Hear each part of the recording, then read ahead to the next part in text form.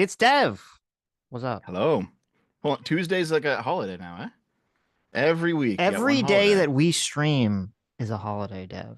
Okay. Isn't that every day now? Like you guys stream a lot more than you used to. We stream Tuesday, Wednesday, Thursday, and Sunday. Yep. Look And Damn. at that. Adam won't, he gets very mad if I 5 days say, a hey, week. on any day other than Sunday. He's like, no, you can't use your Don't you powerful look? I'm intro. trying to keep the Sunday show special. Look, our Sunday show usually Uh-huh. gets twice the numbers of our weekly streams. So, Right. yeah, because it's a special thing. We have people That's that just true. listen to us on Sunday.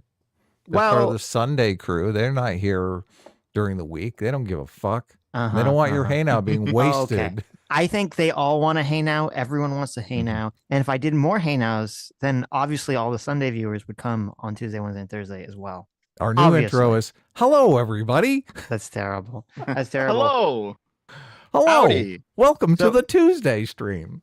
so there's this very interesting interview. This is the New York Times suddenly, for some strange reason, which I'm sure we'll talk about, decided to interview Curtis Yarwin on it's called On the End Yarwin. Yarvin on the end of Yarwin. American democracy. And I saw this interview and I just immediately I sent this to Dev and I was like, it's your boy. Did you really? It's your boy Yes, he Curtis. did. You gotta they're going after your boy. We all know that Dev is a massive Curtis Yarwin simp. Oh my god. Okay. He loves Curtis Yarwin. He's a huge fan. He's a huge fan. So we're like, we have to watch this with Dev, obviously. Dev, what is your take on this? The optics of this look here, this leather jacket, this completely unkempt. I mean, this guy, this look screams basement dweller to me.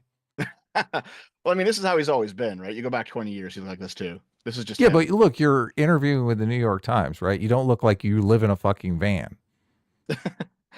I don't think he gives a shit, frankly. This is his thing, is to kind of be like the countercultural hipster from 1999. That's like his aesthetic. It's always been.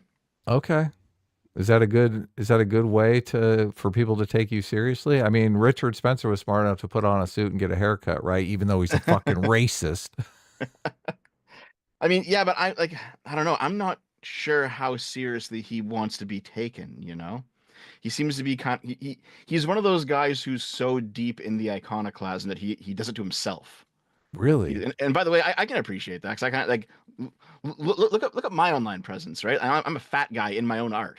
There's some value in just shitting on yourself as you present yourself, you know? And I'm gonna say, listen, I agree Hmm. with everything you're saying, Adam. Mm-hmm. But I am a cartoon character on the internet, so I guess I can't throw stones. Okay. Yeah, I don't. I'd like to think that if Sitch got an interview with the New York Times, he might actually, try to look presentable for that interview. So, No, I'm gonna come in like a morph suit and just draw the little Sitch face on my yeah. face. What is the Nice. point of even interviewing with the New York Times if you don't care if people take you seriously? Hmm. I mean, to be honest, I'd probably still wear the same t-shirts that I always wear, you know? So, does he I know the purpose the of big this red interview? t-shirt. The purpose of this interview is obviously to smear JD Vance. Do you think he's aware of that, Dev? Um, that Curtis Yarvin is? Yeah, I think so. Yes. The only But reason Curtis also, Yarvin is getting this interview is because JD Vance mentioned him in a podcast. I've yet to see the clip. I don't know the context. Like, if I did interview JD Vance, I'd like to ask him, hey, when you said that you liked Curtis Yarvin, were you aware that he was pro slavery? Is that something that you knew at the time that you were saying, oh, you should check this guy out? so I can give you a bit of the history here if you want to know it. If you want me Okay. to fill you in on the deep Sure, Fill us dude. Yarvin in, lore. Dev. Fill us Fill all us in. in Because Yeah. deep. I mean, so for those of you in the chat who don't know, I mean, we've done those two streams now on Moldbug. And this is the Moldbug is Curtis Yarvin, same guy, right? That his pen name back in 2008 was Mencius Moldbug. Hmm. Um, and he's done a whole bunch of writing just basically about what the new right wing should look like after the neocons collapse because he predicted in the like mid 2000s that the neocons would eventually go away, the George Bushes, and he was right. I mean, MAGA replaced them, right? He's his ideas have some predictive power, and I think he's actually a really great writer. However, just on the facts, he's constantly falling all over himself. He's just flat out wrong on a lot of history and on a fair bit of philosophy as well. His actual prescriptions on how to fix society are terrible. But at the very least, he is someone who is kind of like a new thinker ish, I'd Mm-hmm. say. Like his ideas are things you don't hear in the mainstream. So people are attracted because they're heterodox. You know, it's like, oh, this is forbidden knowledge, and I want to go see what it is, even though it's fucking insane. Right. So he kind of got his boost in the by talking to left wingers who hated George Bush and hated the Iraq War, and he would say to them, "Hey, listen, uh, the solution isn't to go more left because guess what? George Bush and the Republicans, they're all actually left wingers anyway, and the solution's actually over here." And then so he writes that 13 chapter book that we got through like half of, Mm-hmm. which was basically a propaganda piece to convert progressives into neo-reactionaries, which is what he views his movement as. Now, how this relates to JD Vance is that when JD Vance was Well, younger, wait, let me interrupt you for a second. okay, sure, go ahead, go. How did his movement go from trying to transform progressives into neo-reactionaries? How did it turn into that into the libertarian to monarchist pipeline that it is today? Um, well, progressives have a fair bit of overlap with libertarians in a lot of ways because they What? both they do at least in their philosophy they both value a lot of like individual freedoms, right? Because That's true. the progressive talks about like, oh, I should be free to have all the gay sex that I want. Libertarian says yes, you should, of course you should. Right. So once you've pipelined them to the libertarian side, you can then pipeline them to the monarchist side through private property, because monarchy is Interesting. basically a king is someone who privately owns a whole state. It does And so, feel like there's a very different, like to me, the intuition guiding progressives is more, I want I want freedom because I'm so afraid of like, oppressing people. And I care so much about, these oppressed people, oppressed by the system, oppressed by the government, oppressed by, evil bigots, that they should be free to do it. Where I feel like libertarians, I just get a very different vibe from that their intuition is more like, I just don't want anyone to tell me what to do. yeah, it's true. But I do think that with at least some progressives, you can definitely find among the more like anarchist left, you can find that leave me alone impulse as well. Right. Where they're just like, like I don't want the government telling me what to do. Let me just go and get high and live in a polycule, whatever. Just Hmm. be degenerate. Yeah, Dev, talk to Sitch. Stay out of the chat, okay? The chat is my domain. this is fun though. Okay. How dare you get out of the chat? Hey, everyone in the chat is like, "Do you guys know Dev's gay?" It's like, "Yeah, I'm bisexual." Everyone knows that. Come on, it's I fine. said, for the record, we all know Dev is gay. Okay, so I don't think his anyway, girlfriend knows that, but no, Oh, she's uh-oh. she's into it actually. It's fine. It's completely you good. being gay? Yeah. Oh, okay. Okay. So, with JD Vance, um, JD Vance is, I think, I mean, we're all like in our 30s here, I think. So JD Vance is around our age. He's a millennial, and he grew up in that edgy 2000s online zeitgeist, and he read Curtis, as you guys would call him, Marvin Yarvin. He read some Marvin Yarvin. Um, he became friends with Curtis Yarvin through Peter Thiel because he's good friends with Peter Thiel, and Peter Thiel's good friends with Curtis Yarvin. Now they're not like really close friends, but JD Vance is somebody. JD Vance has said that even though he disagrees with Curtis Yarvin on some things, Curtis Yarvin has done a lot in terms of shaping his philosophy. Hmm. So he is pro-slavery then. I don't know if he's pro-slavery or That's not. look, you can't say that and expect progressives are not going to ask you if you're pro-slavery. Mhm. So yeah, See that, that that I that think that's what I don't know how much of his philosophy he's read. So like that's a pretty big thing to say. Well, I guess obviously JD Vance never thought he was going to be some sort of political figure. So the the cost of saying that when you're vice president is huge. The cost of saying that when you're just some dude talking to people on the internet is very small. So yes, that seems to be yeah. the case. Um, Especially since things were edgier back in the day. Like I don't know. I do recall things being very edgy in the 2000s. I don't know how pro-slavery you could be even in the 2000s, but at the very least, you had tons of edgy jokes back in the day about slavery and Nazis and black people, and it was just kind of the way things rolled back then on the Well, internet. jokes about slavery are one thing, but actually believing that slavery is good and that obviously the slaves were treated well, like that belief system is I mean, Well, he come does on, talk let's about that, be and real we can here. get to that in the interview because he does talk about that a little bit. Yeah, he does, because this guy calls him on it. But that's completely factually incorrect and offensive to most people, obviously. So, Um, it's like 90% factually incorrect. Because one of the things we oh can my talk about it now, we can talk God. about no, no. Hear me out. Hear me out. Dev, Hear me out. pro Okay, okay. slavery. No, no. God damn it. Okay, listen. We're all enlightened centrists here, right? We're gonna be rational. Or you're gonna actually listen to what I say and not just blow up at me. Okay. Hmm. He mentions something. Well, I'm not a centrist, so stop saying that. Oh shit. What are you? I'm an independent, so Oh I well, don't then like the same thing, centrist really. label because I. Okay. You've spoken the forbidden word. Spiritually, it's the same thing. People, well, I mean, there may be some truth to that.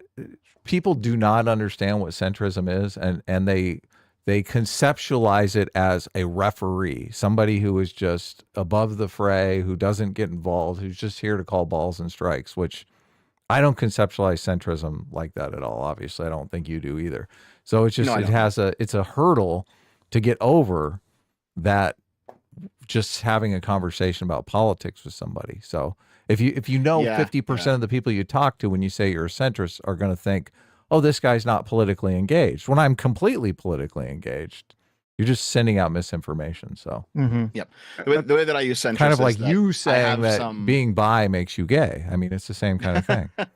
So I have some views that some people would call left or far left, and then some that are right or far right. Depends on the view, Hmm. depends on the conversation. That's kind of how I view centrist. Centrist doesn't Yeah. mean like disengaged. It means that you have views that fit all over the place. Yes, but you're not a referee, and people will constantly come out and accuse you of being a hypocrite as soon as you take a side on an issue. They're like, "Wait a second here. You're not supposed to take sides on issues. You're supposed Yeah, to I be get that a somewhere lot in the too. middle." Yeah. Yeah, So yeah. Right. it's a useless label. I don't Well, like it.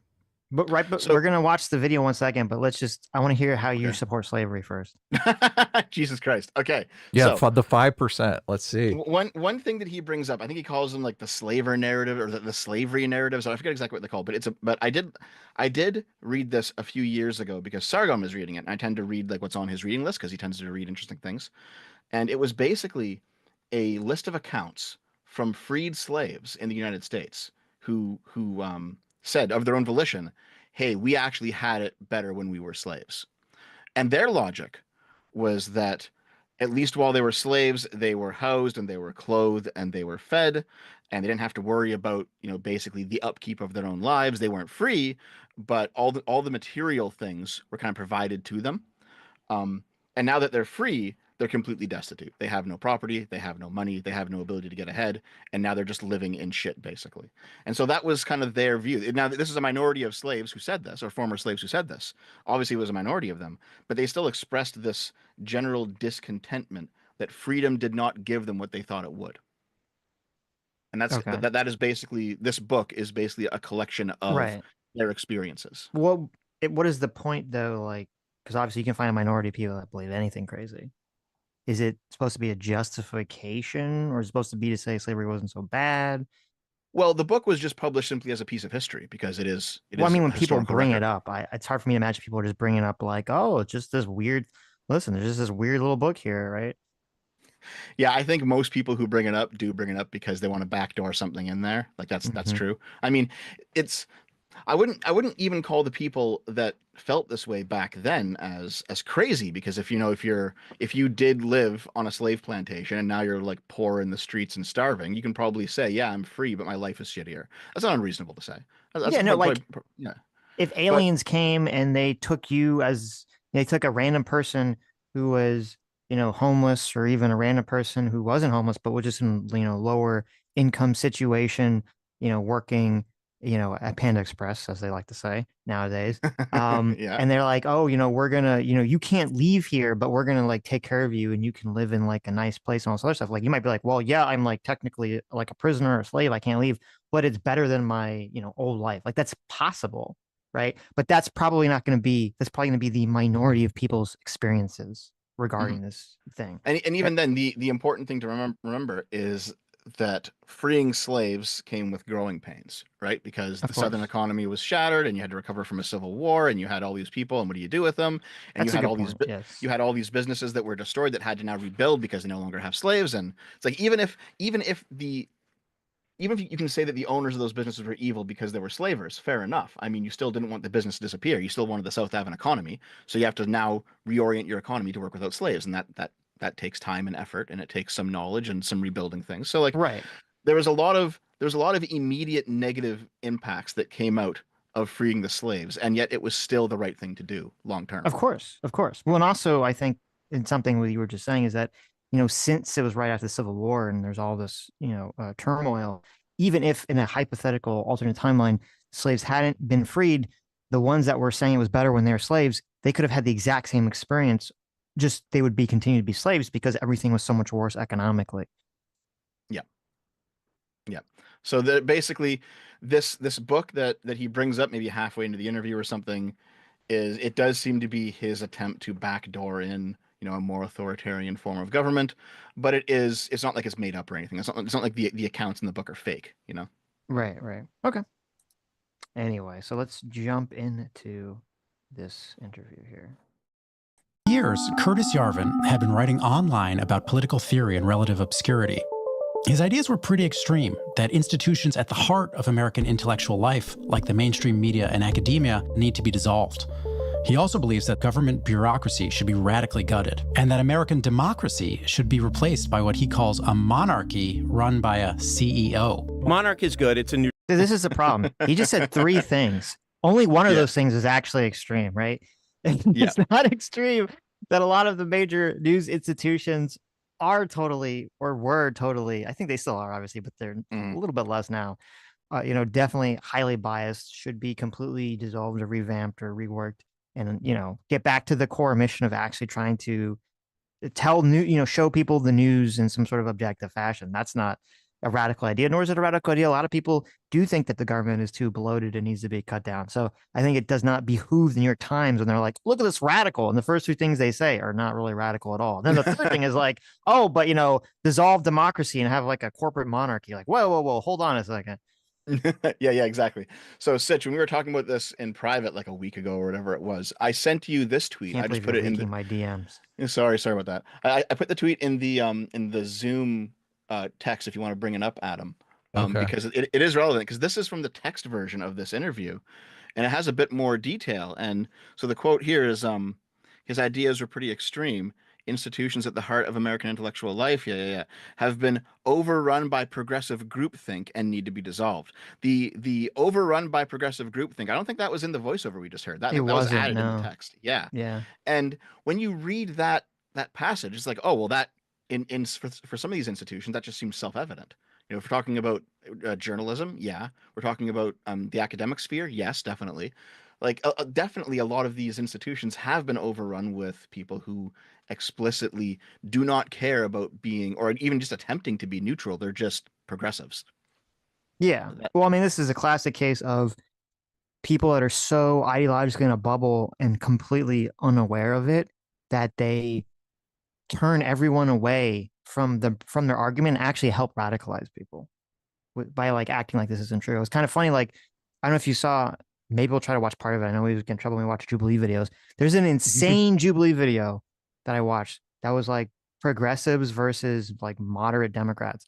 And this progressive person who's supposed to be a progressive Democrat's like, it's actually the right that started the culture war, not the left. And we need to move away from this. And I'm like sitting here like, what the fuck are you talking? Like, by definition, they're reacting to the left pushing things. And yet they just can't see it because it's on their side. So it's all invisible to them. That's the narrative that they always share. It's just all of these are wedge issues developed by the right. Right, exactly. Yeah. It's like, I mean, like there has definitely been right-wing engagement in the culture war before, like the Gamergate era or whatever. Because you can go back to I'm talking about the various satanic panics, of course, like video games and D&D and rock and roll. Like there's been back and forth for a long time now, since long before any of us were born. Right, but they're not talking about that. They're talking about what's happening right now. Yeah. Neutral term. But while Yarvin himself may still be obscure, his ideas are not. Vice President-elect J.D. Vance has alluded to his notions of forcibly ridding American institutions of so-called wokeism. And Yarvin has also found fans in the most powerful and increasing... But by the way, the whole removing American institutions of wokeism, one, that's way less unreasonable than this interview says that it is. And two, it's also one of the more reasonable takes that Moldbug has because his actual really crazy takes are so fucking far beyond that. Yes. Well, Well, and I that's mean, just all the executive orders that Trump signed. I mean, he's halfway there already. So I don't. I mean, And some of those don't really have any force behind them because they're not things the executive can do. They're just right. like it's basically a wish list what Trump's doing right now. It's like I want to do this, and it's like yeah, but SCOTUS has to do it or the legislature has to do it. Like you Right. can't just. I I don't know if you guys mean, remember, maybe but for birthright citizenship, but for like the gender ideology stuff, there's some yeah, force behind that. I think Obviously, so. Yeah, I think so for that definitely. he controls the DOJ, so Well, sure, but one of the things he said was that the government will only recognize two genders, right? However, I'm pretty sure that ID is state level in the states, isn't it? There's no federal level like ID card. It's all run by No, each there state. are. I think there's some federal requirements that have to be met, but I don't think they have anything to do with gender ID or anything. Yeah. So like if So California still wants to let trans women have F on their driver's license, I don't think the federal government can stop that. yeah, yeah. Well, yeah. there was. I guess what he's referring to is because the Hmm. Biden administration tried to basically force like like the federal government to acknowledge trans identification, and I don't know if it was ever if it was ever adjudicated completely on by the courts. I don't know if that was ever fully fleshed out. And so Trump would be removing that aspect. But then if the courts would rule on it and say whether or not, like if the courts rule on it and say no, under under the interpretations of sex discrimination, you have to, give protections to trans people or whatever, then Trump's executive orders wouldn't mean anything. They'd be Hmm. nullified. So, but the thing that's weird to me about all this is like, I understand that I would assume that this interview is supposed to be a way to try to like smear Trump and JD Vance with the association to Curtis Yarvin. I don't know why maybe it's just their ineptness. I don't know why they're so weak in the beginning because they say, first of all, oh, getting rid of wokeness, which isn't really that extreme compared to a lot of the other stuff that he talks about, number one. But then number two, they only say like, oh, it's like alluded to that JD Vance has some connection to him. That's not an illusion. JD Vance has flat out said that he thinks Chris Yarvin's like a genius. So I don't know Have you? why they wouldn't just lead with like the very strong statement right off the bat. Where have you seen this? Like, I've only heard people talk about this. I've never seen JD There's Vance an say article about anything it. about Curtis Yarvin. There's an article about it where he says something like, yeah, he has some crazy ideas about monarchy, but he's like super based in other ways. Yeah, I've Okay, seen so that too. so he says some of his Well, ideas are insane, but other of his ideas are good. let me see if I can find it real That Let me gives see if quick. I him can quite a find bit of wiggle room. it. It does, yeah. Yeah. Well, I mean, like the thing is, I think you could probably go back into JD Vance's like internet history and find like an old account of his where he's probably talking about Curtis Yarvin. And now I haven't done that, but I would guess you could probably do that because someone did in fact go back and find out that he was following a femboy account on Twitter like 7 years ago. And I was like, That's that's funny. actually pretty based. Yeah. And I went back, I was like, yeah, he was following a femboy account. He was Well, he was following a fucking Greek towel boy account that posts just like youthful looking boys. And it's like right, that's and, hilarious. and they're like, oh, it's like a right wing account, and they're like, this is what modernity has stolen from you, the Oh ability my to have God. sex with underage men. And it's like, I, okay, I dude. would like to see original sources here for whatever he said or did on a podcast. Like So I you want the original like sources of, some of the towel boys, Adam? No, no, no. I want, like, obviously, Sitch said, I read it in an article. I don't trust anybody writing an article about what JD Vance said on a podcast. I want to see the original source. And He, I thought it would mhm. surface sooner or later. I thought, okay, well, here's the clip. It's going to come through my Twitter feed. But evidently, I have to go looking for it and find the podcast where he said this quote about Curtis Yarvin. Right. Well, and also the JD Vance, I believe JD Vance and Peter Thiel for a few years were working together, both putting on that. I forgot what it was called. Peter There's like Thiel was some. his boss. I understand that. Yes. Yeah. So That's if your why they. boss That's comes in and says, "Oh, I love Curtis Yarvin," you're like, "Oh, no. well, This yeah, is he's not great too. I think he's okay. great too." Not when he was working for Peter Thiel.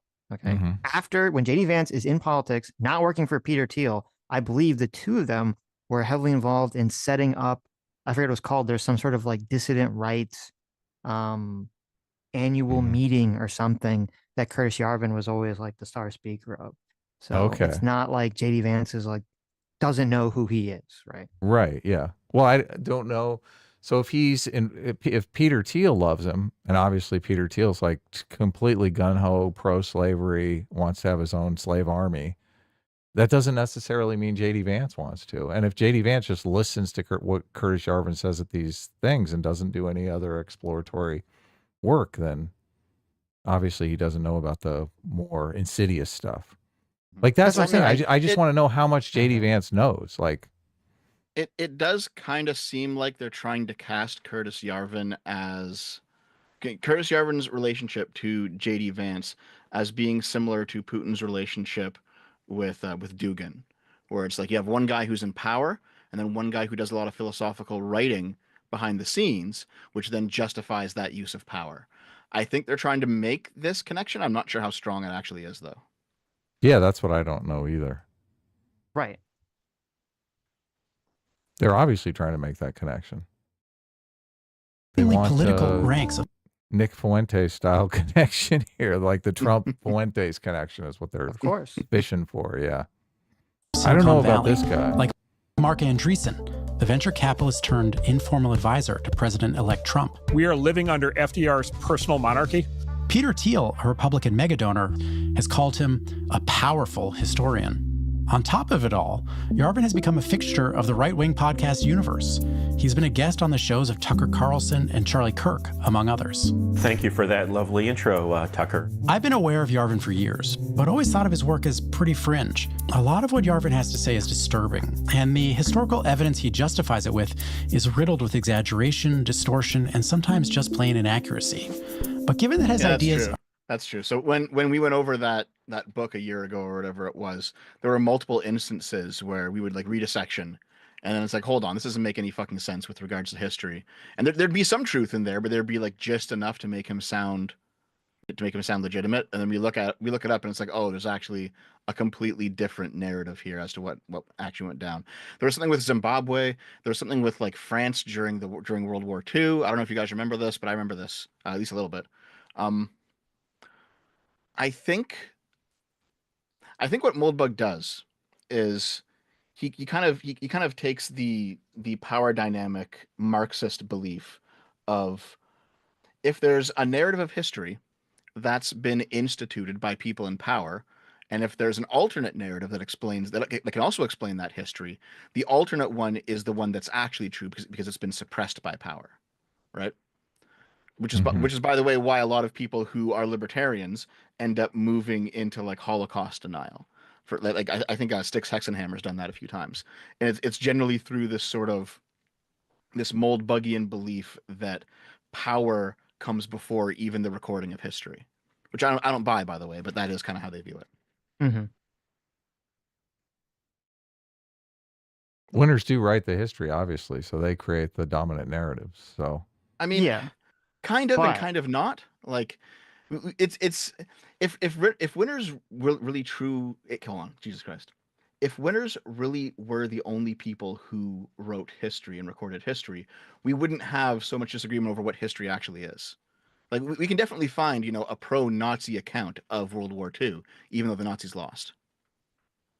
yeah, Right. well, when they talk about the numbers, though, I mean, obviously, the Nazis kept detailed records of all the numbers in the Holocaust. So I mean, there's obviously tangible evidence to all of that stuff that they have to ignore. So Yes, that's true. However, like that tangible evidence wasn't created by the victors to make a false narrative of what history is. It's real evidence. well, that it was preserved by the victors, obviously. Well, yeah, But it still doesn't change the fact that it exists and tells a story. Well, okay, here the expression history. If the was Nazis written won, they by would the have victors. destroyed all of those records. They would have. Yeah, I mean, yeah, probably.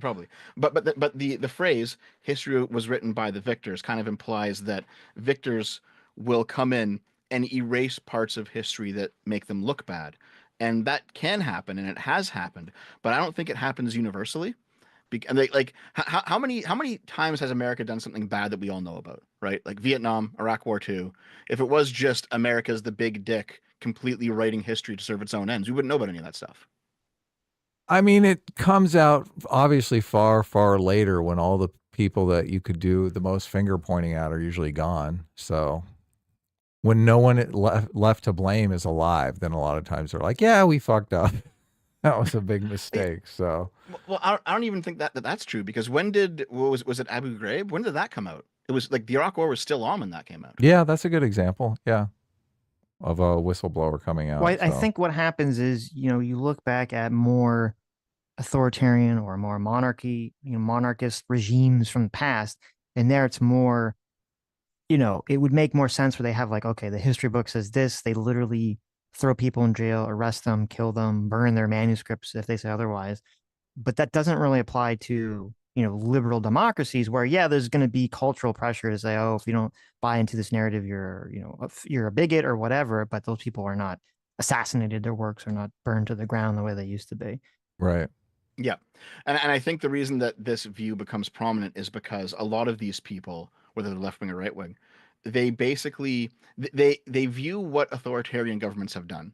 They view what they want to do if they had power, and they assume that liberal democracies do the same thing because they have power, but they don't.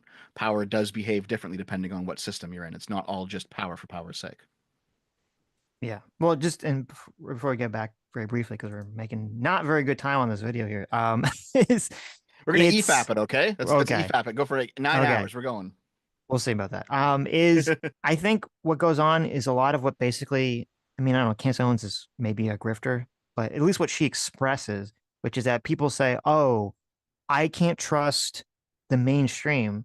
And maybe there's completely good reasons not to trust the mainstream. The mainstream news and media has been very wrong over the last 8 to 10 years about a lot of things. And so people say, okay, since I've lost trust and faith in these institutions, I'm going to go in this tailspin direction of like, I can't trust any mainstream institution, past or present or future. So I have to doubt everything and just assume that every narrative that people accept as mainstream narrative automatically has to be wrong. And I think that's kind of the pathway that the people get sucked down. Are now finding an audience with some of the most powerful people in the country. Yarvin can't be so easily dismissed anymore.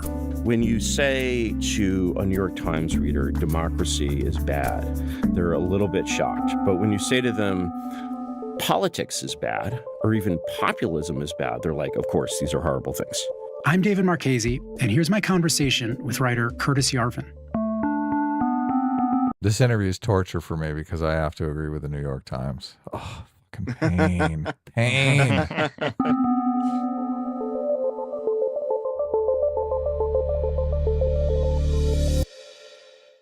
To my understanding, one of your central arguments is that, America needs to, I think the way you've put it in the past is sort of get over our dictator phobia, that American democracy is a sham, beyond fixing, and having sort of a monarch-style leader, or call it a CEO, or call it a dictator, like that's the way to go. So I can't believe anyone would believe this after the election that we just went through. Like the difference between Kamala Harris as president and Donald Trump as president is fucking night and day. And to think that that wasn't decided by Americans going to the polls and voting seems ridiculous to me. If you just say that process doesn't matter, it doesn't affect the world. Like, well, what are you fucking smoking? So I have heard some people who are in the dissident right say that democracy is a sham and that it's all just made up and that people don't actually, when you vote, it doesn't actually do anything. And in fact, everything is already preset. I've heard some people say that. Like, this is more like the academic agent types who say this. I don't think Yarvin believes this. I think Yarvin, his view is that democracy, like, you do actually vote, and it is a real vote. However, it's just an inferior way of having your leader chosen versus having a monarchy. Yeah. Well, I mean, that's retarded, obviously, but I think it's just kind of like when you hear the communists and they say there's no left-wing party in America, because yeah, to their insane, spectrum, that's true. So it's like, yeah, if your spectrum is, well, right-wing to me is monarchy, there's no right-wing party in America, therefore the election doesn't matter because you just have two flavors of the same thing, essentially. This also Yeah, goes yeah. against the ethos of his entire argument that we should have a CEO, because the democracy is the market feedback. And when you have a monarchy that's selected by what, like heretical heir, you have absolutely no market feedback. Like all the people could absolutely hate that person and their policies, and there's no way that those people can have any say. So it completely destroys his entire argument. Well, Right. he he accepts that, Adam, but he says it's a good thing. It's a good thing. Okay. So Yeah. So look, here's how it's a we good have thing, right? two So completely different policy proposals from Kamala Harris and from Donald Trump. These policy proposals are fucking night and day. They're like turbo wokeness versus an end to wokeness.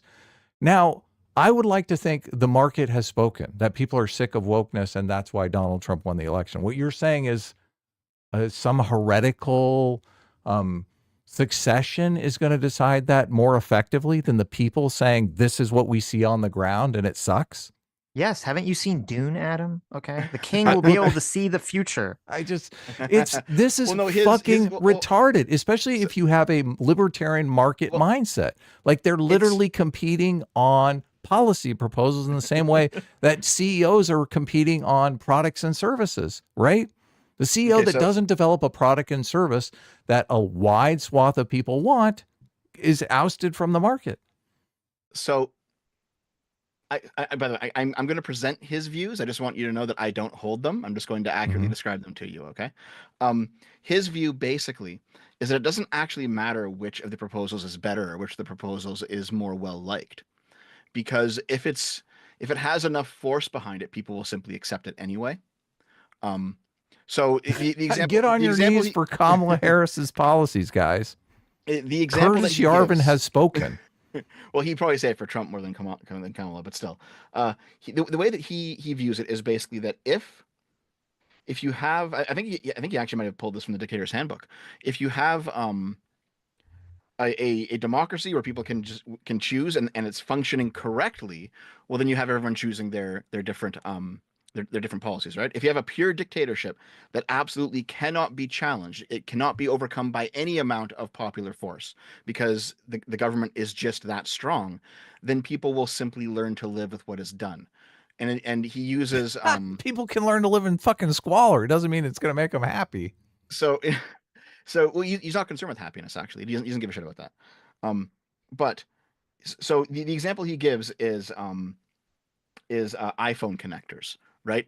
Because it's inconvenient that you have to use a certain connector to plug in your iPhone and charge it. And no one actually likes it. There are technically better connectors out there. The entire population of people who buy Apple products don't like the connector. They want to have a multitude of options.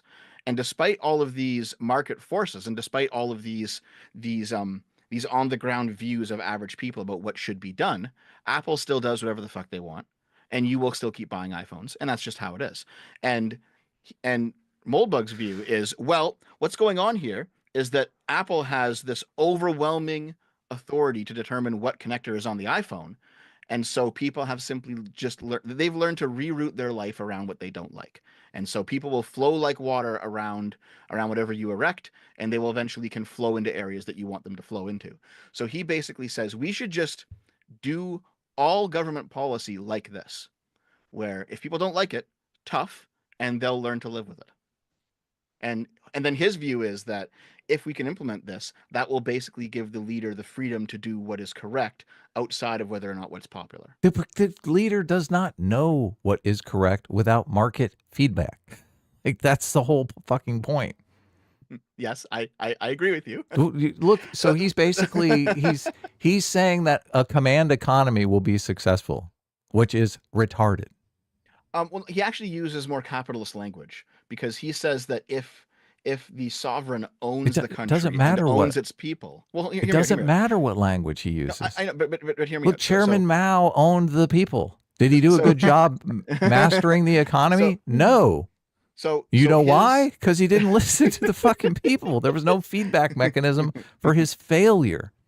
This is what the capitalists are always complaining about. They're like, look, government programs don't have any sort of mechanism to die once they are a failure. That's the argument. That's the argument against government. He's basically making the opposite argument. He's saying, oh, yeah, we should take all those mechanisms of failure away. Well, the argument that he makes goes something like this. It's something like, well, in a capitalist system, you have the owners of a business, and the owner is incentivized to treat the business well because he wants the business to grow and prosper, because his employees will prosper and he will prosper.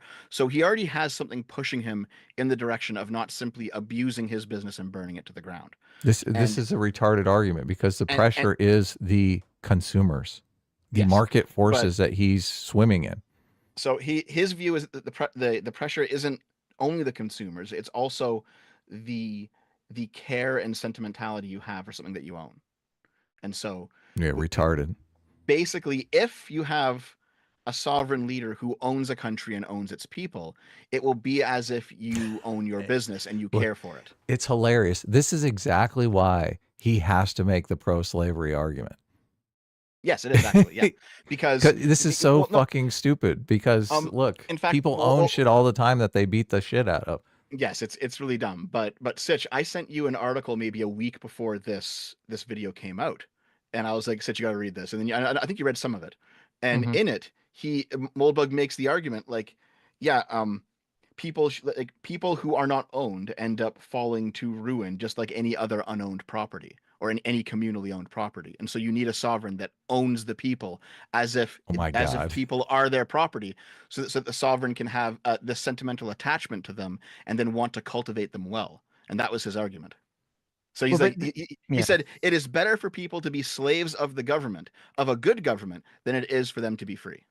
This is this is why I hate the thought process about all this and people that like defend this position. Like theoretically, if your choice is I can have a democracy, based like kind of in the one that we're living in, which has all the pros and cons, and it's designed intentionally to be somewhat slow and inefficient in order to allow division of powers, separation of powers, to allow conflict within the government so that you don't have, not afraid of everyone working together to squash the citizens and all that other stuff.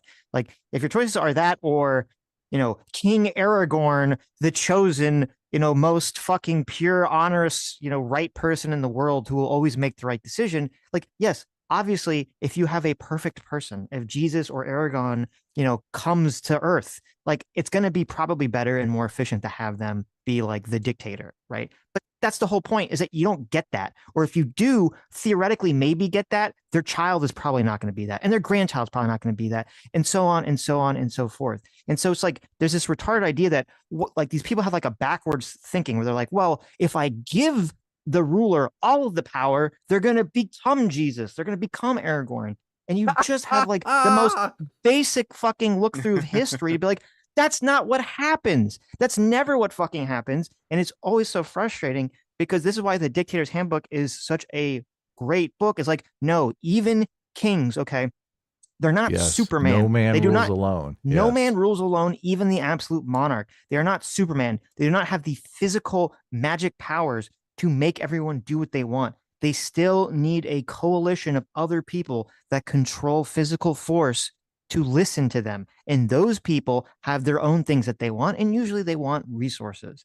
And so all you're doing in these situations is you're saying, well, the monarch just has to please the very small number of generals and elites that control the resources, and then they could subjugate everyone else. And the whole point of democracy is it says, no, since you need this vote from the people, you do actually have to care about what the fuck they say, and you can't just subjugate them without restriction. Yeah, it aligns the principles of the rulers, the leading class, the elites, with the actual populace in the same way that a market does, a free market does. And it surprises me that Curtis Marvin Yarvin here like loves the free market, but can't see this. Can't see that the democracy is a fucking market. It's a market for public policy.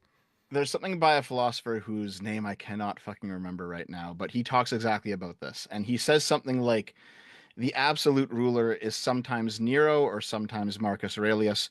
However, the people is always Nero and never Marcus Aurelius. Oh, What he's yes. basically what he's basically saying there is Very that true.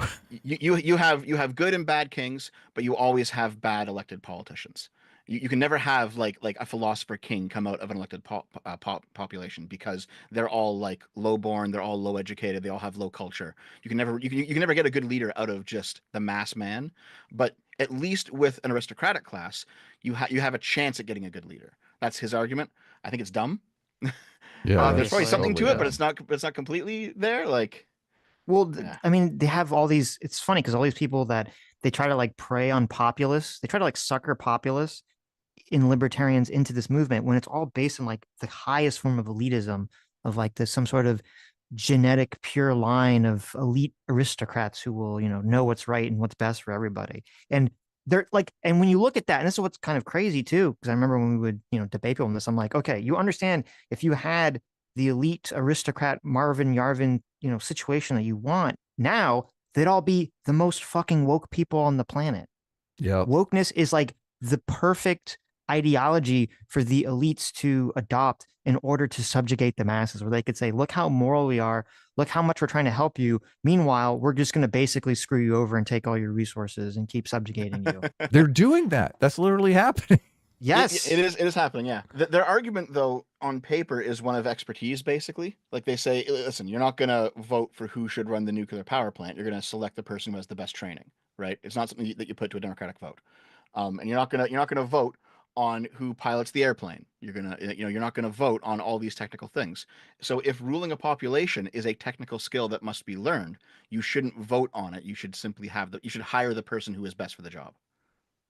Yeah, but the problem is, so much of like, this isn't a job in the normal sense. It's not like I need a programmer who has programming experience. You're not just looking for people that have knowledge or experience. You're looking for people who have the right moral worth and the right disposition.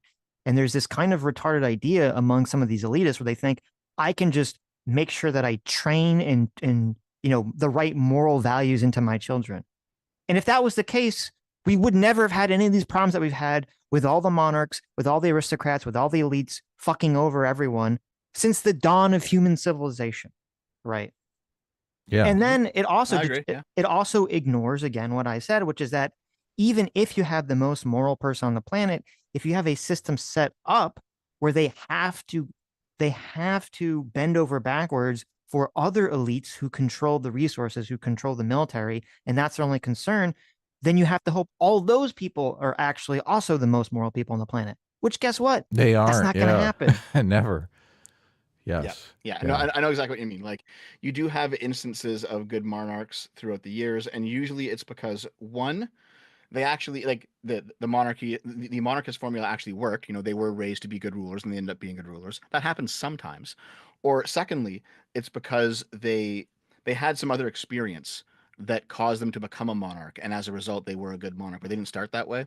So like, when you have like a population throws off the chains from some foreign occupier, and then like the person who led the revolution becomes the next king, he can be an okay king because he had that experience of being in the field. But his children and grandchildren are going to be pampered. You know what I Well, mean? not according to the elitists, because that was a person who was lower class and was raised up. They did not have the proper schooling and tutelage. So. But yes, so basically the monarchist argument, from what I understand it, is basically an argument from expertise, where Yes. we should treat government as if we're hiring the most qualified person for a job, not the most popular. Right. Why is democracy so bad? And why would having a dictator solve the problem? Let me answer that in, I think, a way that will be relatively accessible to readers of the New York Times. You've probably heard of a man named Franklin Delano Roosevelt. Yes. And I do a speech sometimes where I'll just read the last 10 paragraphs of FDR's first inaugural address, in which FDR essentially says to the American people, hey, Congress, give me absolute power or I'll take it anyway. So, did FDR actually take that level of power? Yeah, he did. And so there's a great piece that I've sent to, some of the people that I know that are involved in the transition, is, there's all sorts of people milling around. Name down one. there. Name one. Say he's like, name them. Tell me who I could connect you with, who I could smear the Trump administration with. Tell me. This is the whole point of the interview. Yeah. He Yes. picks it up though. He's like, this is so horrible for him because he does want to up his status by saying, oh yeah, everyone in the Trump administration listens to me, but he knows the cost. He's going to be sent packing just like Ramaswamy if he says anyone. Right. Wow. So name just one. real quick. I definitely. Yeah. I dug up FDR's first address because I wanted to see if this was true, right? Oh my God. It's not even true. Well, here, I'll post if you want to pull it up just in case. I'll post it in the chat here. But like so when he says paragraphs, these paragraphs are like 1 line long each. But I mean, it's kind of true if you squint your eyes. Hilarious. like he says something like what's a good example here? I am prepared under my constitutional duty to recommend the measures that a stricken nation in the midst of a stricken world may require. These measures or such other measures as the Congress may build out of its experience and wisdom, I shall seek within my constitutional authority to bring to speedy adoption. So he's basically saying within his constitutional authority. I thought he was going to take it by force. He's saying pass this shit and I'll immediately implement it. In the event that Congress shall fail to take one of these 2 courses, and in the event that the national emergency is still critical, I shall not evade the clear course of duty that will then confront me. I shall ask the Congress for the one remaining instrument to meet the crisis, broad executive power to wage a war against the emergency, as great as the power that would be given to me if we were in fact invaded by a foreign foe. So he's saying here, if Congress doesn't pass these emergency measures, I will basically I will do what I can using the executive branch. And so I get it, but there's more to it than what he's saying. Yeah, he's saying that because this is when was this? 1933. So this is 5 years before the Second World War. The Second World War is kind of already it's starting to ramp up in Europe, but hasn't hit America yet, obviously. You have I think the Great Depression is still happening at this point. Yeah. So he's saying there's an emergency, and I will use all powers that I can to stop the emergency, even if that means using emergency powers.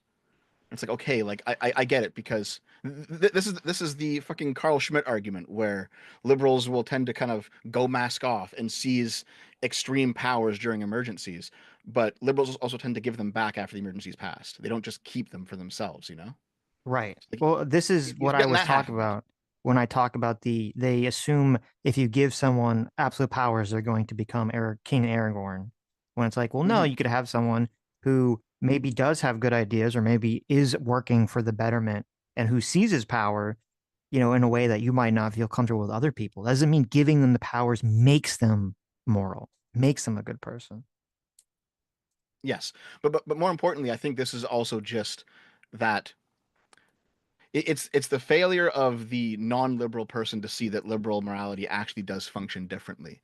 That if you give a socialist absolute power, he will abuse it. You give a fascist, a monarchist absolute power, they do tend to abuse it, definitely. But liberals tend not to. Well, that's a good point, because even the liberal with absolute power, if they're actually liberal, their mindset is operating under the constraints of liberalism. Yes, yeah. In fact, this was a big. I think this might be why some of the monarchists kind of backdoor in some of this stuff, because you had a trend in Europe in the 1800s of the liberal monarchy, where you had these kings who were educated in liberal political theory, and even though they were still kings and they still wielded all this authority, they said, "Hold on, I'm not going to use this authority the way that my ancestors did, because I do hold these liberal values, and I am going to try and liberalize my country despite being a dictator." And that did happen in various kingdoms in Europe.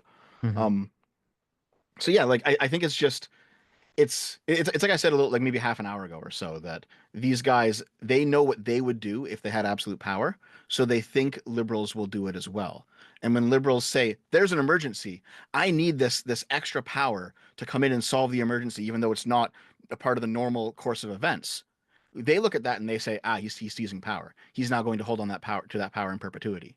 Right. But liberals tend to give it up after the emergency's passed. A lot of, even here in Canada, where we had the craziest COVID shit, And we had some people who wanted to make some of the lockdowns permanent, or some of the power the government sees permanent. It was given back eventually because the crisis passed, and there was no longer the political will in the population to continue with the extraordinary measures, so they went away because democracy actually does work, it turns out. Right. JMac, our circuit far. Thanks so much, Daddy JMac, for the $100. Thank you. Woo! Says, and this was not what you were saying about earlier. Says, Dev, your example is flawed. The United States is unique since there isn't a hegemony of ideology.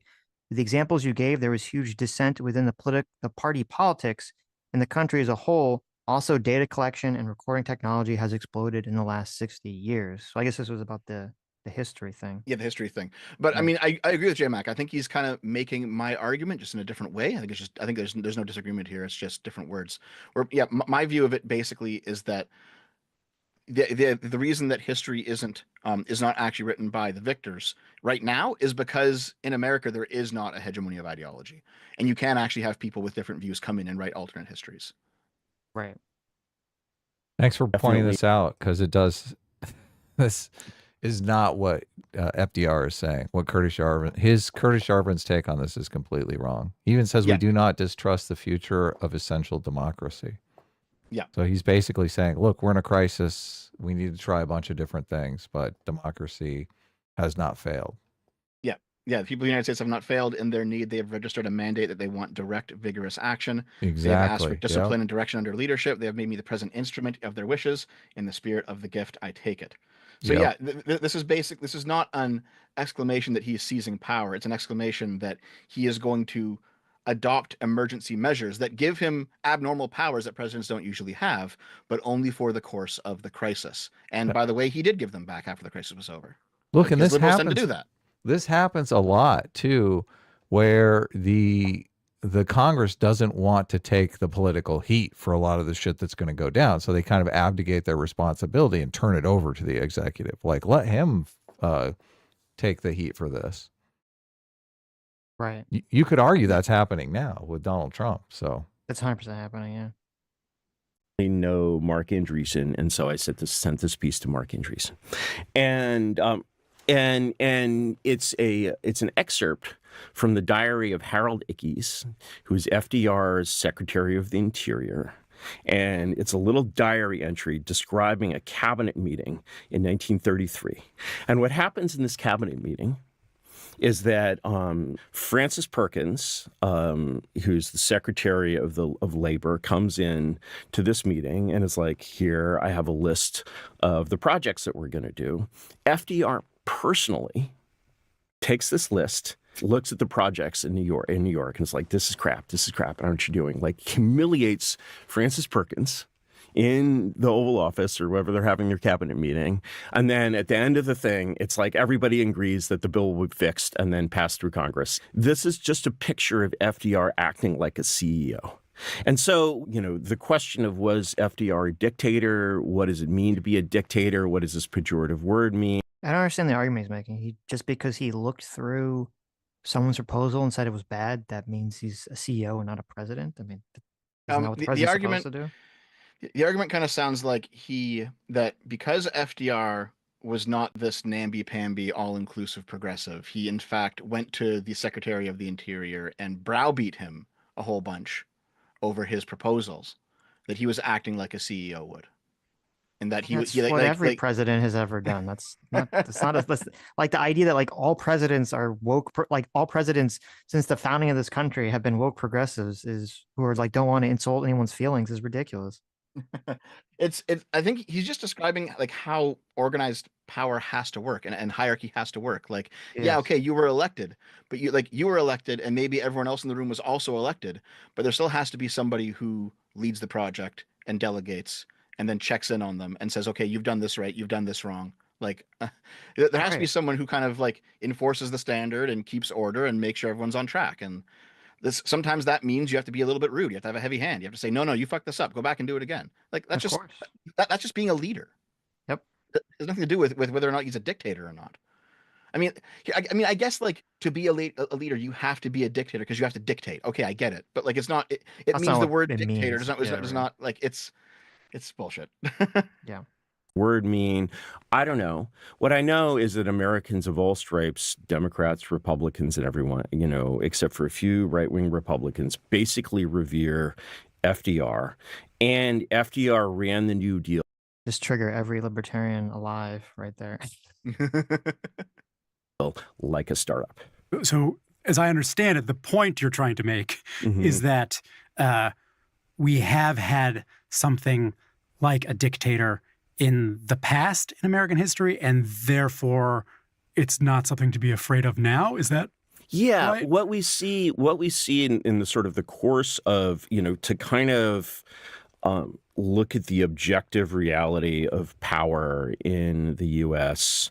since the revolution. You'll talk to people about the Articles of Confederation, and you're just like, name one thing that happened in America under the Articles of Confederation, and they can't, unless they're a professional historian. Next, you have the first constitutional period with under George Washington. If you look at the administration of Washington, what you'll see is that basically what is established looks a lot like a startup. It looks so much like a startup that this guy, Alexander Hamilton, who is recognizably a startup bro, is running the whole government. He's basically the Larry Page of this republic. He's nominally the secretary. I have to say, I feel like I'm asking you, what did you have for breakfast? And you're saying, well, at the dawn of man, when cereals were first cultivated. I'm doing a Putin. I'll speed this up. And then answer the question, what's so bad about Whenever I've heard Curtis speak, this is the way he speaks. It's horrible, and you can never get a straight answer. Everything takes like 20 years to have set up just to explain all the context. Well, it's like Right. it's like Putin and Tucker. Yeah, it's the same kind of thing. We had all this fucking history, like a half hour of bullshit, just to lay the groundwork of where he's going. So what he was basically saying is that the American government has been run many times like a startup business. And anyone who's ever like started a business and had to, build something new from scratch, they have ideas, they have to implement them, they have to hire staff and make sure the staff stays on task. Like the creation of a new government functions the same way, or plays out the same way. That's probably true, actually. What he's saying here. We're just saying makes sense. In order to But start it's not useful, anything, yeah, because it's like in order to start anything, you're gonna have to convince people to go along with it in the same fashion, in the same kind of like what that looks like, of convincing a group of people to go along to join an organization is going to look similar. That doesn't mean anything. And to compare that and say, well, you don't know anything about the Articles of Confederation, which were, famously not liked because they didn't give the federal government enough power. It's like, okay, well, that means the whole point of the Constitution is supposed to be the Goldilocks standard, right? The Articles of Confederation were too weak. Constitution is just right. That doesn't mean that you have to go, well, since the Constitution was better than the Articles of Confederation, if we go even stronger federal government power, then that will be even better. Like, that's obviously a complete fallacy. By the way, so Adam, I changed my webcam to the Trump looking one. Do you want to like slim it down and make it a little bit bigger, because it looks pretty good. Look at that. Oh my God. Focus on the That show. Good. That looks good. Nobody cares about your avatar. I like it. I like it. Chief Cringe. You want it to over the video? Come on, Dev. Let's. bad about democracy? All right. To make a long story short, whether you want to call Washington, Lincoln, and FDR dictators, this sort of, opprobrious word, what they were was basically national CEOs. And they were running the government like a company from the top down. So why is democracy? Okay, just real quick there, because I know what he was going to say about Lincoln. He didn't get to it because he got cut off. But the TLDR of that is basically, because Lincoln wouldn't let the southern states leave the Union, Lincoln was a dictator. That's going to be the It was argument against there. the law for them to leave the Union. How's that being a dictator? Well, sure, but it's also against the law for you to revolt against the British, and you still did it, right? Law is just what power can enforce. So his view is like, if you really were interested in freedom, you would have let the southern states leave in the name of their own personal freedom, and not simply enforced your standard on them. That's going to be his argument. But there's a difference between saying like, okay, you're part of a. Then this is again why the monarch argument's retarded. There's a very big difference between saying you're citizens of of a monarchy, you have no you didn't agree to do this, to be the citizens of this monarchy. You didn't agree to this power, and there's no power sharing to you. So you have no way of actually changing your circumstances really at all. It's very different than saying, okay, you had a bunch of states, which actually at the time probably people were alive that did agree to be part of the compact of being in this country and do have the ability and agree to the system of laws that allows the citizens and the states to control and change the legal system for the federal government. And then say, well, even though we all agreed to this system, it didn't turn out in a way that we like. So now we're going to take our ball and go home. Well, yeah, but I mean, the hyper individualistic, like freedom quasi anarchist argument is, why can't they take the ball and go home? Why can't they withdraw their consent from the system? Because then you can never agree to anything ever. Then you can never actually work together as cooperative humans. If every agreement between humans is, okay, here's the set of rules that we all agree that we're going to play by, and then whenever you're playing by those rules and you don't like the outcome, you say, well, I'm going to retroactively, pull out and disagree with my previous agreement. Then no one would ever trust anyone ever to any agreement ever. And humans could just cease to work together. That's why you're a statist bootlicker, Sitch. Okay, well, that's what everyone is calling you, Dev. Yeah, I know. All the people who want to, yeah, I know you're joking, but like that's all the people that want to go. If you want to go live off in the woods by yourself, be my guest, right? But that's not what's going on in these, in the Civil War. It's so bad. So it's not even that democracy is bad. It's just that it's very weak. And the fact that it's very weak is basically easily seen by the fact that very unpopular policies like mass immigration persist despite strong majorities being against them. So the question of basically, is democracy good or bad, is, I think, a secondary question to, is it what we actually have?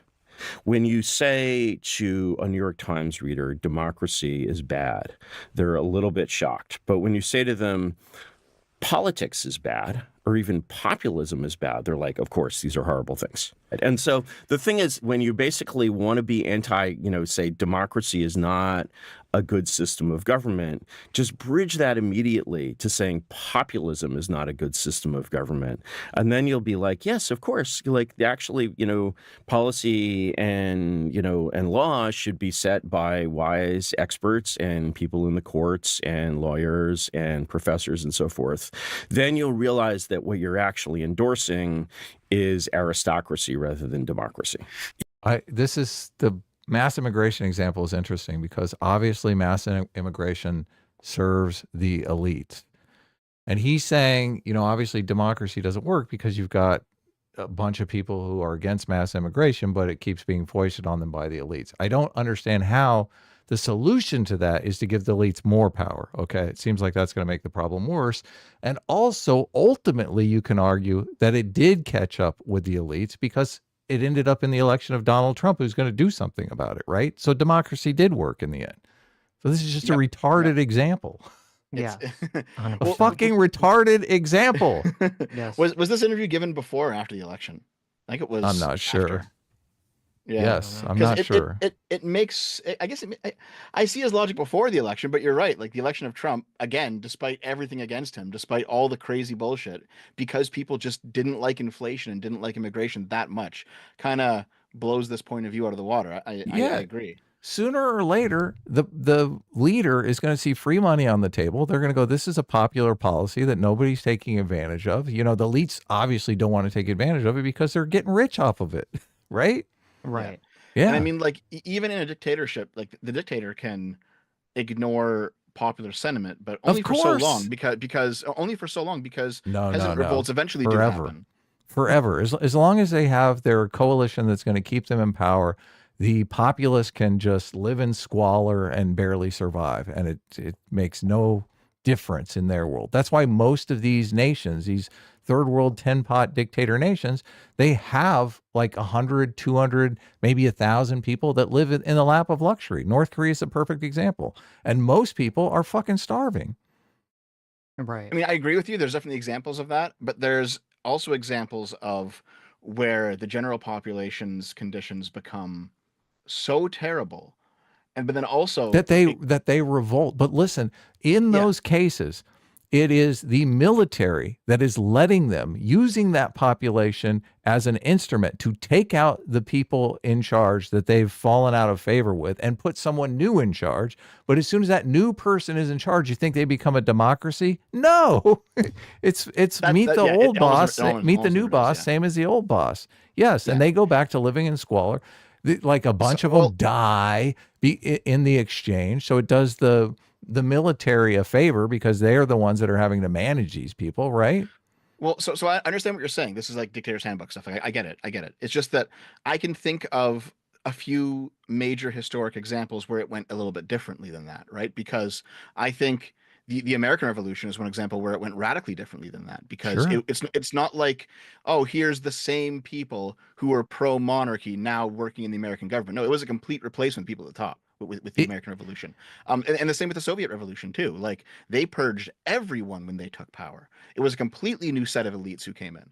It So can happen. Look, and it does happen. Obviously, the thing to be aware of is like the power base of the country is usually economic. So there are all these economic systems that are set up that as soon as your society is thrown into chaos, you have a massive prisoner's dilemma problem going, right? All of a sudden you're like, well, how do we structure an economy? Like, how do we can't just build a bunch of companies overnight, right? We can't immediately turn into a democracy overnight. It's a slow process.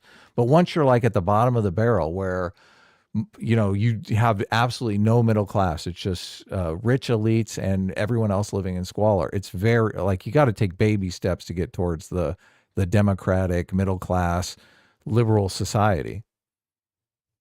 yeah, You I agree with with that, yeah. right? Yeah. Yep. So look, and I Well, am in favor of it. that's what's basically Obviously, happening that's Ukraine, happening with Saudi Arabia right now, actually. sure. Because Yes. the crown prince of Saudi Arabia is a very liberal guy, and he's been educated in the West, and he has pretty much complete Western ideas. But he understands that if you just immediately by fiat turn Saudi Arabia into like a secular republic, it will be a fucking horror show. So he's Mhm. like he's basically gonna boil the frog over the next 50 years, basically. Right.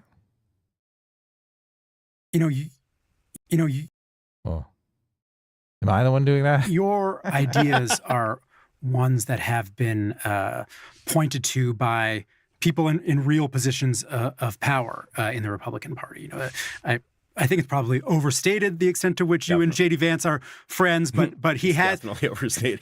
he has mentioned you by name publicly and you know referred to sort of de-wokeification ideas that sort of are. By the way, real quick, I did find the original quote, but it would involve us pulling up a separate video, so we can do it after this if you want, Adam. Sure. I'd love to see the clip. Nice. Send Right. me a link. Are very similar to yours. You know, you've been on Michael Anton's podcast, and Michael Anton has been sort of tapped by Trump to be high up in the State Department, talking with him about how to install an American Caesar. Peter Thiel, a major Republican donor, is you know has said, you know, you're an interesting thinker, and so let's say people in actual positions of power said to you, Curtis, we're going to do the Curtis Yarvin thing. What are the steps that they would take to change American democracy into something like a monarchy? My honest answer would have to be it's not exactly time for that yet. Because what I see happening in DC right now, you know, nobody should be watching this panicking, you know, thinking I'm about to be installed as America's secret dictator. And I don't think I'm even going to the inauguration. Were you in? Oh, you can hear the pain in his voice. I know. He can't. He can't. He's like Richard Wasn't even Spencer. Look. He's Oh. like, Can oh you man, imagine? Look, JD JD Vance Vance has won't to be return my calls cringing. anymore. I know. It's like Invited? you forgot where he came from. Oh, Yes. Were you invited? No. Why? Like, I'm an outsider, man. You know, like I'm an intellectual. They invited Logan Paul. They didn't invite JD Of course. Vance. Look, Logan Paul is not pro fucking slavery. So sad. Well, no, it's because Logan Paul has one of those mythical keys to power. Oh, he does. Yeah, Yeah. exactly. And it's kind of like that time when like imagine when you guys bump into someone you knew in high school, Mm-hmm. and they're like, and they're like homeless on the street, and they're like, oh, you guys run that really cool Adam and Sitch show. Now what the fuck? Can you guys give me a hand? And you're just like, I don't know who you are. I'm gonna speed walk away from you. I mean, I would have I'm said like, I yes. would have helped them, but they said Adam and Sitch instead of Sitch and Adam. Right. Now I'm not gonna help them. Actual ways in which my ideas get into circulation is actually mostly through the staffers and the kind of younger people who basically kind of, swim in this very online kind of soup. And I think that's fine. I think that what's happening now in DC, to sort of distinguish my much more radical ideas from what's happening now, I would say that what's happening now is there's definitely an attempt to revive the White House as an executive organization, which sort of governs the executive branch. And the difficulty with that is if you go to Washington and say to anyone who's professionally involved in the business of Washington that Washington would work just fine or even better if there was no White House at all. And they'll basically be like, yeah, of course. The executive branch works for Congress. So you have these poor voters out there who elected, as they think, a revolution. They elected Donald Trump, and maybe the world's most capable CEO is right. And your point is he can't. The way the system's set up, he can't actually get that much done. He can't actually do that much to it. And he can block things, he can disrupt it, he can create chaos and turbulence or whatever, but he can't really change what it is. Do you think you're maybe overstating the inefficacy of a president? You could point to, the repeal of Roe is something that's directly attributable to Donald Trump being president. You could point one could argue that the COVID response was attributable to Donald Trump being president. I think the COVID. And he wonders why he didn't get invited to the inauguration, right? He's like, look, Trump can't do shit. Well, I think he's more saying that the executive branch can't do shit, and it has to be massively more empowered than it currently is. That seems to be his argument. That's the argument he's trying to make. I'm curious how these executive orders play out. Damn, there's a lot going on now. COVID response is a slightly better example. Certainly many things about COVID were different because Donald Trump was president. Here, I'll tell you a funny story. Sure. At the risk of bringing my children into the media, in 2016, my son Who's how daughter, he's now 14. He was 6 then. And my children were going to a Shishi progressive Mandarin immersion school in San Francisco. And so you send your kids to a Sorry, I'm laughing. You send your kids to a Shishi progressive school. At the time, Mandarin immersion. And, the rubber hits the road, that's what happens. Indeed. And you can't isolate children from the world, right? And so at the time, my late wife and I we just adopted the simple expedient of not talking about politics in front of the children, Smart which move. I recommend to everyone. And but of course, everyone's talking about it at school, right? And my son comes home and he has this very concrete question. He's like, Pop, when Donald Trump builds a wall around the country, how are we going to be able to go to the beach? And I'm like, wow, you really took him literally. Like everybody else is taking him literally, but you really took him literally.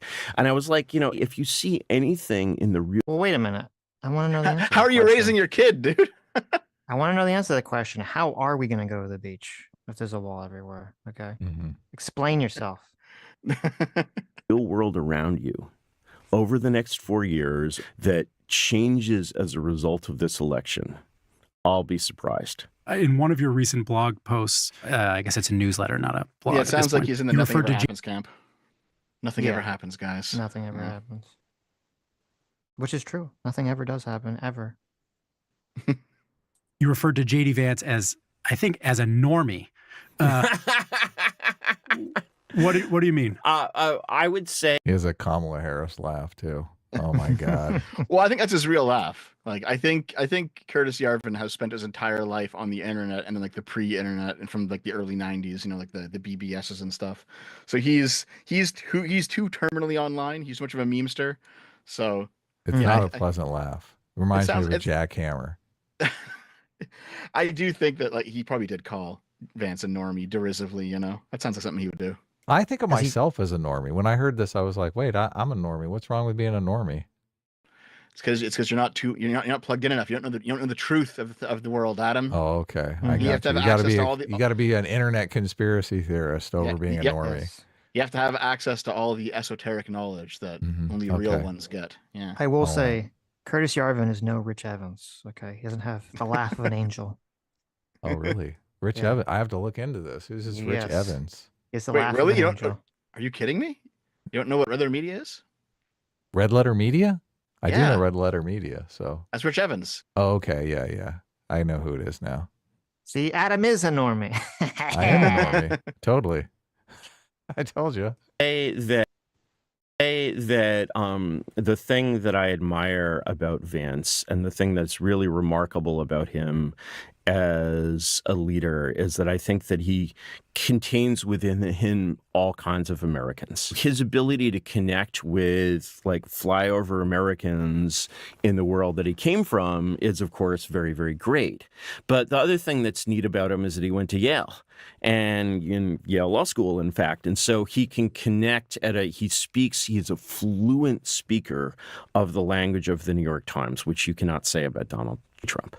And one of the things that I believe really strongly, that I haven't touched on when I talk about monarchy is I think that it's utterly essential for anything like an American monarchy. You have to be the president of all Americans.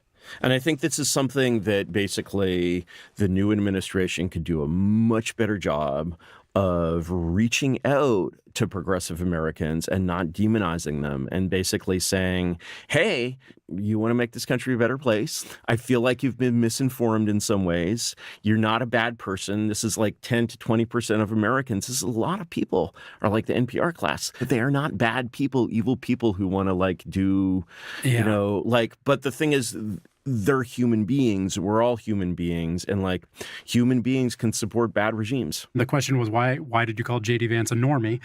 Because he contains within him norminess. Right, but he's also an intellectual, and he contains within him intellectualness. And So I think this is all probably broadly true about J.D. Vance. I don't know how much you guys know about his history or like where he came from, but he's definitely from, poor flyover America. He talks about it a lot. I read Hillbilly Elegy. I read it when it came out. So Okay, yeah, so you know what's going on then. Yeah, and totally. there's definitely this sense that like Democrats have lost touch with that class of people in the United States. I agree. Yeah. Look, I think he's a normie. I agree. So I guess the question is really, does the New York Times even know what a fucking normie is? Probably not. Probably not. Well, there was he's saying, because I think he challenges Curtis on this. He's saying that he's making the accusation that like when he said it, he meant it in a bad way, and that even though he's trying to butter up progressives here, obviously in other instances he's talked about progressives being evil or bad or blah blah blah blah blah. Yeah, he calls him out on that pretty decisively. Right. Yeah. Mm-hmm. I'm just thinking of I don't know if I can find it. Probably not. But you guys probably heard about this. In the run up to the election, JD Vance retweeted. It was a viral video of a woman who was going to go vote, like do like an early vote, and she was wearing like a Trump 2024 shirt, and she was like this kind of obese, has way too much makeup on, very clearly like she's like 65 or something, like past her prime, and the poll workers say, listen, you can't wear anything that supports any political candidate inside the polling station because we keep this place with that. And so, Oh my God. so you have to go take your shirt off. And so this woman like shrieks at them and says, fuck you. This is why I fucking hate Democrats. And she like rips her shirt off and walks in topless and votes. Yeah. And JD Vance retweets this and says, this is why I love the Americans. Yeah. And I don't know if you guys saw it. It was fucking funny. But what he's basically getting at is that like there's this lower class American culture out there that does not like decorum, does not like the government, and definitely does not like Democrats, and the feeling's mutual. And basically those people are turning around and saying, yeah, okay, the Democrats shit on us. They think we're hillbillies and we're flyover states, all this shit. And so we're going to vote against them. And I do think that JD Vance kind of like has an in with those people as basically being one of them. Definitely. But that's what's so paradoxical about Curtis Yarvin and a lot of the support he gets, because he also hates those people. He thinks those people don't know anything, can't be trusted to vote. You need some elite class to come in and tell everyone what to do. Yeah. Yep, no, that's completely true because, I mean, like this is gonna sound cringe as fuck, but I'm just reminding myself these are Yarvin's words, not mine. Okay, he describes what's going on here as basically your average Republican voter is a hobbit from Lord of the Rings, and your average Democrat voter is an elf from Lord of the Rings, right? So Right. the hobbits want to sit around and grill and kind of take things really slow. They don't do any traveling. They don't really understand the wider world. They just kind of they live in Hobbiton. They don't really go anywhere outside of it. They farm and they eat and they have sex and they have kids and they have families and This you know is massive cringe. they just kind of like they live very simple, down to earth, family oriented lives. All right, and Mhm. that's your average Republican voter, and the elves, they live very beautiful lives. All right, they like to be refined and sophisticated, and they like to look good and smell good, and they like to be part of high culture and all this shit. And so Yarvin's idea basically is that the elves are obviously the superior race. However, you cannot govern hobbits like they are elves, or else there will be massive problems. And that's kind of so like Yarvin looks down on these Republicans, but also understands that if you don't treat them the way that they would treat themselves if they were self-governing, and they're not capable of self-governance, then you're going to have a revolution, basically. And Hilarious. he says he he says all of this using Lord of the Rings terminology, Right, which is right. fucking cringe. But you get the point though. It's like it's a cringe metaphor, but it's not a bad one. You get the point. Hmm. And so, what you just said about, the administration could do a better job of reaching out to progressives, and we're all human beings. As you well know, it's a pretty different stance than the stance you often take in your writing, where you, right, you're laughing because you know it's true, where, you talk about things like de-wokeification, how people who work Those things at are places like the New York Times should all lose our jobs. We should, you have an idea for a program called RAGE, retire all government employees. You have ideas which I hope are satirical about, how to handle non-productive members of society that involve basically locking them in a room forever. So why is your tone? Let's be clear here, by the way. It's not locking them in a room. It's turning them into liquid fuel. That's what I That was his thought. yeah. I thought he wants to That turn was them to fuel. So yeah yeah. So well, so you guys remember the H-1B visa situation from a few weeks ago, of right? You had like course. this right-wing infighting between you had basically the hobbits who wanted to have families and get the foreigners out, and then you had like the very productive oriented, technocrats like Elon Musk or Hmm. Vivek or whoever, who and their view is we don't give a shit about culture or race. We just want to have the best possible economy, want the best technology. Like neither of these positions are really left wing because one's meritocratic and one's traditional, but the left hates both of those things. Um, so this is like right wing infighting, and basically Yarvin's view, because Yarvin's much more on the Elon side than the Hobbits side. Yarvin's view for a long time was if people are sufficiently unproductive, the government has an obligation to make them productive to help other people by burning them.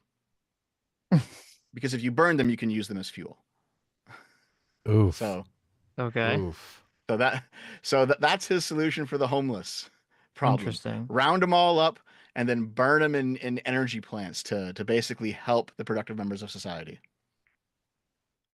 There you go. I'm not in favor of that strategy, I don't think. I don't know, man. How many times you been to San Francisco? Sometimes walking downtown there can I think you can get rid of maybe a the few trips you'll be able to be like, maybe I I have think you can something get going rid on of there. the homeless vagrants without burning them alive for fuel. That'd be my thought process on that.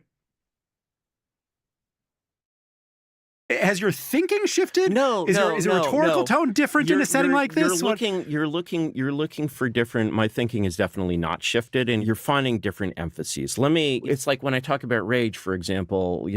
Both my parents worked for the federal government. They were career, federal employees. It's a little on the nose from a Freudian perspective, but yeah, it is. But the thing is, basically, when you look at those the way to treat those institutions, I'm just like, treat it like a company that goes out of business, but sort of more so because these people, having had power, have to actually be treated even more delicately and with even more respect.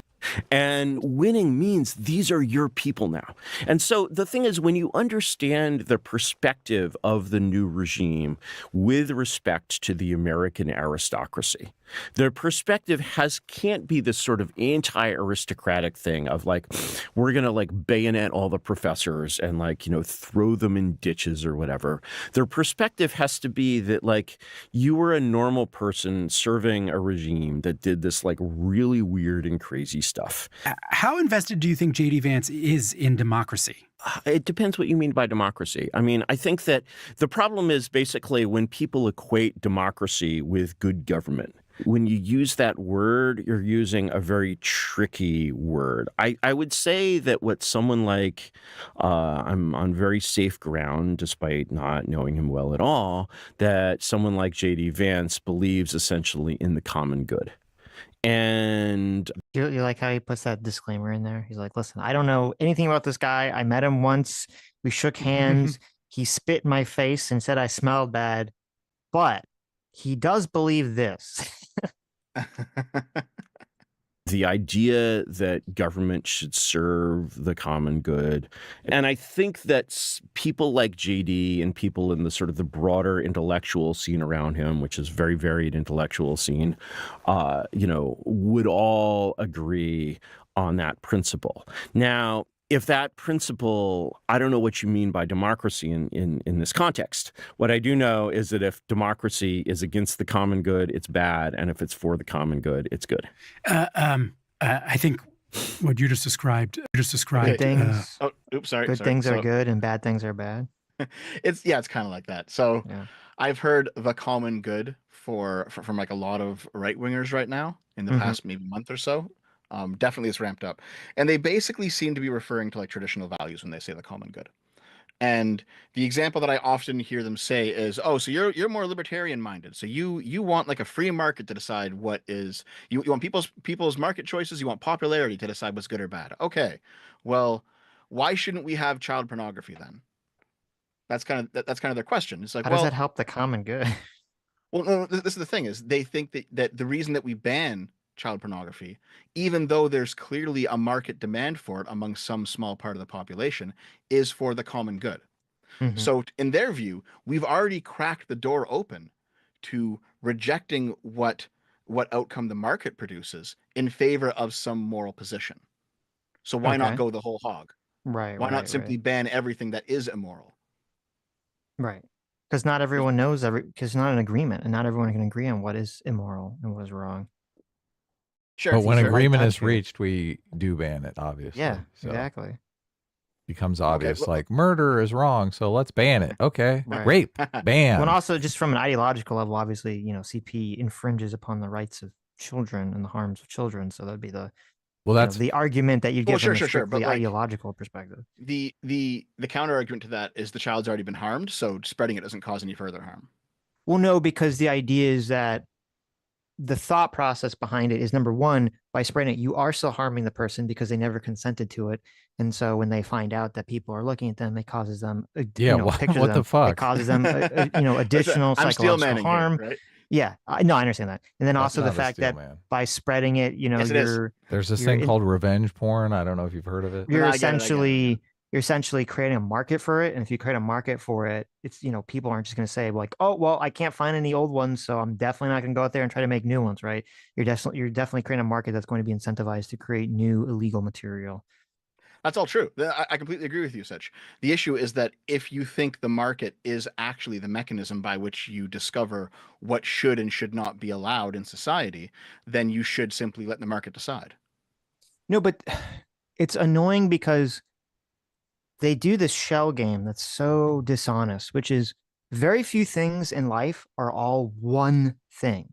They're all like, I have one rule, one ideology, one lens in which I can view everything. They say, well, if I can find one instance in your life where you use a different rule, or you say, well, this is a little bit different, then your entire ideology fails. No, that's retarded.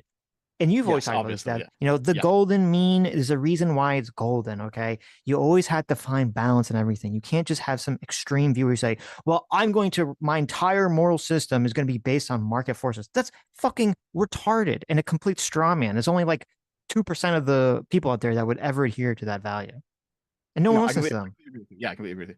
So I don't know if you guys have paid attention to the cultural online space recently, but like a few weeks ago, I did a video on Goonergate, and Goonergate, just real quick because it's fucking complicated. But the TLDR of it is, now that Trump has won, you have religious white right wingers coming back out of the out from under the woodwork, saying, no, we actually want to start censoring video games now.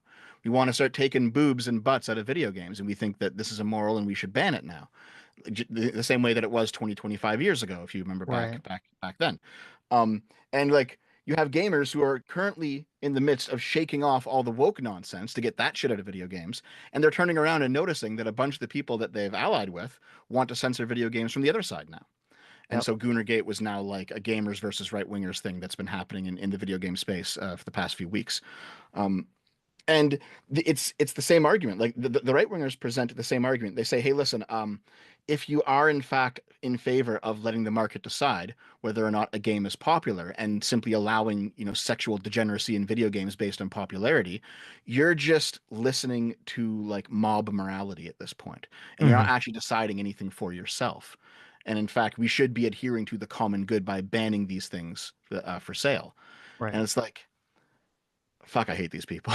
I fucking hate these people. But the point is that the common good as a phrase has come back, and it's because basically the right wing has begun to move away from like the neocon libertarian kind of axis, where they actually did value the market's input on these things, and now they're making moral judgments, and they're saying, no, no, no, no, no, no, it doesn't matter whether it's popular or not. For moral reasons, we should ban it.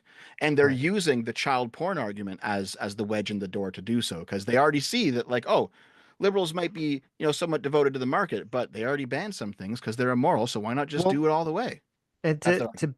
to to be clear, it is a straw man to be like, well, the libertarian position is if it's popular, then that's morally acceptable. That was never a libertarian position. It was, does it harm an individual? Does it impinge on another individual's rights by having this product or service or whatever available? That was the position.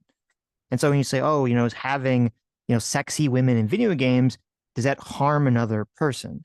And, you know, the standard libertarian position, the standard liberal position under liberalism was, no, if you don't like it, don't buy it.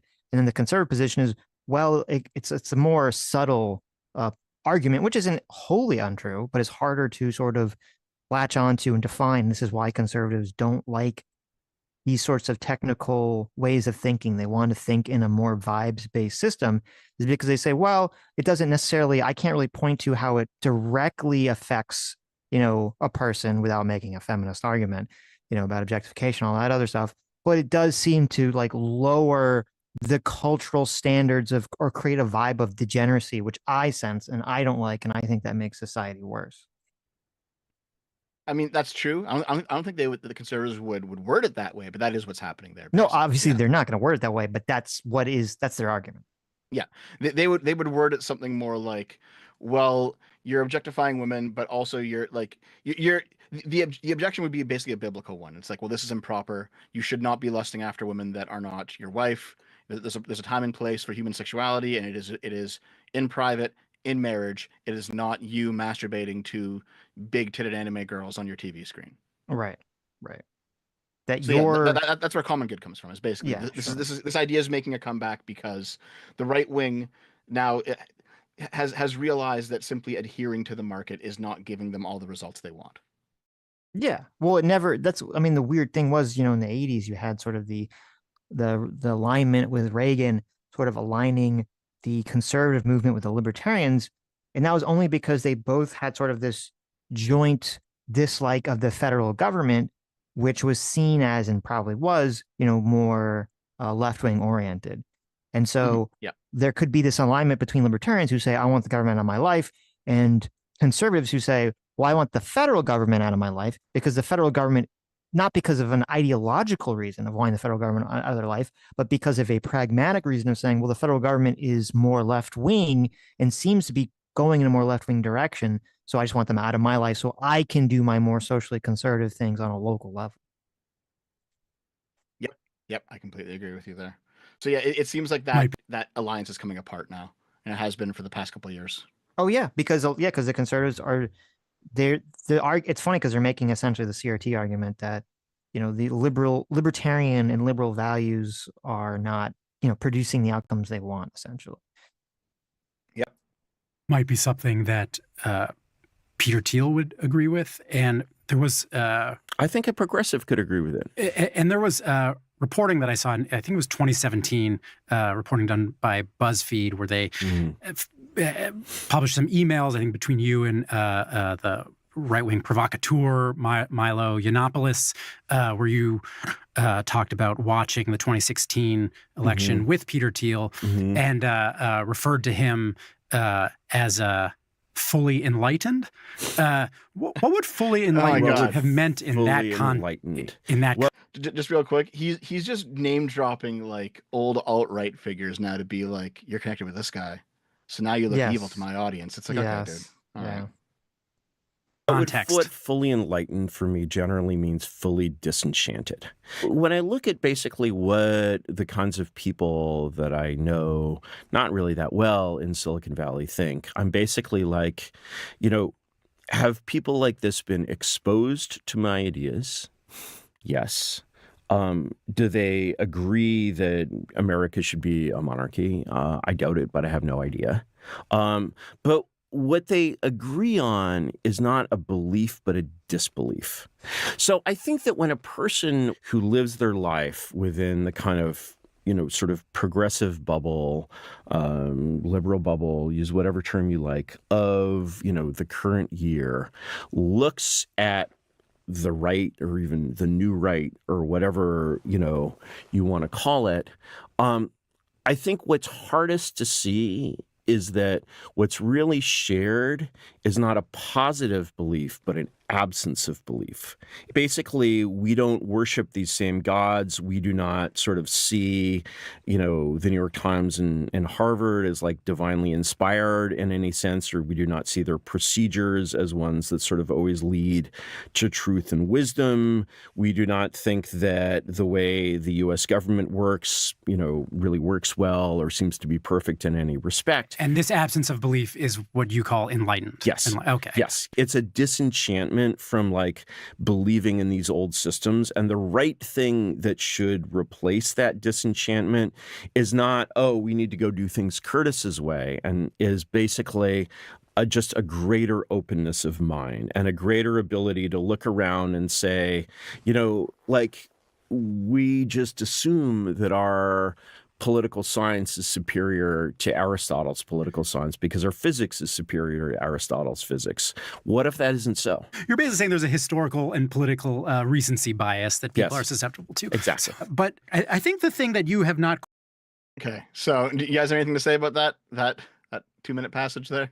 Well, I feel like everyone who has an extreme idea that is really outside the bounds of the Overton window, they all give this kind of flaky, whimsical, I just want people to be open to new ideas, right? Like you'd hear that exact same sentiment from a cannibal. You hear that exact same sentiment from, the people that want the maps, right? It's like, don't judge a book by its cover, man. Come try it before you say right. that It's like eating human flesh is bad. Yeah, right. It's like, okay, like, yeah, there's some level of truth to the fact that, sometimes the culture could have a wrong idea, or society could have a wrong idea about something. At one point people thought the world was flat and it was outside the Overton window to be like, no, the world is round and the earth revolves around the sun and all this other stuff. But I'm just always highly suspect when people, instead of making some kind of specific argument about whatever they're advocating for, they kind of fall back on this, what's the word? Like this fake, like general vague statement about just people having an open mind, Yeah. Yeah. Ever since the invention of writing, like we have ruled things out in the moral realm and in the scientific realm. So it's crazy to think we need to still consider those things that we've found wanting already. So I think we can let those things go. So I mentioned something earlier about how that 13 chapter book was basically taking progressives and turning them into neo-reactionaries by appealing to their shared sense of discontentment with the Iraq War, discontentment with Republicans winning from 2000 to 2008, basically just discontentment with how American politics worked in the 2000s. And you saw a lot of people who were on the left that were just dismayed by politics until Obama. And then even throughout Obama became dismayed when he didn't do all the changes he thought everyone thought that they Right. would. Right. And his view here, Curtis Yarvin, was basically to say, yeah, so I'm dismayed too. I'm also disenchanted, as he would say, with the current political system. And so, since we share in this disenchantment, let me present to you a new set of ideas. Because if you stay on the path that you're currently on, even if you're disenchanted, you're going to get more of the same liberal BS that you claim to hate. And so that's kind of how he would pipeline people, right? Right. He's how he, Right. and to be fair, he was actually pretty successful at it because, like, I mean, I recall aristocratic utensil. I'm sure you guys know who that guy is. Like Yes. he started off more or less in the liberal camp until he read Curtis Yarvin back in the day, and now he's a fucking monarchist, right? So like these ideas worked on some people for sure. There was definitely some appeal here. That's why he got as famous as he did. Um, It's it's interesting because I feel like 95% of Curtis Yarvin fans don't actually agree with him at all. The I like the sense I get from like 95% of the people that are on his side is these are people that are conservative who do look at a lot of what's going on right now in society and say things are degenerate. I don't like it. I don't like that the degenerate left has a hold of all our institutions. I would like a sort of strong man conservative to go in, clean house, and seize control and basically hold us in this sort of traditional conservative cultural worldview and kind of keep out the degenerates and the communists and all this other stuff. That's where they're coming from. And they just kind of see the Curtis Yarvin political structure as a means to get that. When that is actually not his Curtis Yarvin's view at all, and that's not the ideological basis of what he's advocating for at all. He's like he's just a pure elitist who doesn't like the scumbag commoners who thinks they can't be trusted. As you said, like with actually the Lord of the Rings example is a pretty good example in terms of showing like if the Democrats are the fucking elves, right? The pretty beautiful elves, and the conservatives are the hobbits, the short, squalor hobbits that just want to walk around in Hobbiton and, they don't have any presence of mind of the rest of the world. That really shows you where his thinking is. yep, yep. I completely agree with you. I completely agree with you. Um, That's all true, and it mirrors previous waves of far left interacting with far right, right? Because you can go back to like the various fascist eras in Europe before the Second World War, and you Mhm. had people switching between socialism and fascism all the time, just because they were both anti-liberal, right? Because liberalism Right. has been the dominant mode of politics that's been so successful for so long now that you have all these crazy ideologies that would normally hate each other, and they're all kind of temporarily bound together in basically just being anti-us. Yes, exactly. 100%. Quite isolated yet is why having a strong man figure would be better for people's lives. Can you answer that Yes. question? Number one, I think that having an effective government and an efficient government is better for people's lives. And I think that, the best answer when I ask people to answer that question, I sort of ask them to look around the room and basically point out everything in the room that was made by a monarchy.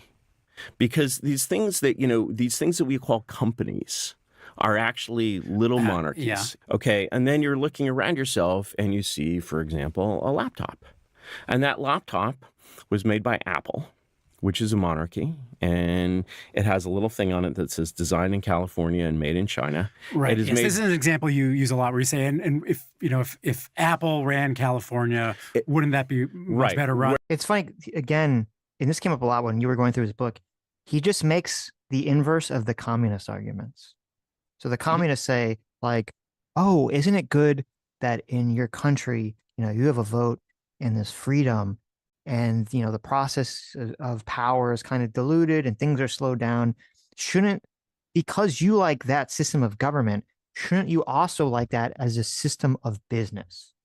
And I say, no, because private business and government do two very different things. A business, the point of a business is to design a product or service that people want and to sell it to them. The point of the government is to protect its citizens and maintain the well-being of its citizens.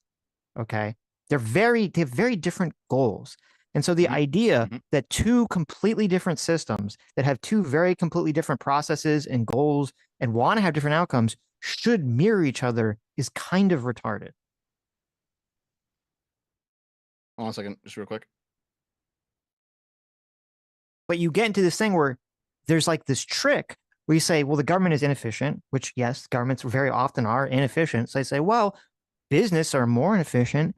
So therefore you should run it like a business, which is, first of all, again, as I said, they have different goals. So you shouldn't run them the same way. But number two, when people say business is efficient, that is a complete survivor's bias situation.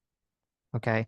Because if you were to say like, well, how many businesses start every year that fail, right? Then like it's astronomical. There's so many businesses that fail, but you just walk around and you see the businesses that succeed and are successful. And you say, well, obviously, if we run our government like a business, it's going to be run like one of these successful businesses. It's not necessarily going to be run like one of these failure businesses, which doesn't actually make any sense that you'd assume that. I mean, yeah, I agree with you. And the issue, you know what? In fact, I think you just put this together to me in the past 15 seconds. Let me see if I can formulate this new idea that's now forming. Okay. What keeps businesses?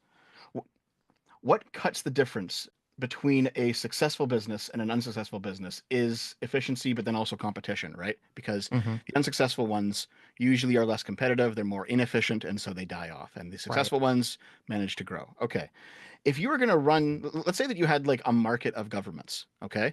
So you have more or less efficient governments, and then the less efficient governments end up going bankrupt and being swallowed by more efficient governments, just like in a free market system, right? That would probably just look like warfare, I think, because governments, unlike most companies, have armies. And so yes, when you have competition between governments, not always, but often it takes the form of warfare, right? So if you want more war, have more competition between governments where it's not just like friendly, oh, we're competing. It's no, one government is trying to absorb another one the same way that like one company would take over the market share of another company. Right. Well, and this goes back to sort of the don't ever get suckered into like I have to adopt one lens, one extreme version of a process or an idea, because our democracy is this good middle ground between the two things, because we do have competition between governments. That's what the elections are. The elections are competitions between political parties that say I can govern the government better than the other party, and people, the voters, are the customers. And so we do that in a non-violent way. That is why having this democratic process, this constitutionally republic process that we live under is so worthwhile and based. Yes. I mean, yes, I completely agree with you. Their counter argument is something like, because it doesn't involve violence, it can't be real change. So like what? That's a retarded argument. If anyone in order to get a truly different system, and not just the nonviolent resistance is the most effective. So in order to get a truly different system and not just what, you know, the system has chosen for you as the proposed alternatives that are proper, to go outside of that, you have to actually engage in violence. Yeah, so, but that's stupid. Yeah, this is the democracy makes violence less probable, and therefore it makes change less probable. So if you need real change, you can't be democratic. That's going to be the argument, something like that. It's dumb. Right. It is. It's dumb. It is fucking stupid. With regards to his monarchist take. Well, let me just say one second to respond to that argument that, you know, the violence argument. It's actually the opposite, because the more likely violence is, the more likely people will be willing to trade their freedom for safety. True. That is an inherent rule of human nature, has always been. That's how monarchies form in the first place, is that there's people, they're farming some valuable piece of land, and there's a roving band of barbarians or criminals somewhere that are going to come steal your shit and kill you. And so you have to band together under a king and build a castle and build a wall. And that's how kingdoms start in the first place. They are the stationary bandit. Yes. So Yep. it's the complete opposite. Violence means change is less like, well, no, violence means change is more likely to occur, but it means you're less likely to be free. Yes. Yeah, I agree with And that change is less likely to be stable and institutionalized, obviously. So Right. Mm-hmm. And I mean, this does tie back into his Apple argument. He says like, well, Apple is a monarchy. I mean, yeah, okay, it has a private owner, and someone made it, and someone hired people to it, and so we now like it's run like a monarchy because the guy's top down. Okay, every business is right. Big or it's small. not though. Your It's business not. is. You have to ignore the fact that the CEO needs to have sales. And where do those sales come from? From millions of fucking people. Like it is a democratic process. Yes, who voluntarily buy their goods and services, Yes. and they're all under the purview that because they're not really a monarch because he's ignoring.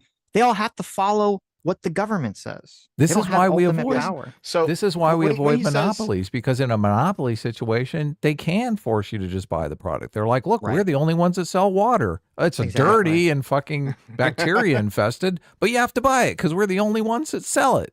Right. When he's saying monarchy here, what he means is a business is private property that is handed down from the creator to the creator's descendants, and is run. That's not usually true though. And is run by the whoever owns it.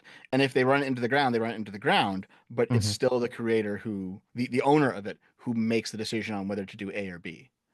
That's there's a board. I mean, if it's a publicly traded company, there's a board. They can just do whatever the fuck they want. Yeah, but I mean, even then, that's all still just private owners, right? It's not like everyone votes on what Apple does. No, but it's not even a monarchy because you literally have a board that can throw the monarch out if they're not, giving their shareholders what they want. Yeah, I mean, yeah, but like it's a little corrupt because the it was monarch also the case, chooses the board. I understand that, but I'm just saying it's not like it's not the strict absolute monarchy the way he's portraying it at. But it is Yeah, the same he's- thing as the he's winning using the word coalition. The monarchy, winning Stu. coalition can turn on the leader, right?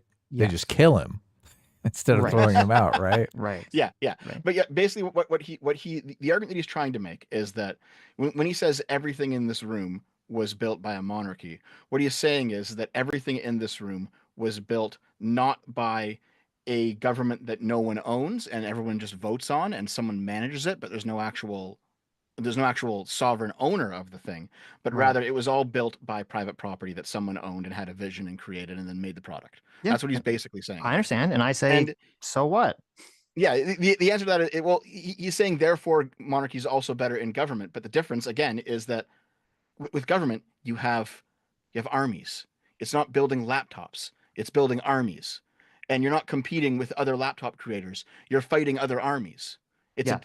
it's a different type of situation because now you have like possible mass death, not just products and then bankruptcy if you fail. It's a sleight of hand because when he says look around this room and you see everything's built by a monarchy, he's really only talking about efficiency. Okay. He's not really talking about freedom because if it was up to those companies, it's up to Apple, you look around the room and you'd have to have everything in that room be an Apple product, right? But it's not up to Apple. And so it's like because we don't have a monarchy, the consumer has the choice to say, okay, I'm going to choose to buy this product. I don't really care if the companies run like a monarchy. I can choose to buy this product or not. To say that, like, if you're going to convert the government to be a monarchy, yeah, it will be, probably be more efficient. Well, not necessarily more efficient. It'll be more streamlined in terms of like top down. Someone tells you what to do and you're going to fucking do it, right? If that's what you mean by efficiency, sure. But when you have it's not like a company because and this is what you were saying, Adam, with monopolies. The whole reason we don't like monopolies is because consumers are supposed to have a choice where they say, okay, if I don't want to buy a product or a good or a service from some company, I don't have to. I have other options. If it's the government, you don't really have another option. Yeah. The You can always, monopoly I on guess, immigrate. force. You can Okay, yeah. So everyone's going to leave the fucking America to go to Canada to go where? So right? So here's the thing, right? My interactions with the libertarian monarchists, with like Aiden Powell and other people like this, that interaction has. Are you guys often still led to friends? them. What's going No, on with you no. and Aiden? No, that's drama. We're not friends anymore. Let me send Aiden the link. We need to get Aiden in here. Aiden Paladin has come up on our stream. She needs to be here to defend herself. Stop it. No, I'm not okay. I'll you know what, just in general, libertarian monarchists, okay? Not any one specific person. She's just the one that came to mind because there's not several. Aiden Actually, Paladin. There's not that many of them, all right? But still. Where's Spoon? Spoon's often in our chat, so he's also a libertarian monarchist, I think, actually. Yeah, anyway, no. So the argument that I've heard from libertarian monarchists is basically that if there is going to truly be a free market of governments, then you can simply choose another one. And they often say, if you don't like your lord, choose another lord. Just go and make the choice, as if you were leaving one company and going into another. Yeah, how'd that work in history? It doesn't. Oh, This is why it's stupid. But that's the argument. Right. That's the argument, right? Here, just real quick here, because this is something that he does not bring up in this interview, but it is relevant to this conversation. This is the part that he's hiding. Okay, so I sent you that article maybe a month ago, Sitch. I pulled up just real quick. I'll read off like 2 paragraphs. They're short ones, don't worry. So Mulbug writes here. He says, the illiberal pre-modern view is that the state owns its subjects. There are no citizens, there are only subjects. To put it as pejoratively as possible, there are state slaves. The purpose of the government is to render these slaves as productive as possible, which means making them as valuable as possible in the capitalist sense. To a modern liberal, libertarian, or conservative, this is the most offensive possible declaration of authoritarianism. But to Plato, it's Tuesday. And then he says, just give me a second here. Well, if the guy who makes kids clay likes it, then it's got to be good. If the subjects of a government are treated as assets on its national balance sheet, as human capital, that means the government owns them. That means the government has to safeguard them. It has to protect and nurture them. And it is responsible for their appreciation. So it is his view, basically, that if all people were slaves of the government would then treat them as if a business owner would treat its business that they founded and they care about and they want to protect and safeguard because it makes them money. It's so retarded. It's really fucking retarded. Yes, it's so retarded. It's. But this is basically what he's hiding here, because he's not directly saying this, but you can see hints of it, and this is what's in his actual writing over on his Substack, where he knows he doesn't have a national level audience, right? Right. Whereas if your MacBook Pro was made by the California Department of Computing, you can only imagine it. I'm sorry, I'm here in this building and I keep forgetting to make my best argument for monarchy, which is that people trust the New York Times more than any other source in the world. And how is the New York Times managed? It is a 5th generation hereditary absolute monarchy. And so we've basically taken, in some ways, and this was very much the vision of the early progressives, by the way. The early progressives, even like the pre-World War I progressives, you go back to, a book like, Drift and Mastery, are very... I have to say, I find the depth of background information to be obfuscating rather than illuminating. That is the most based comment I've ever heard from the New York Times. It's so true. So true. Yeah. He's basically, what he basically just said there is, so you're saying all this shit, and you're saying things, and some of them are interesting, and there's some content there, but you're not actually answering the questions that I'm asking you. You're just kind of going around and saying a bunch of other stuff. Clown. So I wanted to look that up real quick, because he said that the New York Times is a 5th generation absolute hereditary monarchy. So what he's saying there is somebody created the New York Times and he's passed it down as his private property through 5 generations of his family, and now his descendant owns and runs the company. I was like, okay, let's fact check that. Why don't we? It shouldn't be that hard, right? It's still laughable to think that it's trusted. Obviously, they have to bend to the market forces as well, right? There are other competitors in the market, and a lot of them believe New York Times is the least trustworthy source of information imaginable. That's true. So he undermines his own argument just by bringing it up. So I looked it up, and the New York Times is owned by a company called the New York Times Company, and the New York Times Company is... The chairman of the company is Arthur Ochs Schultzberger Jr., whose family has controlled the paper since 1896. So, okay, I understand that the Schultzberger family founded the New York Times and has passed it down through the family. However, it's also a publicly traded company. So the fact that you have a chairman who's running things. Oh my God. He doesn't actually own the company. Hilarious. It's publicly traded. It's like the fact. Yeah, okay. You have a guy whose great grandfather started the paper as your chairman, but is it still his private property? The business. The answer is no, because it's publicly traded, right? So even this doesn't work, because it turns out that if you take your monarchy and then you sell it off in a bunch of little bits called stocks, you're not really a monarch anymore, because now somebody else owns the kingdom that you used to own. Of course. And all those shareholders can vote. Yep. In certain things, obviously not to the extent that, we vote in America. But still. And by the way, it's this reason that Academic Agent says that the stock market is basically a socialist enterprise, because Hilarious. it's taking all of these privately owned things and socializing them by giving them a whole bunch of different mass owners. Hilarious. I love this crazy shit, man. I love like crazy fucking politics. It's so far outside the realm of reality. It's always so fun. Yeah. Okay. But how can I change that? How can I make that? By answering the questions more directly and succinctly, I think would be the simple reply. Fine, I'll try. But the thing I stop bullshitting me. I'd like to say, just to totally. tie this back a little bit to something we spoke about a minute ago, is there is this idea that the incoming Trump administration is interested in the idea of a more powerful executive office. Are there things that you would like to see, or if you saw them, would be hints to you that the Trump administration is taking the right steps, as you might see it, towards actually enacting that reality and becoming a stronger executive, a more monarchical executive office? Oh my God, he's totally setting him up. Look, New York Times readers want to believe Trump is a dictator. You think he's a dictator, right? That the incoming Trump administration, with all due respect, and there's a lot of great people there and people who are working extremely hard. Unfortunately, I would say that they're essentially finding themselves in a position where they're trying to untangle the Gordian knot. And meaning what? Meaning that they're basically trying to, let's take just NASA in specific. So, for example, if you compare NASA to SpaceX, that's a fine example of actually all of the principles that I've been describing, because NASA was once... He's like, oh my God, I just wanted to say Trump is a dictator, and now he's talking about fucking NASA.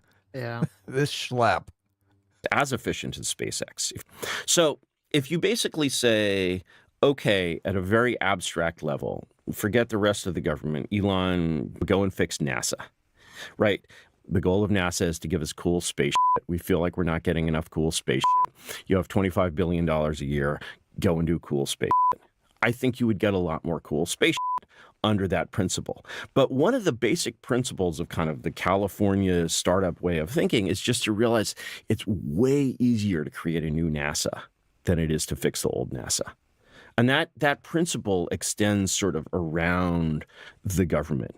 Your ideas, and I guess has been called like sort of a neo-reactionary cast of mind, are seemingly increasingly popular in the Silicon Valley world. Don't you think there's some level on which that world is responding to your ideas because you're just telling them what they want to hear? If more people like me were in charge, things would be better. It's an ideologically useful set of arguments for them to latch onto. The funny thing is, I think that's almost the opposite of the truth. It's like, let me give you a very simple illustration of this. Someone I have actually never met, believe it or not, who is Elon Musk. Now, Elon tweeted the other day, he was like, the proper structure of government on Mars should be not just a democracy, but a direct democracy. Let me sort of examine the thinking behind Musk saying this, because I find it sort of extremely odd in a sense. Because one of the things about monarchy that's been known for quite some time, and again, we've been very, very anti-monarchical. Listen, we all saw Elon Musk praise Hitler, okay, at Trump's inauguration. So we all know that he wants a Nazi government on Mars, right? I saw some of the tweets saying he was, in fact, doing that. And there was like 64,000 likes. I was like, holy shit. Yeah, it's so stupid. It's We're pretty Black redoing Mirror. this? Yeah. This is the thing? This is the thing? We're going to do this going again, back. huh? Yeah, we're going back. Oh my God, they're such a one-trick pony. Yep. Everything's fascism again. Welcome to 2016. I can't wait. My God. Hierarchical regimes and periods, an exception is made for this, is that a ship always has a captain. An airplane always has a captain. Basically, in any very safety critical environment, You should have someone in charge. You should have someone in charge. But the A self-driving car always has a cat. Oh, wait. thing is, you look at basically a Mars colony, and you're just like, really? Are the citizens of the Mars colony going to vote on like how to like replenish the oxygen supply or whatever? Like, no, of course not. The Mars colony that Elon establishes will be a subsidiary of SpaceX, and it will have someone in charge, and it will have a command hierarchy, just like SpaceX does. And so I'm like, Just like he's making the expertise argument that I mentioned like earlier in the video, where basically, yeah, so you can't vote on who's going to replenish the oxygen in a space colony because random idiots don't know how that shit works, but an expert does. And that is the argument for not voting on something and just putting an expert in there. But again, how to replenish the oxygen is not the same as who should rule. Not the same things. How many wives you get to have, right? Right.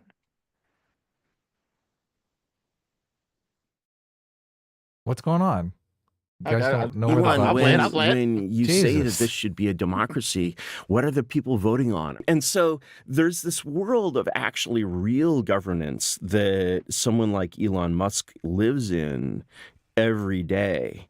And actually applying that world, applying that thinking to like, being like, oh, this is, this thinking is directly contradictory in a sense to the ideals that I was taught in this society. That's a really difficult cognitive dissonance problem, even if you're Elon Musk. When I hear you talk about the need for a monarch, and we'll just use that term, encompassing CEOs or dictators. I'll just say monarch. Monarch is good. It's a neutral term. It would be an understatement to say that humanity's record with monarchs is mixed at best.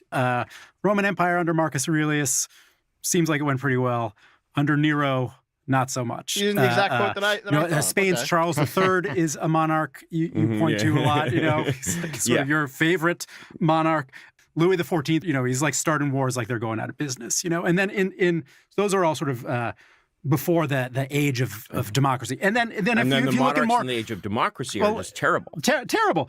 I can't believe I'm saying a phrase like this. If you put Hitler aside and only look at Mao, Stalin, Pol Pot, Pinochet, Idi Amin, we're looking at people responsible for the deaths of something like 75 to 100 million people. So given that historical precedent, do we really want to try dictatorship? Your question is the most important question of all, because basically understanding like why Hitler was so bad, why Stalin was so bad is really like essential to the riddle of the 20th century. But I think it's important to know Because they were dirty commoners and not elites, right? Is that the answer? Is that the answer, Doe? I'm not sure, but yeah, they all were like dictators that came out of the common stock of those countries, eh? I think they were, yeah. that we don't see for the rest of European and like world history. Yeah. Human history as a whole is a mixed bag. The history of the age of democracy in the last 250 years is also a mixed bag. And Wait, we don't see in human history what? If you didn't finish the a Holocaust. You can pull the camera way back and basically say, wow, in Europe, since basically the establishment of European civilization from like 1000 AD to 1750 AD, we didn't have this kind of chaos and violence. And then you can't separate Hitler and Stalin from the sort of global democratic revolution that they're a part of. But one thing I noticed when I was going through. Oh, sorry. So yeah, okay, that's really important, right there. Right. Because he's pinning the dictatorships of the 20th century, fascism and socialism alike. He's pinning that on democracy. He's saying, no, all this stuff is actually democracy's fault. because, and to his credit, pretty much every fascist regime was implemented democratically. A lot of socialist regimes were. They were all voted into power. And also, they all kind of draw on the same sort of mass movement justification for their actions. You know, Mm-hmm. the socialists talk about the worker, the fascists talk about the people, liberals talk about the citizen. They're all Enlightenment forms of government, and he wants to go back to before the Enlightenment, where who Right. cares what the actual people want? Who cares about justifying our beliefs or our actions by these appeals to commoners? We should simply have an aristocratic class that does what is right, and the people have to basically just suck it. Um, and so he's saying, hey, fascism's actually liberals. It's actually the fault of liberals and Democrats. Right. This is a retarded argument. Um, it basically it's like the argument when you hear I forget who it was. We heard someone say this a few weeks ago.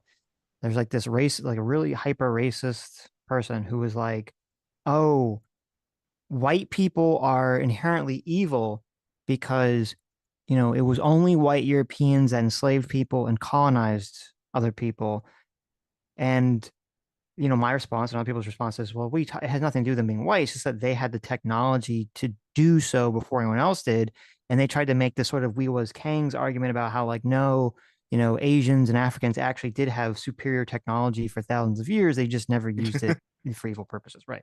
And so it's the same kind of retarded argument because, like, well, hold on. Number one, the reason that you didn't see this wide scale, like Holocaust levels, World War II, post World War II communist levels of people dying was because there literally wasn't that many people to kill back, 1,000 years ago. 1,000 years ago, you would have cities that ranged from like 1,000 to like the big cities would be like 10, maybe a giant city would be like 100,000 people, right? You didn't have cities that were like in the scales that you had in, the 50s and the 40s and the 50s and going forward, right? They just didn't have that many people to kill. So that's number one. So it's just ridiculous. And obviously, they didn't have the technology, the modern warfare, the guns, the machines, the tanks to drive these very vast locations to keep killing people, the communications to keep the war fronts up at the speed at which you would do in the modern times. These things just didn't exist. Okay. But then on top of all that, that's all this statement is just factually wrong. Back in those days, they would just wipe out entire fucking populations, entire fucking cities would just be burned to the fucking ground, and the population would either be enslaved or all fucking killed. Okay. There's a reason. And then there's a reason, like, it's something like Genghis Khan's fucking DNA is in like some astronomical amount of the population. And then there was some study that was like, I forget who it was. There's some, I don't know if he was Scottish or whatever the fucking people were in England, back before times. There was some like English king or tribal leader whose DNA was in like 25% of the fucking English population or something astronomical. Like, this is a complete fucking lie.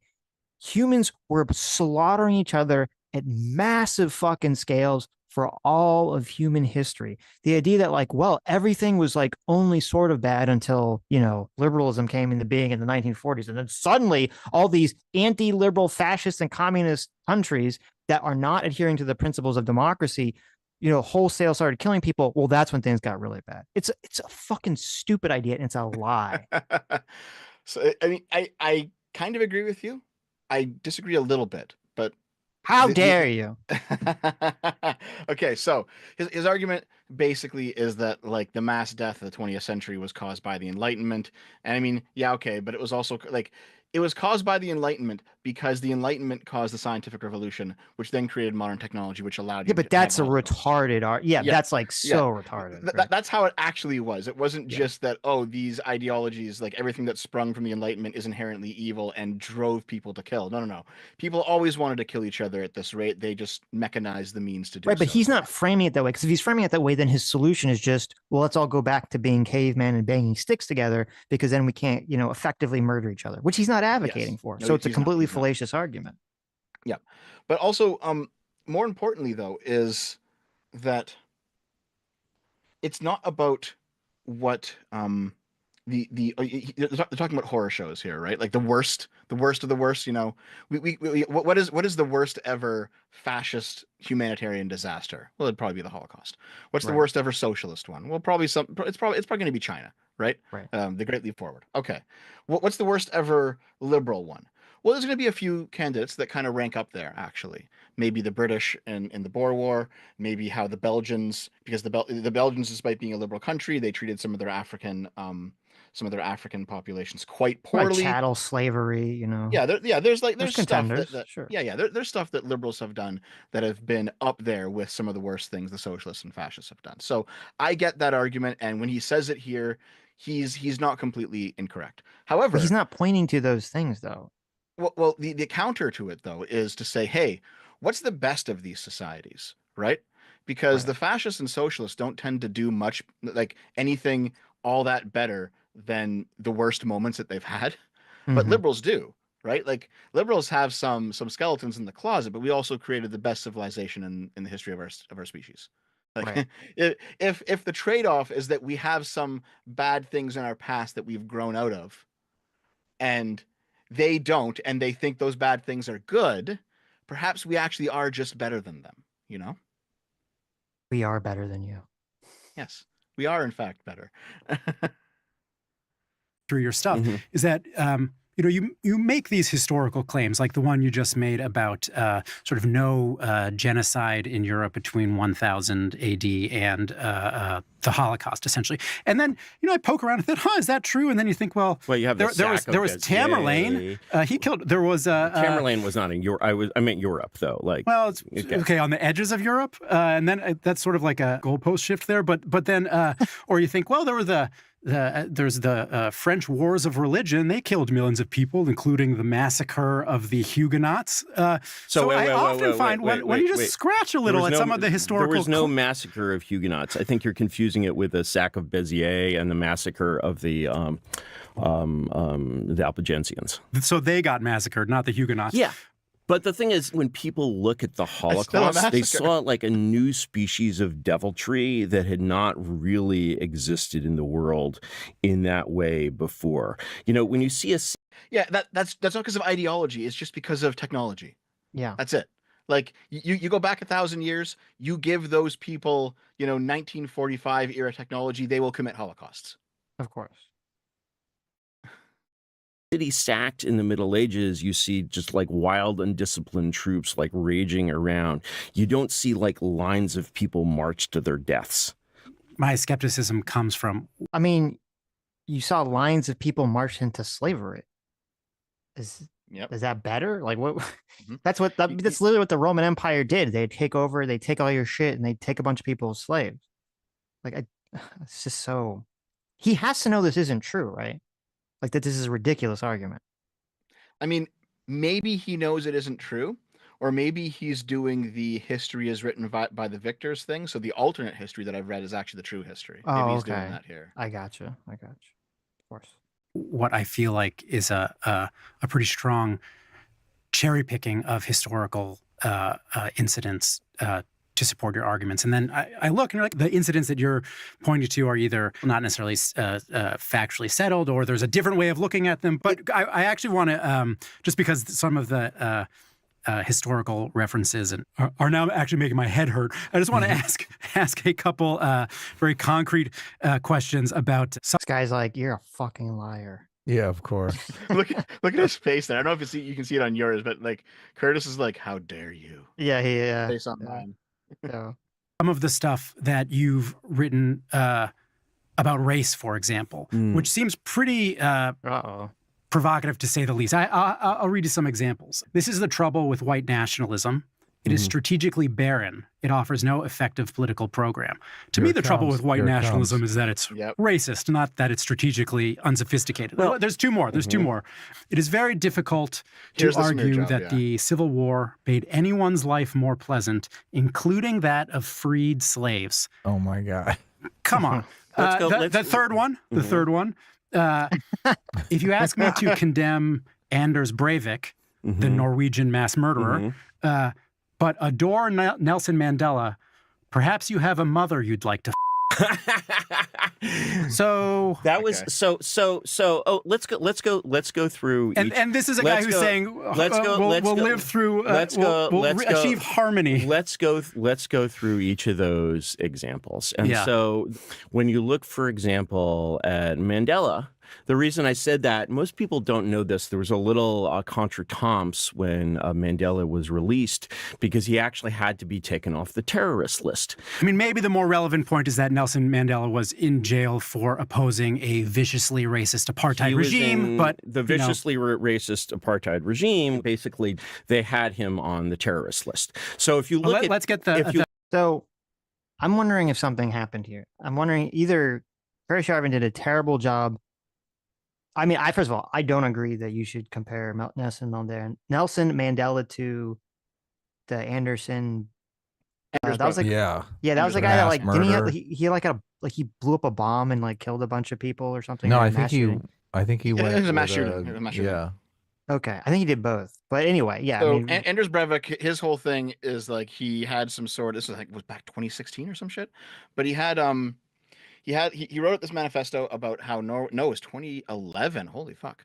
No, killed 8 people by detonating a bomb and then killed 69 participants at the Workers' Youth League in a mass shooting. Okay, so yeah, he did both. He had written this manifesto about how immigration was destroying Norway with all these non-Norwegians coming in, specifically non-white Norwegians, like non-white people coming in and destroying Norway through through all the usual things that people say, whether true or false, changing the ethnic character of the nation.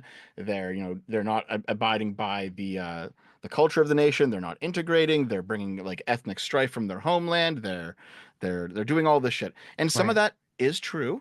That's not beat around the bush there. Some of it is true, but he decides I'm going to solve this problem by committing terrorist activities. right. So he kills a bunch of random people.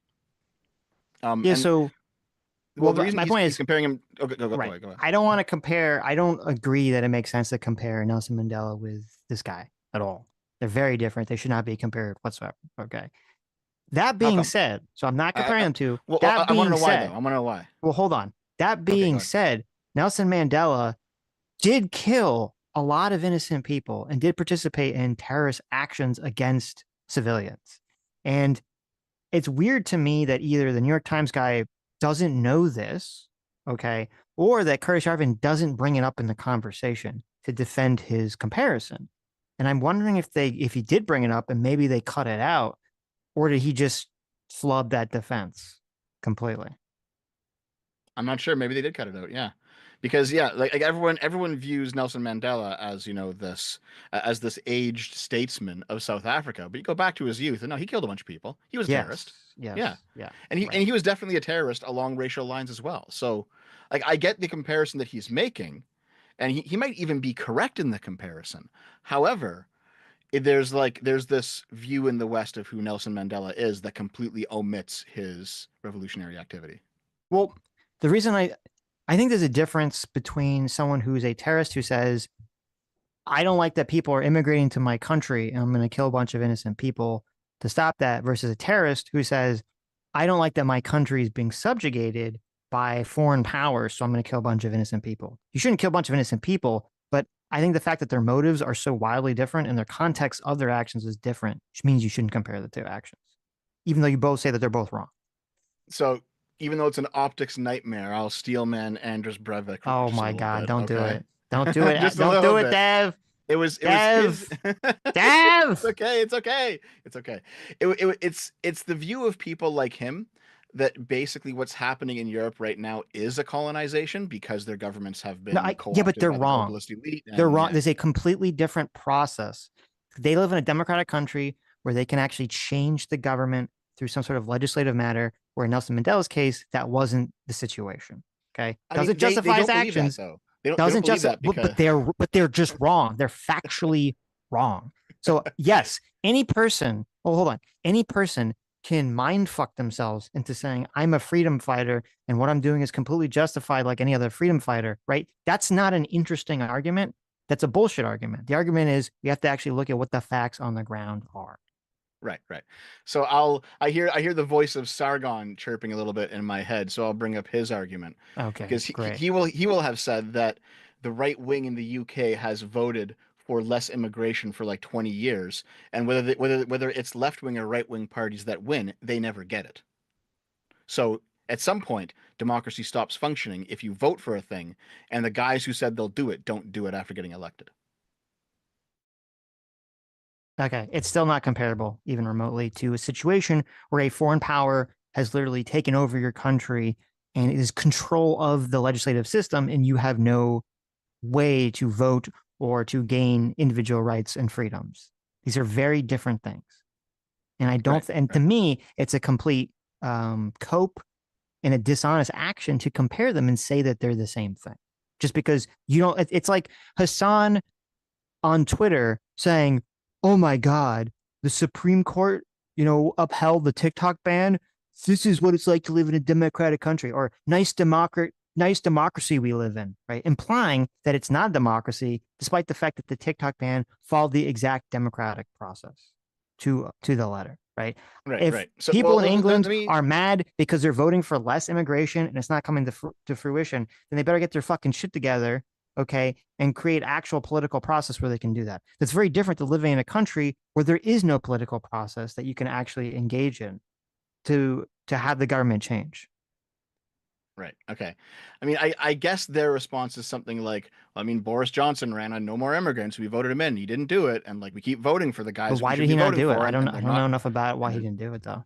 I don't. And also, exactly wait, hold on. either. And also, it's a complete bullshit pivot, because was there a situation with this Anders guy where in Norway they spent 30 years voting for less immigration, and they kept saying, the people overwhelmingly kept saying, we want less immigration, and the government just kept ignoring them? Was that happening in his specific situation?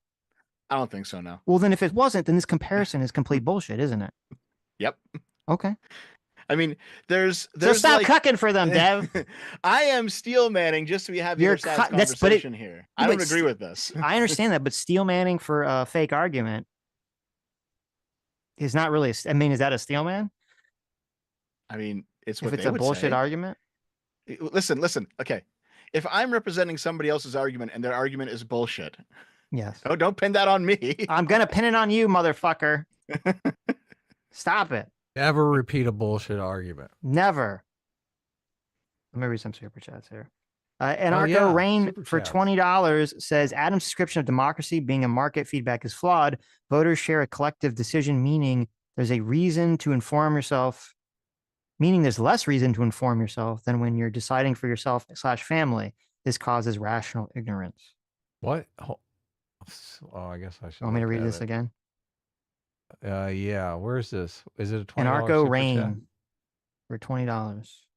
Oh, Anarcho Rain. Adam's description of democracy being a market feedback is flawed.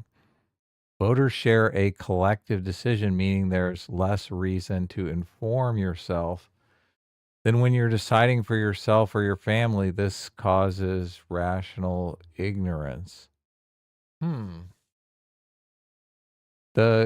It's still from the person being voted on, from their perception. I mean, obviously in a market, you have to get a certain number of people before a product even becomes commercially viable. So I don't see how that, I mean, you're only thinking of it from your own personal perspective, not from the leadership perspective. Yeah. I guess the argument is something like, in a market, you have like different choices. You buy a product, you have the product. In a democracy, you have different choices. You buy the product. But if somebody else buys more product than you don't get your product. Well, that happens in a market too. Obviously, some products are so niche, so unpopular that the product goes out of business, and the people who liked the product no longer get it, right? This happens with TV shows all the time. Hey, I like that TV show. Well, not enough people liked it, so it's not commercially viable. Yeah, I guess. I gotta think about it some more. This is the like the important part of the argument that I'm making is democracy and markets are the feedback mechanism. And your super chat, I thank you for the super chat, obviously, and I thank you for the feedback, but it doesn't really address the core of my argument. You're basically saying And look, there are plenty of, they call them low information voters who are ignorant. But I would argue that those low information voters often go to somebody else who they think has researched the issues more, knows more about it, and they use them in the same way someone in a market might say, "Hey, I'm looking for a phone. What's a good phone?" Right? I don't want to do all the market research. Just tell me what you like, right? Right. A lot of people buy products in the same way. Oh, this is the popular thing. Everyone's buying this, right? This TV show is popular. I should watch it. I thought it sucked, but everyone else likes it, so I guess I'm watching it, right?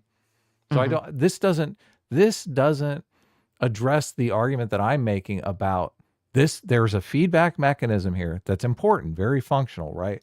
That goes away in a command economy, which everyone virtually agrees is terrible, right? And also goes away in a monarchy in the same way. The monarchist doesn't have magical powers to understand what the population wants. I guess if you're going to say, okay, well, the the monarchist is going to go in and do a bunch of public polling and stuff like that, but those can even be manipulated. We understand that. Like the real poll is when people show up and vote. Yes. Yeah. Okay. J-Mac, our second fire, thanks so much for the $20. Says, you stop becoming the, quote, nothing ever happens guys when you have kids. So I don't know what he's talking about. Stuff is always happening when you're a parent. That is true. Oh, yeah. Big time. Epicureum for $20. Thank you. Says, autocracy could only work as thousands of microstates using, quote, free exit, no voice. You're free to leave, but it had no vote. There is competing state nearby to go to. It's basically states' rights taken to the logical extreme. Yeah, I think Yarvin has made some kind of argument about that, or someone's made some kind of argument about that. And that's one of those things that's like, okay, that's some hypothetical paper system that will never actually be implemented in reality, because if you are living in an autocracy state and you're managing it poorly, so all of the people that can leave the state, you think the autocracy is going to let all its people just leave? Or are you going to have a East-West Germany, Berlin situation where they're going to build a wall to keep people in? Yeah, So that's what they did, yeah, right? that argument is the anarcho-fascist argument from Ernst Jünger, in Germany, and the idea basically is, you have no countries, you have no governments, but you have a bunch of tiny city states, Right. and they're all extremely authoritarian, but there's free movement between them all, so you can go and live in whichever one has laws that you prefer, and so everyone gets to choose which dictator they have, but they're all dictators. I feel like a lot of these systems, they would only work if there was some sort of immortal super being that flew above the skyline like Superman, and he had like this ideology programmed in his brain. He's like, I will enforce this I will make sure that all these states can be as autocratic as possible. But the one thing they can't be autocratic about is that they let people leave. And you're like, Yeah, okay, yeah. A lot of them basically say that if they can just educate everyone to believe this, then it will work, because everyone will do it just Right. If you could just mind control everyone into accepting this one teeny tiny thing, then people could be as off the rails as possible, as long as they let this one little thing in. Yeah, of course. It's just dumb too, because all they're doing is introducing a market force. The market force is that you pick whichever authoritarian state that you're going to be in, right? It's like, why do we have to have a market force be you have to actually pick up and move fucking to where, like, we have a market force. It's called democracy. Right. Jeez, let's not make it complicated. Right? I mean, his argument, the anarcho-fascist argument, is basically that you should have to pick up and move, because each of these little isolated like tribal communities or city states or whatever, they would have their own ethnic, religious, and cultural character that should not be disturbed by having you have a different set of values that come in. So rather, you should move to the choice that actually meets your values. Oh, okay. Whatever. It's stupid. Yeah, I know. Right. J-Mac, thanks so much for $20. J-Mac says, did you guys see the Paizo Pathfinder drama with Vance? The CEO basically said that if Vance plays Pathfinder, he wants him to send back his books. This wasn't some low-level media account. It was the CEO. What? Really? Holy shit. No, That's I didn't crazy. see that. Everyone's didn't. got VDS. Wow. Okay, interesting. That's pretty hilarious. That's pretty stupid. It's pretty stupid. Epicurean for $5 attached to that one said, "You'd need a federal system over it. Is perfect for space habitats." Yeah, you would definitely need some sort of overlord, going over it. But then it's like, okay, so is the overlord just going to maintain all these, that one rule? I don't know. The whole thing seems silly to me. Val Van Gogh for $20 says, Yarvin sees slavery as part of human social reality that can't be escaped, with good and bad instances such as parenting on one extreme end and evil chattel slavery on the other end. Functional people with much autonomy is good. Yet, I mean, to me, it's... I feel like Yarvin, it's funny because when you came on and you were talking about his past, Yarvin was raised by a bunch of like socialist hippies, essentially, right? And He's just radical rebelling against his parents. Well, Hilarious. yeah, Well, no, yes. it's not that they were socialist hippies. It's that they were spies from the Soviets. Okay, so he was raised by like hyper radical, lefties, right? And so I bring that up because it's like, not only is it just this sort of rebellious thing, but I feel like very often he uses such socialist tactics in how he communicates his ideas. He uses all these sort of like linguistical categorical tricks about like, well, is slavery really that bad? Are children sort of slaves, on one end of the extreme? It's like, well, no, children are not slaves. What the fuck are you talking about? Yeah. You can't just do whatever you want to your child. Okay, there are rules, right? You can't start selling your child's organs. You can't abuse your child like this. They're not slaves. It's not a slavery situation. Look, so. and you literally have a biological vested interest in your children that you don't have in the fucking slave that you bought down at the slave market. Yes, of course. It's fucking ridiculous. Well, the argument is going to be that because you bought the slave, you own him, and now you feel a kinship with him the same way that you would with anything else that you bought. It's a capitalist argument, basically. Yeah, look, I know the argument, and it's ridiculous. It's it's a fucking fake stupid. argument. Yeah, I know. I'm sure. I agree. I'm sure you've met plenty of people that their car looks like a fucking garbage dump. Yep. Yes. So look, what happened there? Wait, I thought people cared about their private property. Yeah. No, they don't. People don't give a fuck about their private property. They care about the utility of it. They don't care if it's fucking happy or going to last long.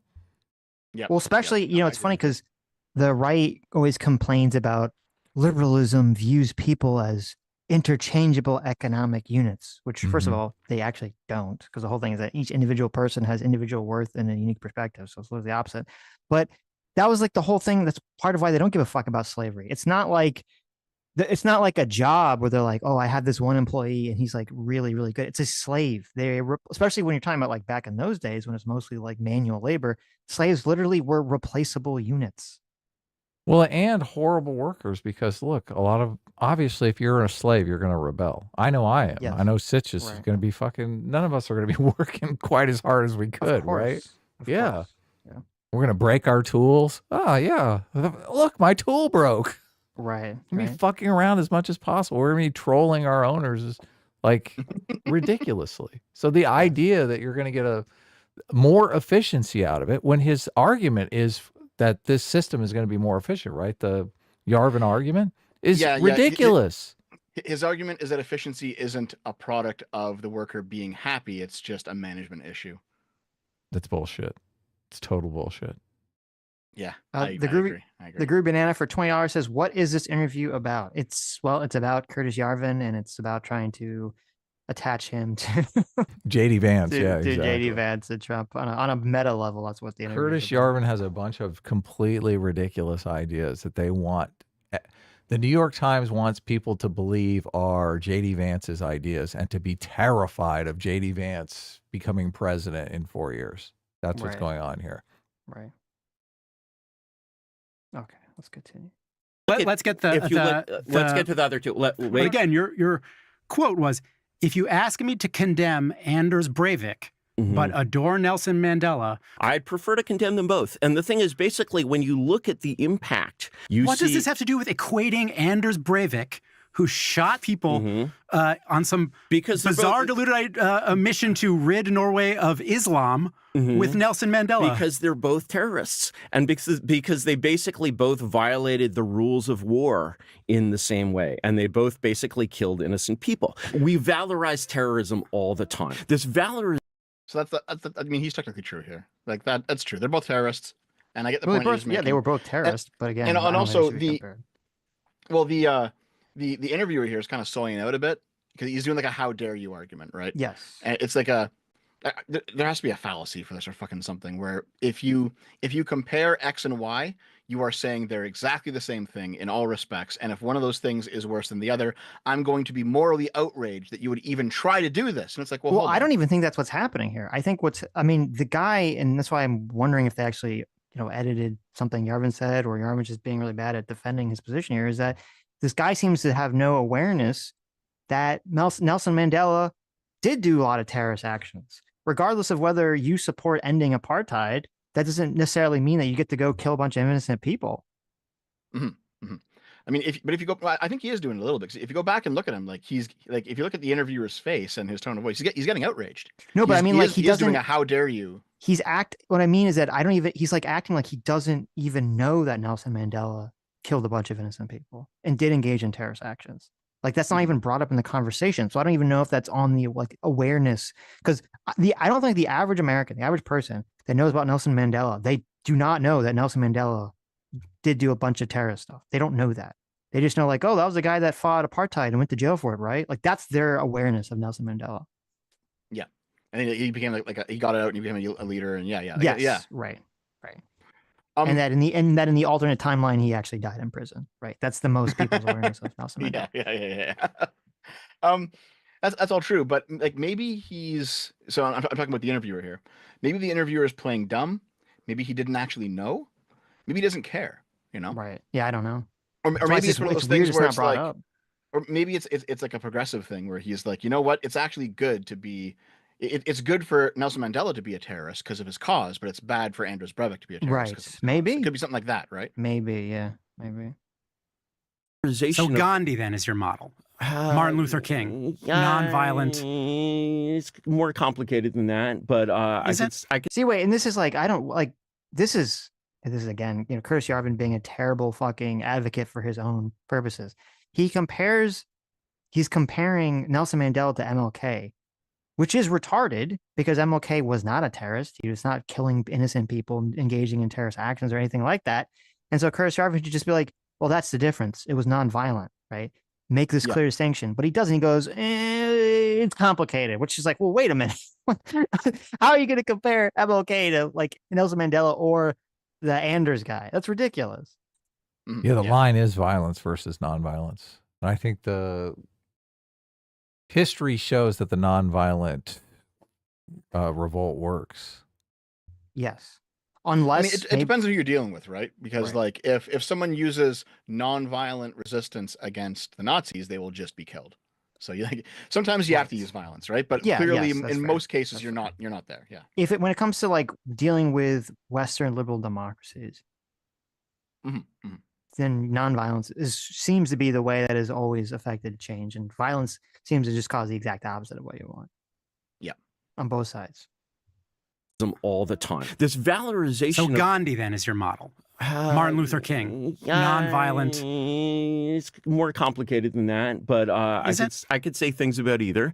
But let's move on to one of your other examples. I think the best way to basically grapple with that period. It's all violence, okay? You can't get away from it. Directly. Is it violence? Which period? 1860s. He doesn't like them. Okay, yeah. Okay, let's talk about we're talking about the Civil War. African Americans in the 1860s. Yeah. Okay, the thing that you can do that any Times reader can do, just go to your Google bar and Google slave narratives. Just go and read random slave narratives and get their experience of the time. So the thing is that basically the treatment of the freed slaves after the war is like extremely. There was a recent historian who published a thing, and I think I would dispute this number is too high, but his estimate was that something like a quarter of all the freedmen basically die in between like 1865 and 1870. Yeah. Well, That's again, too high. I can't That's speak too to high. the veracity of That's too that. high. That's too high. Anyway, the thing is basically like, you know. But you're saying there are historical examples in slave narratives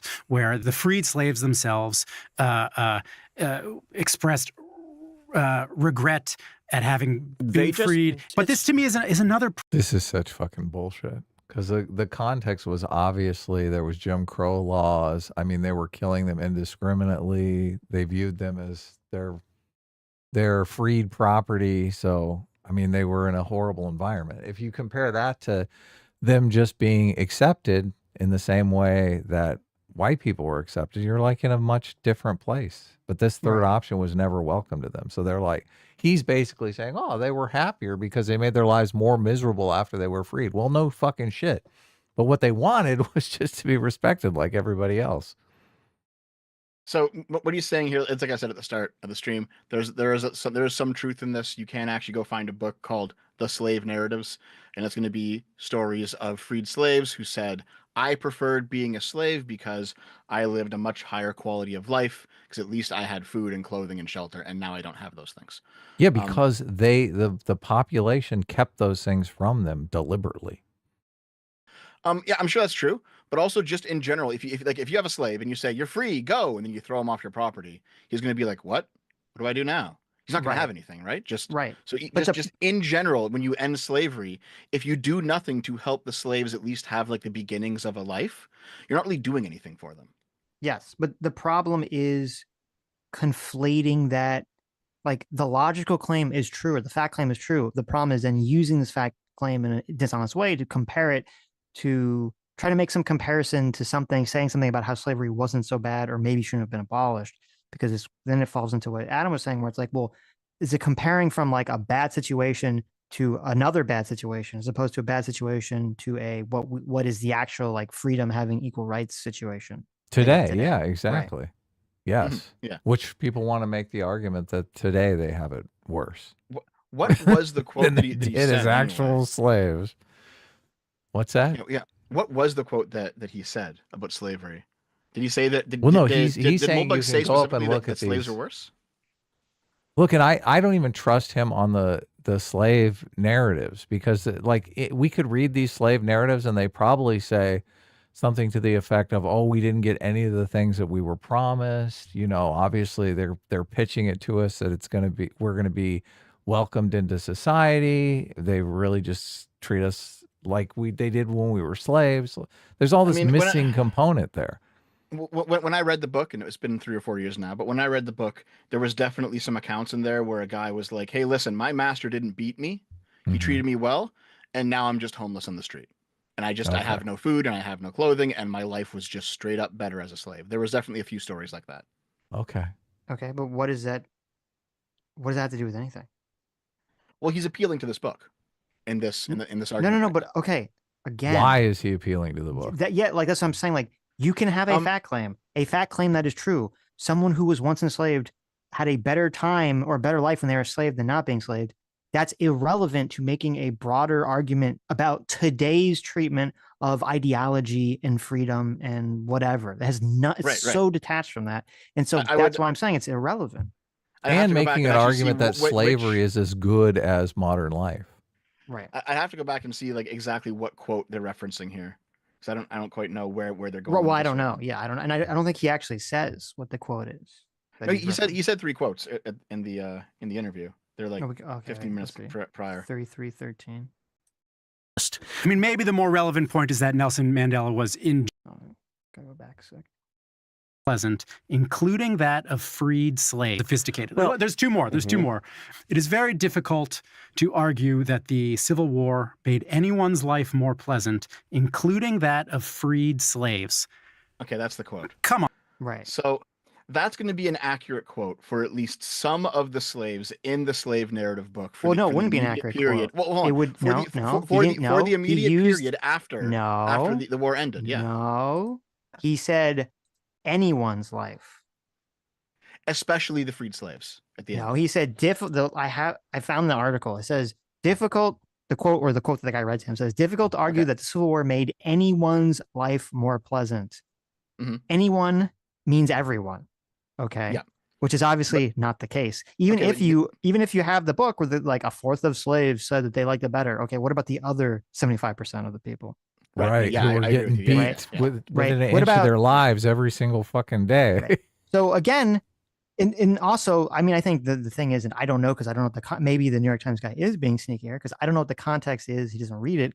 To when Curtis Yarvin says this, what is the context? Why is he making this statement? What is the purpose of making that statement? Okay, what's the exact text of it? You have it up, Sitch? Yes. Well, he just says, quote, difficult to argue the Civil War made anyone's life more pleasant, including freed slaves.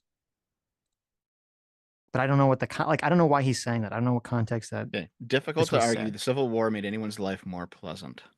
Yeah. I bet if I just take that and run it through Moldbug's blog, I'll find it. You'll probably find it somewhere. So Ugh, you have Molebug's book. Ugh. Actually, I Ugh. don't have his book, but I have read his blog though. mm-hmm. Anyway, let's push the button at Me? I don't Yeah, even have. you. I Is closed another my. prime example of how you selectively read history, because if you read other slave narratives where they talk about the horrible brutality of it, so Absolutely. what that there are some slave narratives, and I say this, how does that justify and I say this in the made conversation. anyone's life more pleasant? Difficult to argue Look, he pulls it out. He even pulls the quote out. You guys could have just hit the play button. that the Civil War made anyone's life more pleasant, including freed slaves. Their children were no longer sold out from under when them. I said anyone, okay, first of all, when I said anyone, I was talking about a population group rather than individuals. But are you seriously arguing that they? Oh my God, that's such a cope. That's such a cope. I dug up the quote. Okay. Okay. I got it here. Okay. What So he says. Let's see here. What was slavery like for the slave? It depends on the quality of your master. What is government like for the governed? It depends on the quality of your government. In the history of American slavery, it can safely be said that most slave owners were decent people who treated their slaves reasonably, while a non-trivial percentage were not. Note also that we're talking about heavy agricultural laborers in an unpleasant climate. When most of us imagine ourselves as slaves, I suspect most of the suffering we imagine is in picking cotton, cutting sugarcane, etc. I wouldn't last a day, would you? Yet we should remember that whatever Lincoln and Grant did for the slaves, it did not involve freeing them from that labor. It is in fact very difficult to argue that the War of Secession made anyone's life more pleasant, including that of the freed slaves. Perhaps your best case would be for New York war profiteers and Unitarian poets who produced homilies to the war. War destroyed the economy of the South. It brought poverty, disease, and death. While material things are not everything, and the psychological impact of freedom was large and usually positive, you will find few slave narratives in which the late 1860s are remembered as the days of wine and roses. So there's Okay. So the New York Times guy is correct that Curtis Yarvin is using this framing in a dishonest fashion because the argument is essentially he's saying is like, well, he's trying to, first of all, he's equating being a chattel slave in the South to just being a citizen under a government, right? And he's trying to say, well, it seems like from what you're reading that the whole thing is that he's saying, well, people shouldn't be so adverse to the concept of being a slave because it really wasn't so bad, right? Like it was actually worse when you got rid of slavery. Like that's what it sounds like he's saying. His argument is that one, living under a government is like being a slave anyway. Two, and it's not so bad. There's obviously a difference between good and bad slave owners, just like there's a difference between good and bad governments. Right. Three is that being free does not free you from labor, and so that the freed slaves probably still had to labor in the exact same job they were freed from. They were just making a wage now. And four, the Civil War itself killed a lot of people and brought a lot of economic ruin, which itself just created a bunch of hardship. So what really changed materially for the slaves? They're working the same jobs. They're getting paid now, but they're working the same jobs. They have the same quality of life, maybe even a lower quality of life. And there's been a whole bunch of war and devastation. So what actually changed really? That's going to be his argument here. Well, I think you're leaving out that there is this inherent argument of slavery wasn't so bad. So you should not be afraid of being labeled as a slave yourself if we live in some sort of monarchy system. Yes, that is there too. But I mean, the answer to what changed really is going to be civil rights. And that's like an abstract philosophical thing that's not going to come into play immediately for your average former slave. Of course. It will come into play later once the material things are settled. And it's still important. And that's what he's really leaving out here is the answer to that question. What actually changed? Well, something significant changed. It just takes time to really understand it. Era of slavery was somehow better than the era of 1865 to 1875 was absolutely, and the war itself wasn't good either. But if you look at the living conditions for an African American in the South, they are absolutely at their nadir between 1865 and 1875. They are very, very bad because basically this economic system has been disrupted. But abolition was a necessary step to get through that period towards to make people free. Sure. Like, I can't believe I'm arguing this. Brazil abolished slavery in the 1880s without a civil war. And so the thing is, when you look at basically, the cost of the war or the... Well, I mean, listen, I don't know about Brazil, but like that framing of that is implying that that they wanted to have a civil war. Like they didn't want to have a civil war. They wanted to abolish slavery. And then the South said, fuck you, right? That's why there was a civil war. So it's a weird, it's a weird argument. Yeah, because Brazil abolished it just because everyone wanted it to be abolished and they voted on it and it passed and that was that. Like that didn't happen in the States. So that's why you had a civil war. Right. Canada abolished slavery in the same way. We voted on it and it passed and that was that. Same with France, right? Like these places, slavery was abolished without bloodshed because it was popular to do so. Right. And it was actually even stronger than just the South saying, we want to keep having slaves. They said, well, we're literally not going to be part of the country anymore.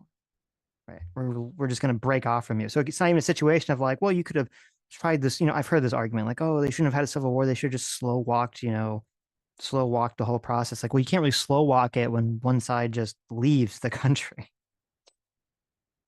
Meaning of the war, you're basically just like, it just visited this huge amount of destruction on all sorts of people, black and white, just massive. I'm just like, all of these evils and all of these goods existed in people at this time. And what I'm fighting against in both of those quotes, also in the way, the people respond, to Breivik, I'm like, basically, you're responding in this kind of cartoonish way to something that terrorism, which is, what is the difference between a terrorist and a freedom fighter? That's a really important question in 20th century history. To say that I'm going to have a strong opinion about this stuff without having an answer to that question, I think is really difficult and wrong. Now, maybe you think, I haven't been red-pilled or whatever, or I'm not thinking through these issues enough. But I feel like, to me, you call it cartoonish, I call it very morally clear. I can say something like, I think slavery was bad. I'm glad there are no longer enslaved people. And then to hear you then say, well, you have to look at it from this other perspective. That's not quite true, this is a one-dimensional view of history. I think, well, no, I think it's pretty cut and dry. It just is very fascinating to me that your ideas, which strike me as pretty extreme, there were fringe ideas to me that apparently are no longer on the fringe. And that's, I don't know, what do you think that says about conservatism today? I think that American conservatism is... Oops, I was muted. Okay. Yeah, so the issue here is that the progressives of, let's go back to the 2000s again, they definitely had this sort of very open, question everything kind of ethic because they were confronting religious right-wingers, right? Mm-hmm. So they're like, you know what? We don't need to think about this dogma anymore. We're scientists. We're gonna test. We're gonna question. We're gonna figure things out. And then people like Yarvin come along and say, okay, let's also question, liberalism itself. Right. Let's question our values. Let's question maybe the Holocaust. Let's question the Civil War. Let's question all of these things that the enlightened fedora tipping atheist, you also hold dear. Why shouldn't we question those things as well? Mm-hmm. And, fair enough, because a lot of those people would scream and become completely incensed and say, you're a racist, fascist bigot if you dare question this stuff. So, okay, the atheists also had their sacred cow and they all turned into fucking bread tubers. So we saw it play out. So, okay, he makes a point. Why shouldn't we question those things? The issue is that when you actually question those things in good faith, you come up with basically more or less the establishment narrative, right? Like, So you have the low IQ person who is like, the Holocaust is real. Then you have the middle person who's like, well, I'm just questioning, dude. I'm just asking questions, man. Then you have like the high I person who's like, no, the Holocaust is real because I did Right. Is question it in and the I long found it. and very, very Oh, difficult. whoops. Sorry. I hit the button by accident. But But yeah, yeah, no, like exactly. Yeah. that's basically his whole thing is like he does Right. it with any sort of anything that a liberal might hold dear on an emotional level. He says, well, let's apply liberal questioning to this too. The issue is that you can do that and then still come back to the liberal conclusion. So I don't know why it's because he's being sneaky basically. Yeah. Well, I mean, is it really liberal questioning? Is it really more leftist, question everything mentality? No, that's definitely part of liberalism too. Like if the Mm, scientific method is like an enlightenment thing, is a liberal thing, then yeah, I think so. yeah, but it's not really. I don't. Scientific method to me isn't to sort of question everything. It's like, no, we have this. We have a method that's better at determining what is true. So let's apply this to various things, and then try to do it as unideological and unbiased and objective as possible. It's not Right, really but like a questioning's part of question that though. everything. Well, no, but I guess the idea is you would apply the scientific method to everything. Right, but when I mean, I understand what you're saying, and I guess I definitely remember hearing people say question everything like back in the day. I just think nowadays when I hear that same idea, it's almost always coming from a critical theory socialist perspective Well, yeah, of like because deconstruct everything. I completely agree with you. Yeah, and it's because I think they've adopted this. They understand that questioning popular narratives, it it's not only correct, it also makes you feel good because it makes you feel like you have the secrets, you have the esoteric knowledge, like you actually know what the sheep don't know, and so people get it appeals to people on a base way, right? Right. But the issue is that you still have to go through the process of actually asking the questions and then finding the evidence and then being like, oh, okay, and then updating your Yes. beliefs, right? Like Right. they don't do any of that. They just question it, and that just opens the door to other beliefs that are less that are less truthful. Right. This is the Candace Owens approach. Yeah. Yeah, yeah. Grieving process of realizing that it has always been a fraud. And I think one of the especially dangers in American conservatism is that there's so much grift in it, and so much of it consumes so much energy and so much attention and produces so little. You are still a factor of 100 from being able to give the people who are voting for you and donating to you anything like what they imagine they're going to get from you. And when you say it's a fraud, I take that to mean insofar as its conservatism is just The Washington Generals are never going to win the game. It just doesn't have the power to give anything that it promises. Bullshit.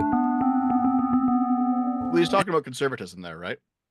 Oh. And so he's making an argument that I've seen a lot of people, whether they're reactionaries or monarchists, neo-reactionaries, fascists, I've seen fascists make this argument too, where they basically say that conservatives can never truly get anything done because all they do is cement the progress that the progressives have already made because they want to conserve what currently exists. So this is the ratchet effect. If leftists push things leftward and then conservatives say, I value things staying the same, they will always simply put into place what the previous wave of leftism has done, and then turn that into a new tradition that people then adhere to. If So it things are always works. going to, yes, that's the flaw of his argument. But basically, the reactionary view and also the fascist view of the conservatives is that they will never truly get what they want because they are not willing to be revolutionary. They always want to conserve. Great. I love it. So this is the second part of the interview, which apparently took place remotely.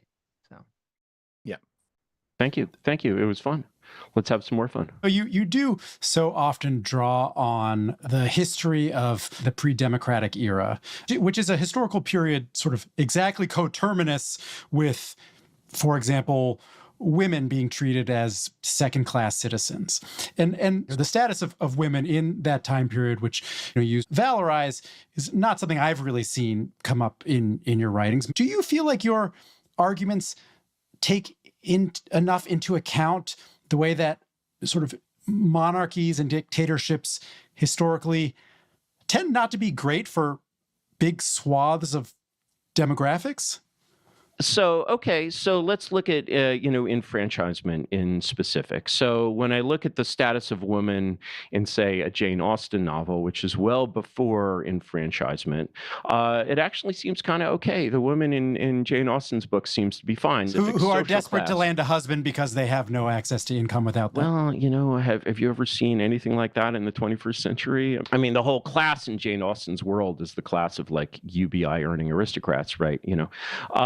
But are you not willing to say that there were aspects of political life in the era of kings that were inferior or provided less liberty for people than political life does today? It's very hard. So first of all, when we say liberty, for example, so you did a thing that people often do where they confuse freedom with power. Free speech is a freedom.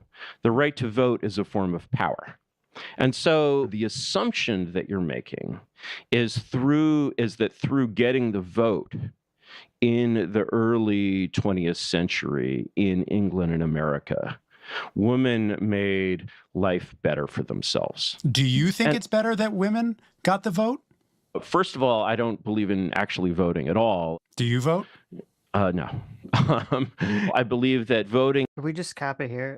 Is there something else? I feel like it's going to be more of the same at this point. Yeah, we can head off. Kinda. Yeah. I mean, we've all watched this through, right? Like, Yeah, I think totally. They just kind of restart the argument here, I think. I feel like they just kind of loop the whole. They bring up different subjects, but they're just looping the same concepts. Yeah. And I mean, like Marvin Yarvin's argument here is going to be something like, well, if you lived in a pre-democratic time, there were still people who had pretty good qualities of life depending on technology level. So it's actually all about the technology and about the culture and not necessarily about having the vote. And there's going to be some truth to that for sure. But like his argument is, therefore, voting actually does nothing to make your life better. It's a big And leap. I don't think that's true. Yeah. Yeah. It's a big leap. Like women couldn't vote, but there was still, a culture of chivalry and treating women correctly, and so they still had like decent qualities of life. Okay, I get it. But also, them voting's still pretty good too. It's yes. Sketch for 30 months says, "Can you smell that? It's the smell of freedom and McDonald's. Pages turned, leftist owned, coffee sipped." Oh, wait a second. Oh, I think the coffee is in reference to me, since my whole thing is coffee on my channel. So are we actually done with this video? We're not going to keep going with this? We're done Yes, for real? we're done. Yeah, Okay, bring so- something fun up. I Okay, can't well, stand this any if- longer. I've had enough. Okay, well, here. Before we end it, then I'll post this video here in the Zoom call if you want to bring it up, because this is the interview where JD Vance actually said, "I like Curtis Yarvin." So I found it. Okay, yeah. Because the whole point of this whole throw it in fucking the thing. watch together. Oh, can I add it to there? I think Yeah, so. just put it at yeah. the top in the little search bar. You just pop it Okay, in let's there, see if it works. and then underneath it, you should be able to just click it. Yeah, so There it it's is. from Jack Murphy's fucking podcast. Oh my God, Jack Murphy. It's from Jack Holy Murphy's shit. Oh my podcast. God. JD Vance talked to Jack Murphy, or he's Yep. just watching the clip? This was back in Holy 2021. This was before he got elected to office, and he was going around to various right-wing podcasts advertising hillbilly elegy. Well, So we got a bigger problem here if he's on Jack Murphy's podcast Yeah. than anything he said about Curtis Yarvin. I'm assuming right? this was before Jack Murphy was falling out of favor. I assume so. I don't know how far Yes. back. Like I know there was the whole like criminal order situation that was going on with him. Yes. But I don't know when that was. I don't remember. Ugh, Yeah. Terrible. troubling. But basically, the whole point of that Curtis Yarvin interview was to link him and his crazy ideas to JD Vance, Right. because okay. everyone's saying that there's a link between them, and so apparently this is the source of the link. So this is an hour and a half fucking podcast. Just go. We're just gonna jump to the thing, right? Yeah. Let me see if I can find it here. What's this timestamp? What do you have? Wait, I can't see the timestamp. God damn it. Okay, 13 minutes. I gotta wait for it to fucking load. What are we looking for? I'm just 25:15. Okay, you're close. A little back. Pretty. Yeah. Couple We'll clicks. just play it from here. Fuck it. You know, replace the bad people, replace the bad Nazis with the good Germans. There was this entire effort to deinstitutionalize that ideology. And by the way, I think that a lot of the lessons learned in the 40s are being applied to the United States. There's this weird way where you're kind of like completely de-Americanizing American culture. Now, that's really what's going on. So I mean, I think that there are two different ideas here, right? So one is like, you know, there's this guy Curtis Yarvin who's written about some of these things, and so one is to basically accept that this entire thing is going to fall in on itself, right?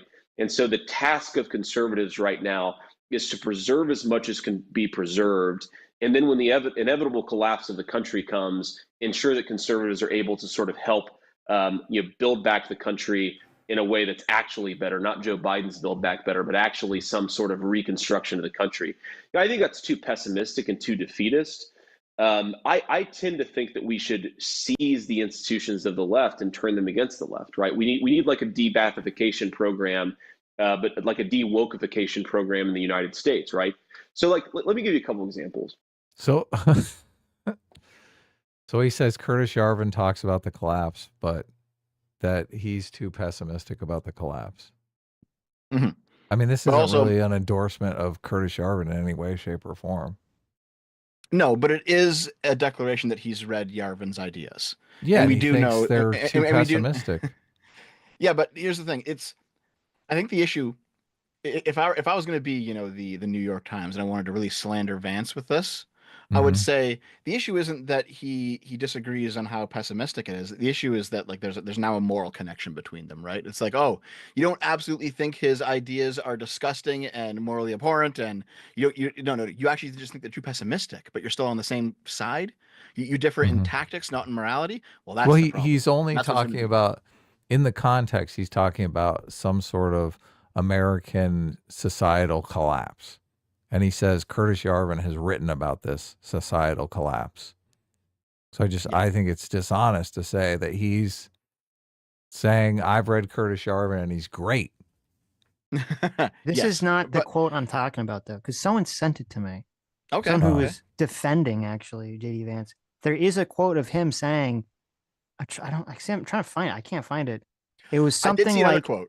it sounded like he go ahead. was saying that he liked the concept of like the Cthulhu swims left concept, but he liked like aspects of Curtis Yarvin's ideas about, you know, strong executive power and all these other stuff. But he did say like, oh, but the monarchy thing's crazy. Like he does make some caveat there. There is Right. there is a quote. I've seen a similar quote where he says, I think he says something like, I think he has a lot of good ideas.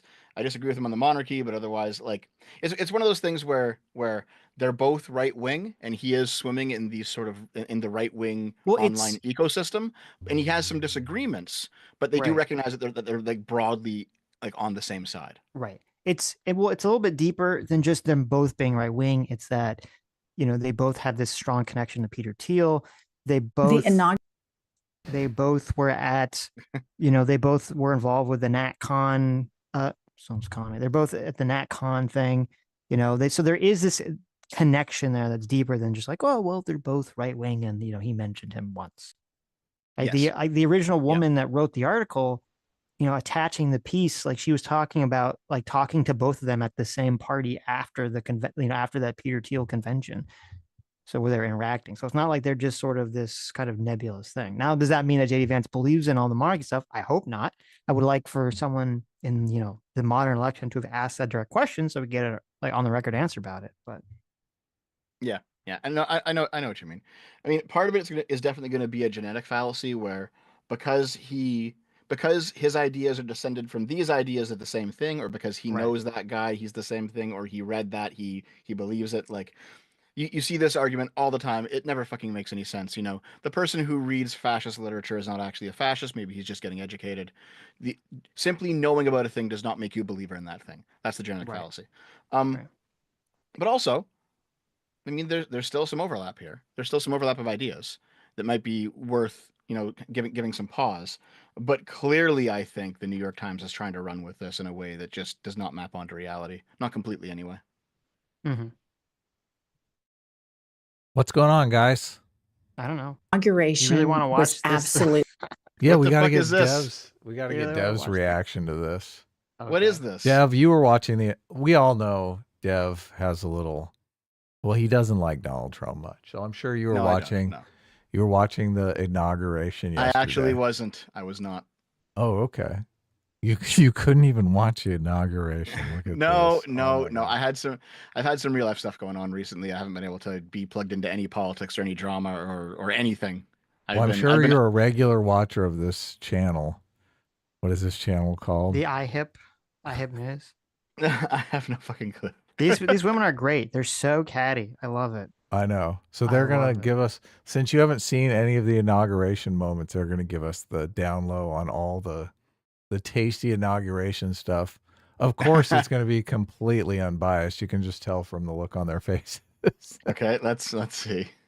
Absolutely humiliating for Donald Trump, and Hold on, the back it up. inauguration Hold on. was absolutely humiliating for Donald Trump.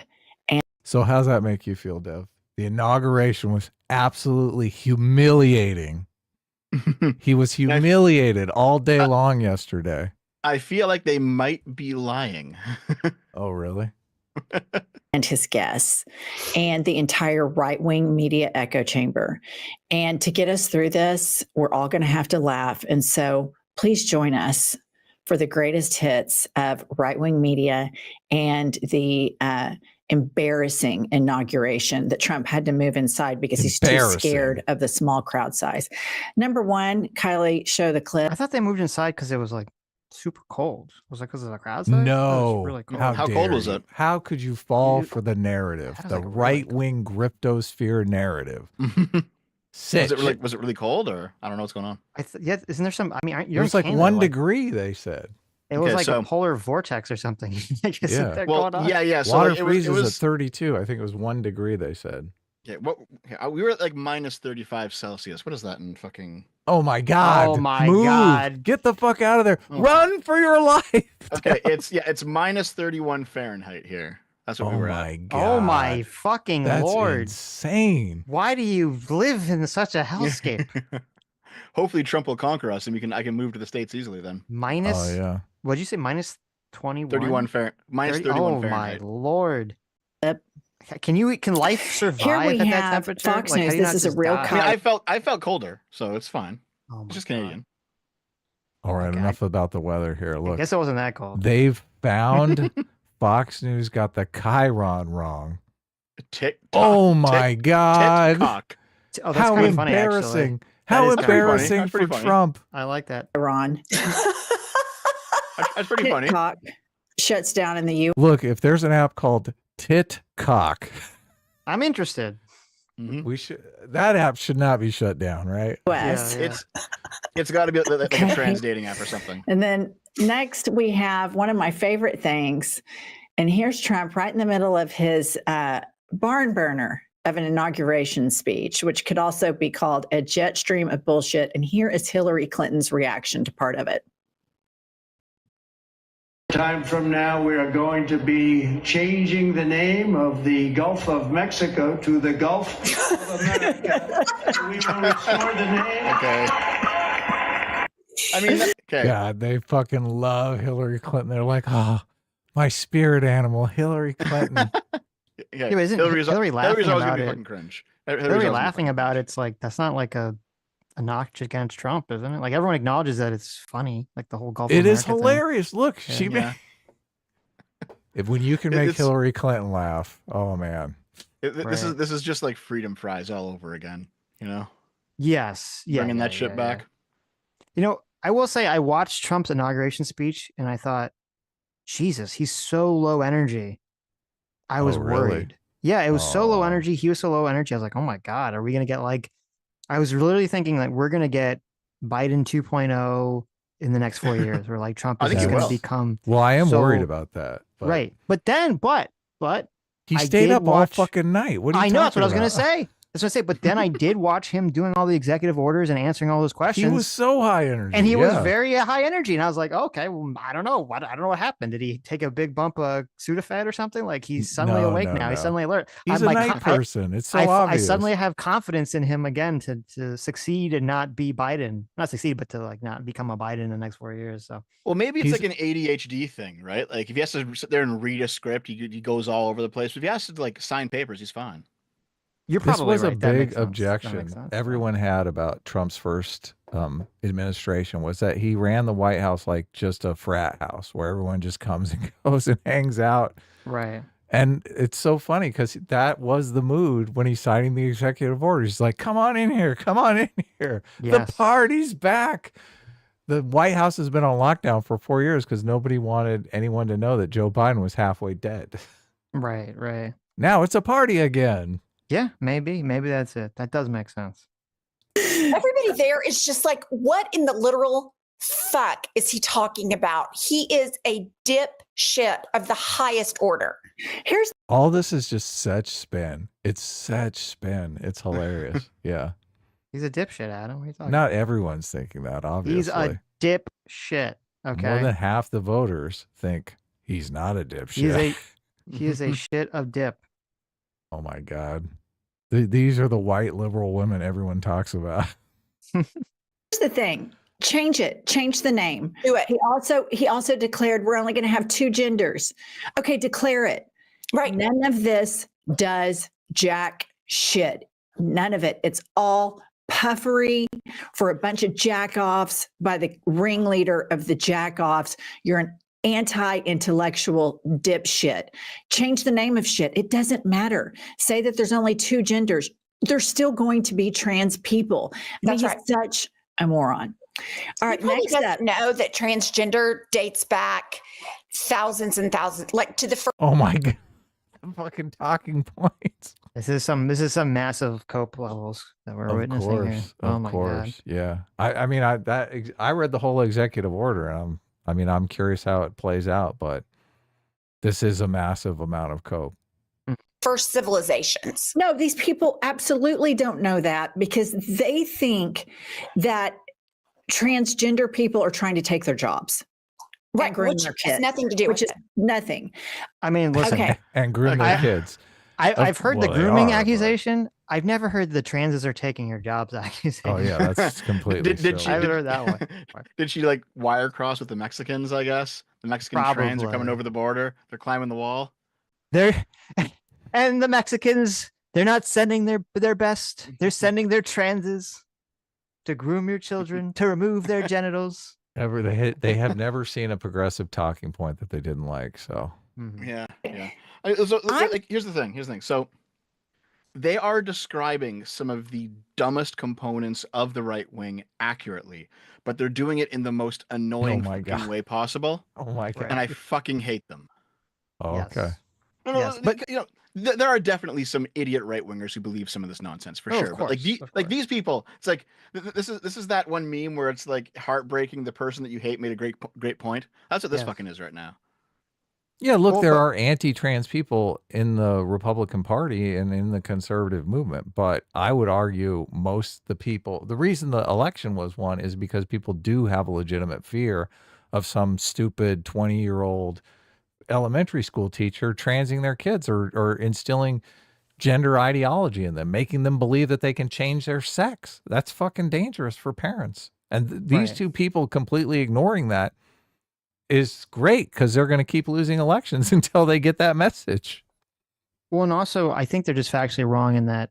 Yeah, I mean some of the executive orders that Trump put out were just totally performative, but I believe that the one about there only being 2 sexes or whatever, that does have an effect. I believe it does have an effect on federal prisons, saying that trans people have to yes, go to the federal prison of their sex. And I do believe that there were other. I don't have all of them offhand. I'm pretty sure that there were other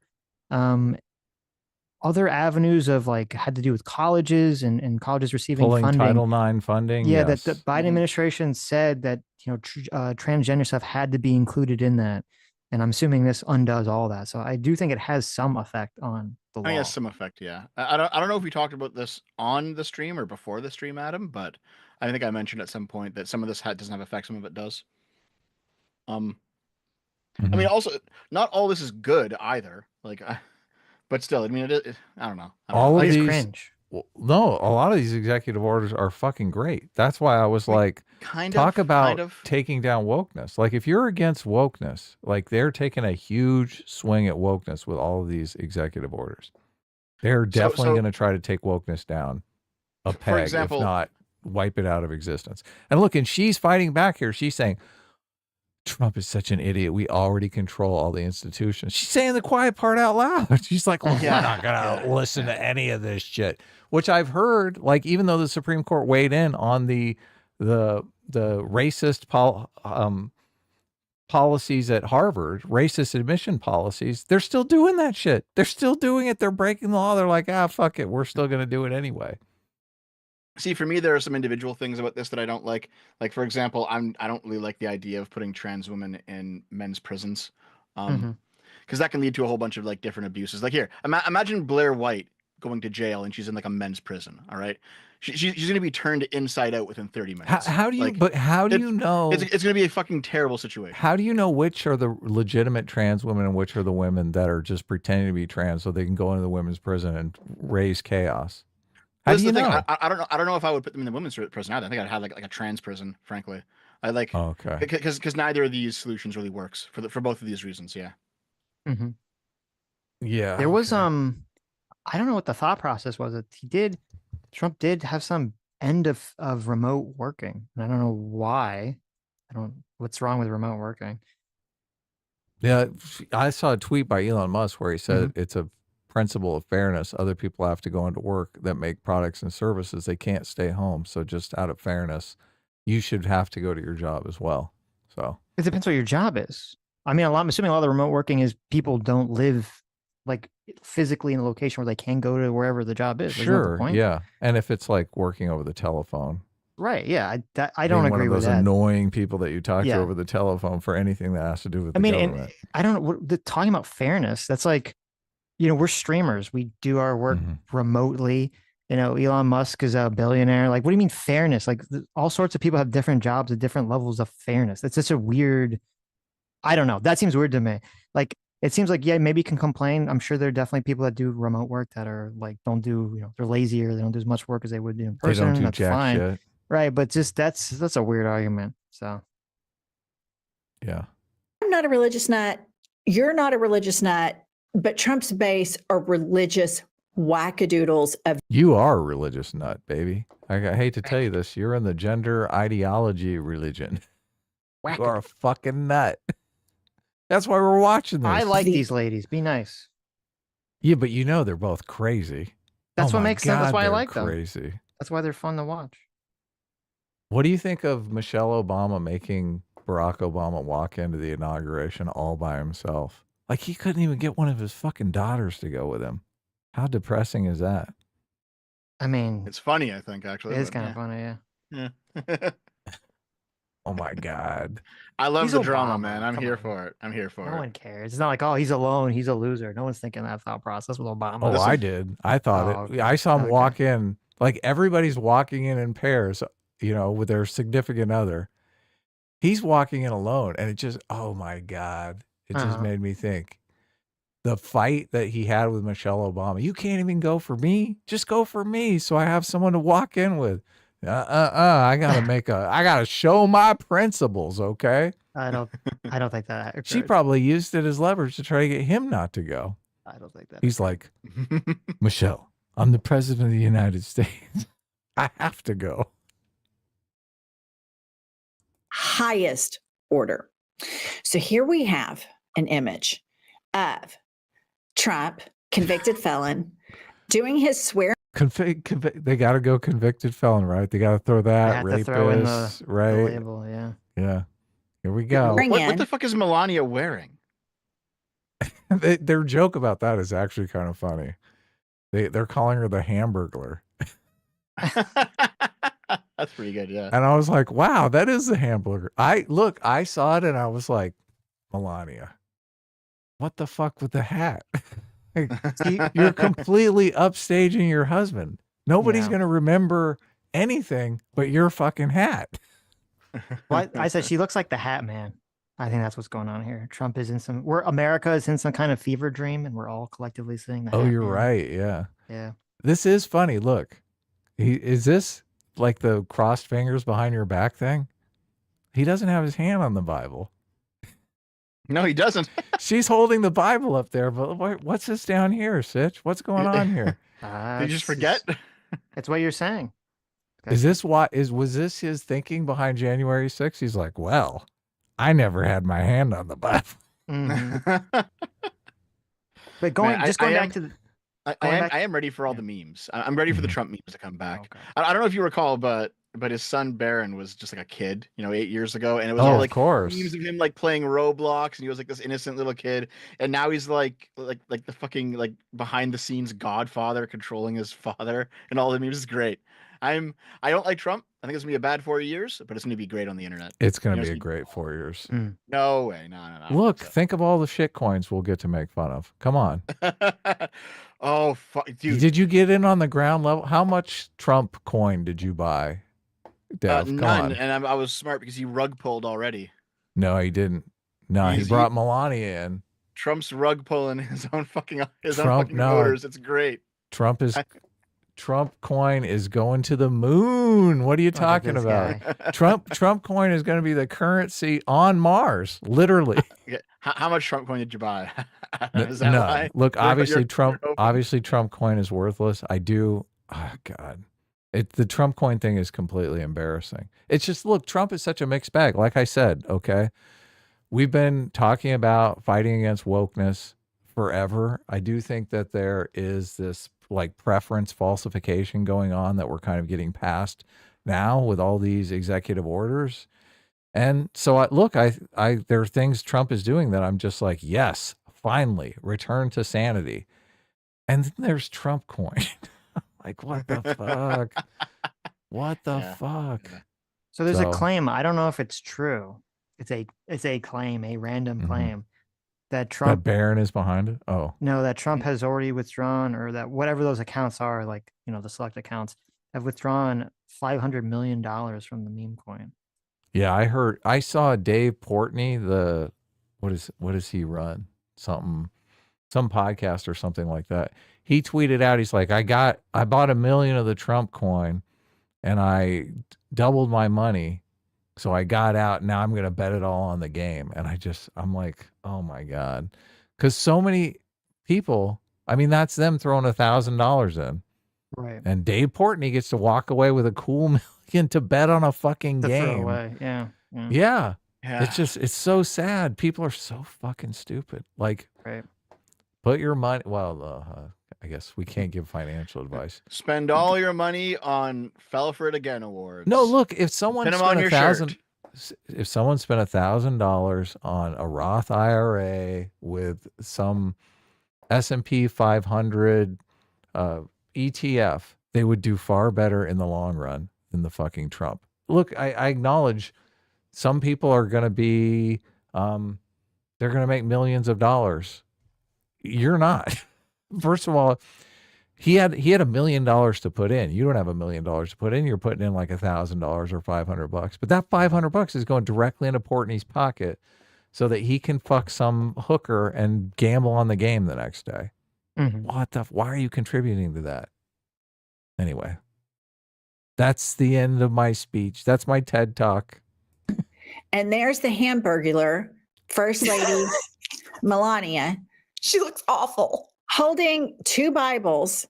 And guess whose hand isn't on the Bible? This is genius. Trump knows. He's like, look, I can do anything now. Let me guess. Not the super religious, faith following vessel from God. Here's my thing, Pumps.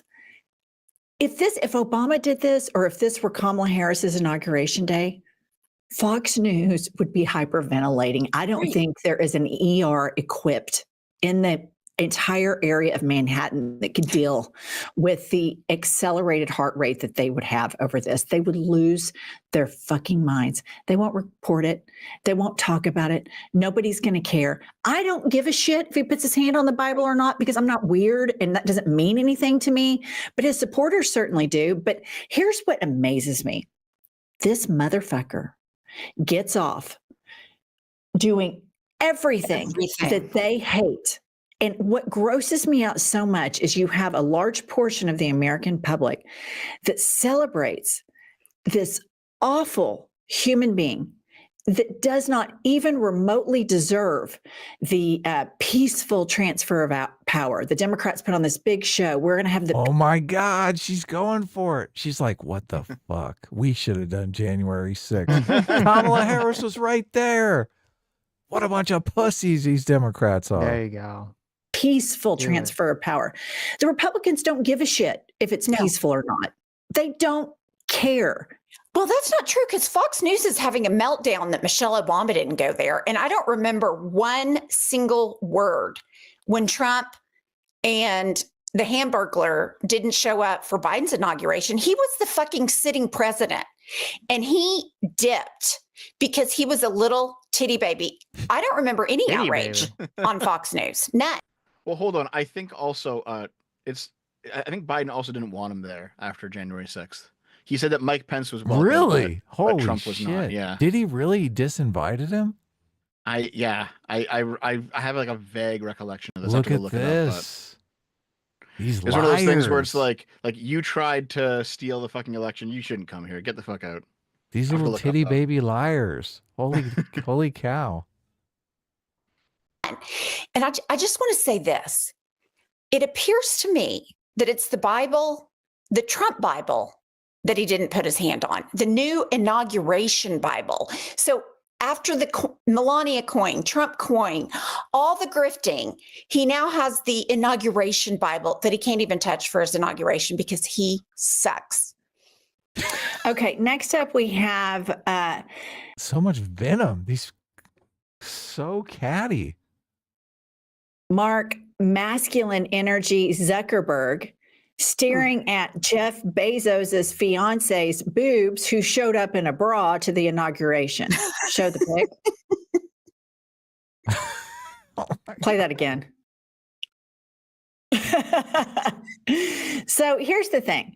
I don't care if Lauren Sanchez wants to wear a bra with a jacket over it, because I'm not some Puritan weirdo hypocrite. I don't give a shit.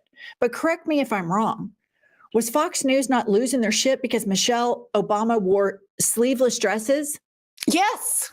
Yes. All of their arguments are hypocrisy arguments. That's all it is. I don't even remember that. I mean, maybe they did this. I don't remember this. All of these Fox clips News are like... was complaining about Michelle Obama wearing sleeveless dress. That's pathetic. I mean, really. I didn't watch I remember News that about because it was all about, like, she had like man arms. It was fucking stupid. I found what was going on though. So Trump tweeted that he didn't intend to attend Biden's inauguration, and then a reporter asked Biden about it, and Biden basically said, "This is one of the few things that we agree on. You shouldn't come, Trump. You've been an embarrassment to the country." And so wow, that's where. okay.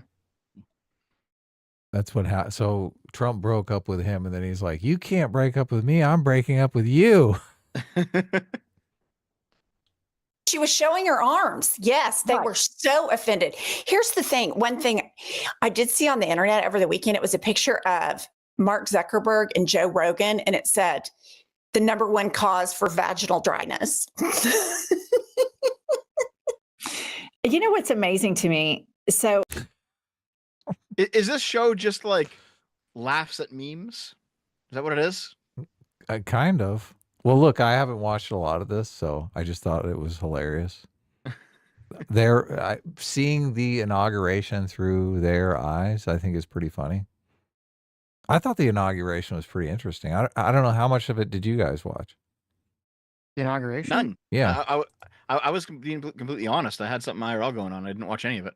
I watched, I don't know. Did you watch like all day. Trump's speech and... I watched some key elements of it. I watched Trump's speech. I watched Elon's speech. I watched Kash Patel's speech, which I watched Kash. Was actually fine. It was a decent speech. You know, he talked about. It's funny because there's obviously the whole Elon drama about people saying that Elon threw out a Nazi salute, which Oh yeah. I don't believe he threw out a Nazi salute. After he does the motion, he says, "My heart goes out to you." I think he was just. I think Elon is an autistic, socially awkward retard who. You have to throw your heart underhand. 'Cause then Yeah, it's like- exactly. You have to throw your heart underhand, right? I don't think Yes. it was intentional. I don't think it was a troll. Some people who will remain nameless think it was Elon and doing some intentional troll. I don't think that was it. I think he's just autistic and stupid because I can't imagine.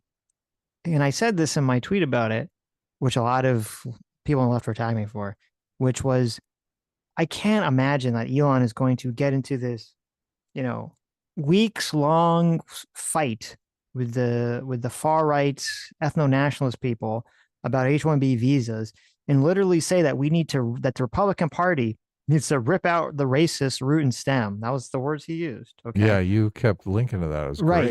He's gonna rip out the race. He wants the Republicans to rip out the racist root and stem, and then he's gonna turn around and be like, "Oh, LOL, I'm a Nazi now." Like that just makes no fucking sense whatsoever that he would do this. But and he it's does funny, love troll culture. Like I could see him betting Trump $1 that I can't. the mainstream media news will just talk about this night and day. I can't because I can't imagine. Well, first of all, Trump would there's say, no "Don't way- do it," though. yeah, there's no way be Trump like, would say, "It's "You're my gonna-" inauguration. How dare you ruin my day?" You're gonna ruin my night by doing this fucking troll, right? I Right. can't imagine that. And if Elon did do that intentionally, then he's like psychotic and a retard and really shouldn't have any power anywhere that he would potentially, put Trump in this position right off the bat because he thought it was funny.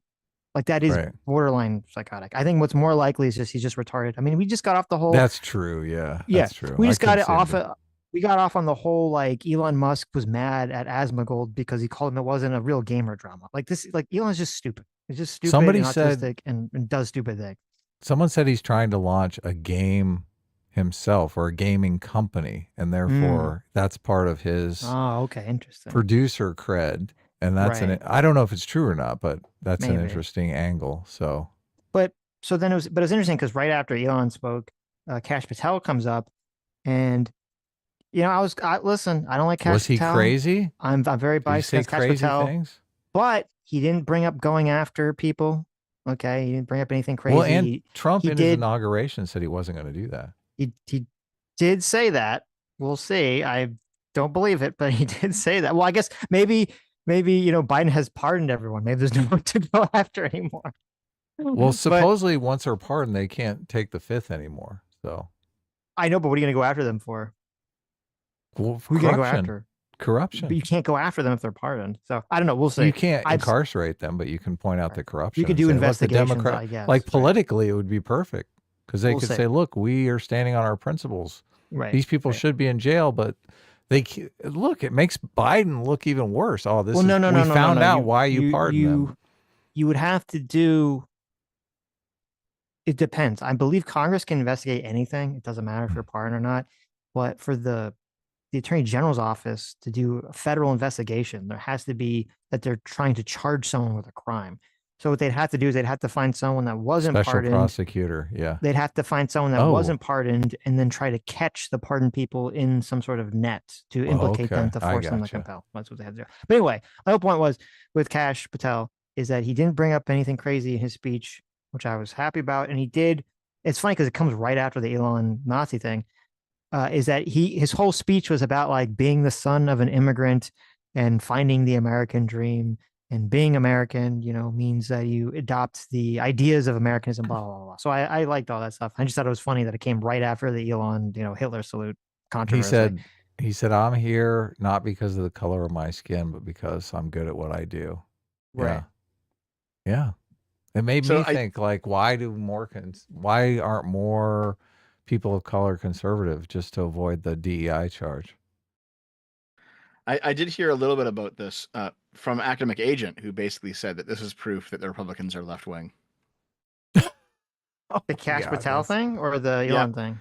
The Kash Patel thing and like the whole son of an immigrant, the Republicans leaning into like legal. Oh my immigration. God, he Yeah. got triggered over Kash Patel. That's hilarious. That is hilarious. after all of these suck-ups, all of these people in Congress, senators, representatives, sold their souls. I mean, have gone out, Bible thumped, done all this shit, and then they go and just throw it all away for Donald Trump. Mm-hmm. They don't even get the good seats. The billionaires are, it's all prime real estate for the billionaires. Okay, next up we have the convicted felon and the Hamburglar attempting to do a kiss.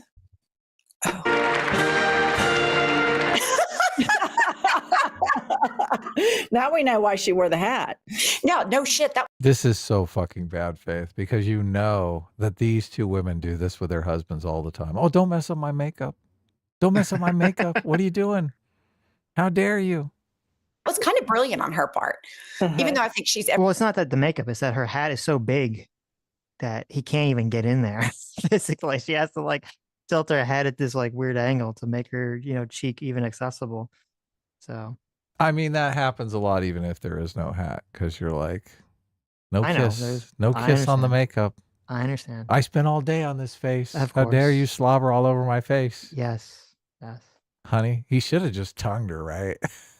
That would have been great for the inauguration. Who What would was we the Al that Gore. happened? Al Gore. Was it Al yeah. Gore? Yeah, Yeah. Al Gore gave his wife some Let's big bring kiss up the. and Let's bring everyone up was the. like, "Oh my God, Al Gore, you pervert! You're kissing your wife like way too hard on stage in front of No, everyone." let's bring it up. It is the most cringe kiss ever. You're like, oh God, that's bad.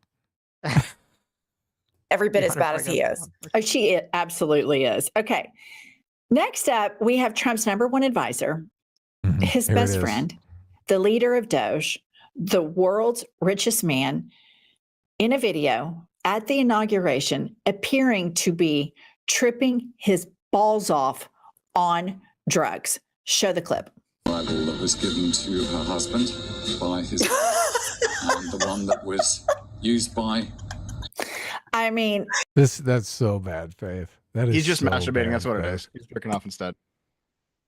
I saw that clip when it happened, and I knew immediately this was going to be like a story for just no reason. What is he doing there, though? Do you think? He's fucking hamming it up He's for the just, I don't know, cameras. just looking around. All right. He's looking around. Oh no, being wait, bored. he's stretching his neck. Yeah, it does look like Okay. he's stretching his Look, neck. go back. Look, he's 100% just stretching his drugs. neck. Show the clip. Bible that was given to her husband by his and the one that was used by. Yeah, he's just he's 100% doing the neck. You know, when you roll The your neck neck. roll, yeah, Yeah. getting ready. Yeah. I mean, That's bad. What did it just kick in? I mean, he's clearly not sober. And here's what's so Bad Faith. terrifying. Well, listen, after the Nazi salute, maybe he wasn't so okay. Maybe It's he a pretty wasn't poor sober. decision-making process going on there. Right? Everyone says he's on ketamine all the time, but I'd believe it. who cares?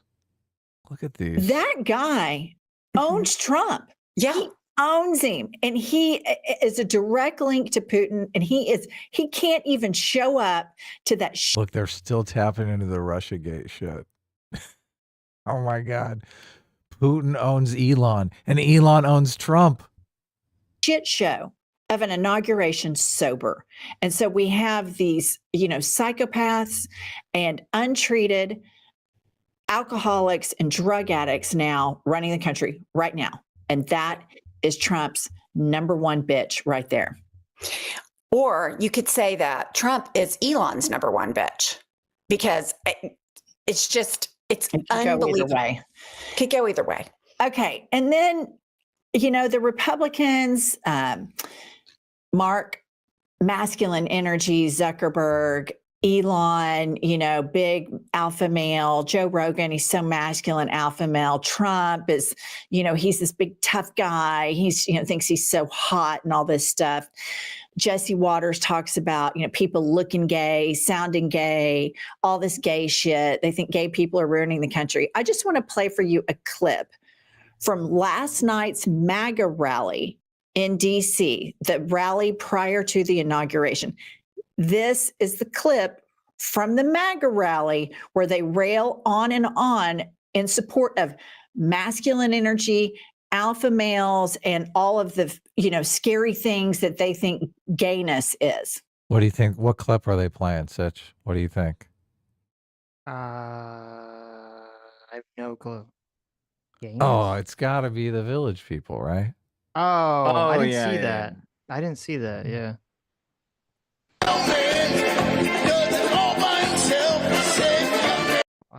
I guess. I mean, they didn't get hit with the music claim, but No, I we'll guess. fast forward it. Oh, So I guess the gays are on the side of the Republicans now.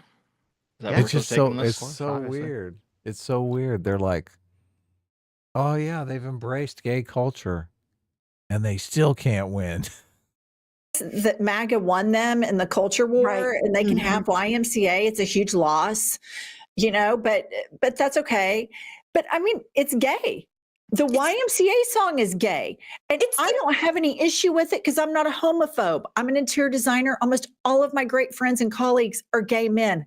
I thrive around gay men. Oh my God, it's like a living stereotype, Sitch. that's funny. I'm just curious as to why the biggest anti-gay party, Pro Alpha Male, had a gay show last night at the pre-inaugural Wait, hold on. She's just asking questions here. Okay. Yeah, the question she asks is, so the party is pro alpha male and anti-gay, right? Mhm. But aren't at least some of the gays the most alpha male of all males? I'm not sure I would go that. Well, think about it. I mean, listen, you have like the alpha males who are fucking all the beta males, right? Mm. So the tops are obviously Is that what's the going Giga on? Chads. Is that what's going on here? Yeah. Yeah. This sounds like the it's gay to fuck women argument. That's Yeah. what this sounds like. God. Oh man, I love whenever I see someone saying that shit. It's fucking incredible. I It's bet gay to you fuck do. women. No, it's just okay. You must have seen that one clip where a guy said that having sex with your girlfriend, but you use a condom is gay sex. I've not heard that. No. You guys didn't see that clip? No. Oh my god, you missed out. It's We just can go back stupidity. to super chats. We don't have to watch the rest. Okay, of it, we don't have to watch anymore. Yeah. Okay. I'm very sad that this woman has amazing limbo rings, though, because she does not deserve those eyes. Yeah, there you go. Don't be a hater. Of the Hate. limbo rings. Hate. Okay. Bring up the super chats. Argil for $5 says Dev is smelly and stinky. Adam, you need to clean him. What? I'm not cleaning him. No, that's your job. Where was that? That was Argil for $5. Okay. Silver Camaro for 78 for $5 says Dev back on the Sitch and Adam show. New year, new president, new diaper for Dev to poo in. Dev loves pooing in his diaper. Remember, D Club Christ. stands for diaper. What is happening here, Dev? What is this? What are they referencing? I think people are just memeing. They're forcing a meme. I think you Oh, by the don't way, want to I tell Drop us the something. diaper tape or something? Did something happen? No, people are just making shit up. This Little is a troll from my community who goes around and and posts this shit wherever I go. Wow. Okay, I posted the clip by the way in the chat if you want to look at it. It's like 15 seconds. It's the it's having sex put with, it in with the... your girlfriend is gay. Well, it's a Twitter clip. Will it work on Watch Together? No, I can bring it up. Okay, yeah. Read some super chats while I get to that. No. Read Cocoa the Beans $20 for 17 ones months. too. There's a bunch of $20 ones at the bottom, so I don't know why you went to the top. Oh, there was. I missed them then. Yeah, I think so. I think I read them already. I don't Oh, know you my did? things. Okay. I trust you. As I if you- scrolled, my whole thing crashed. It's all Adam's fault. It did? My fault. I am the one that reminded you and reminds you every day to buy some RAM. Just First of all, you only reminded me once, Go and it on was at like over. midnight. Well, look, I'm So, like, reminding you now. He's like 12 o'clock at night. He's like, buy some RAM. I'm like, okay. Cocoa man, Beans for so- 17. Cocoa Beans for 17 months says thoughts on Trump's inauguration speech. Also thoughts on Elon apparently going full Nazi now. It couldn't possibly be he did opera dresser. Oh well, we already talked about that. So there you go. Yeah. We did. So okay, just real quick, something I just noticed. Okay. Yes. So Trump's White House team is deleting every single thing that Biden's White House team put up on the official whitehouse.gov website, right? They're just clearing it all out, everything that was uploaded between like January 20th, 2017 to whenever. It's just mass delete. Okay. Good. Gone. One thing that was deleted though was the page in the Constitution, because Biden's uploaded that page. I saw So that, people yeah. are like, Trump's terminating the Constitution, guys. It's happening. No Yep. way. Oh, That's funny. oof. Silver Camaro 78 for $5 says, I do not consider NRXers conservatives. They may be reactionaries, though, but on their actual ideas, they're socialists who come at it from another angle. Okay. I disagree. Woke I right understand times, guys. people on the Woke right right. get very mad about that, but it's fine. Okay, I got the clip up. It's 1 minute and 16 seconds, right? You just got to watch the first 20 seconds. Okay. Here we go. I'll pause it at 20 seconds. 3, 2, 1, go. No birth control, nothing, because I'm not going to have gay sex. And like gay sex is more than just like another man and a man. It's just like the idea of looking at sex as such a materialistic thing and just like, oh, well, like we just have an orgasm and that's fun or whatever. No, like, dude, sex is about having children. It's about having babies. Like you pump yourself full of birth control. Okay. I guess no blowjobs, man. Sad for you. Wow. That sucks. Yeah. So, fellas, is it gay to have sex with your girlfriend? Mm-hmm. Yes.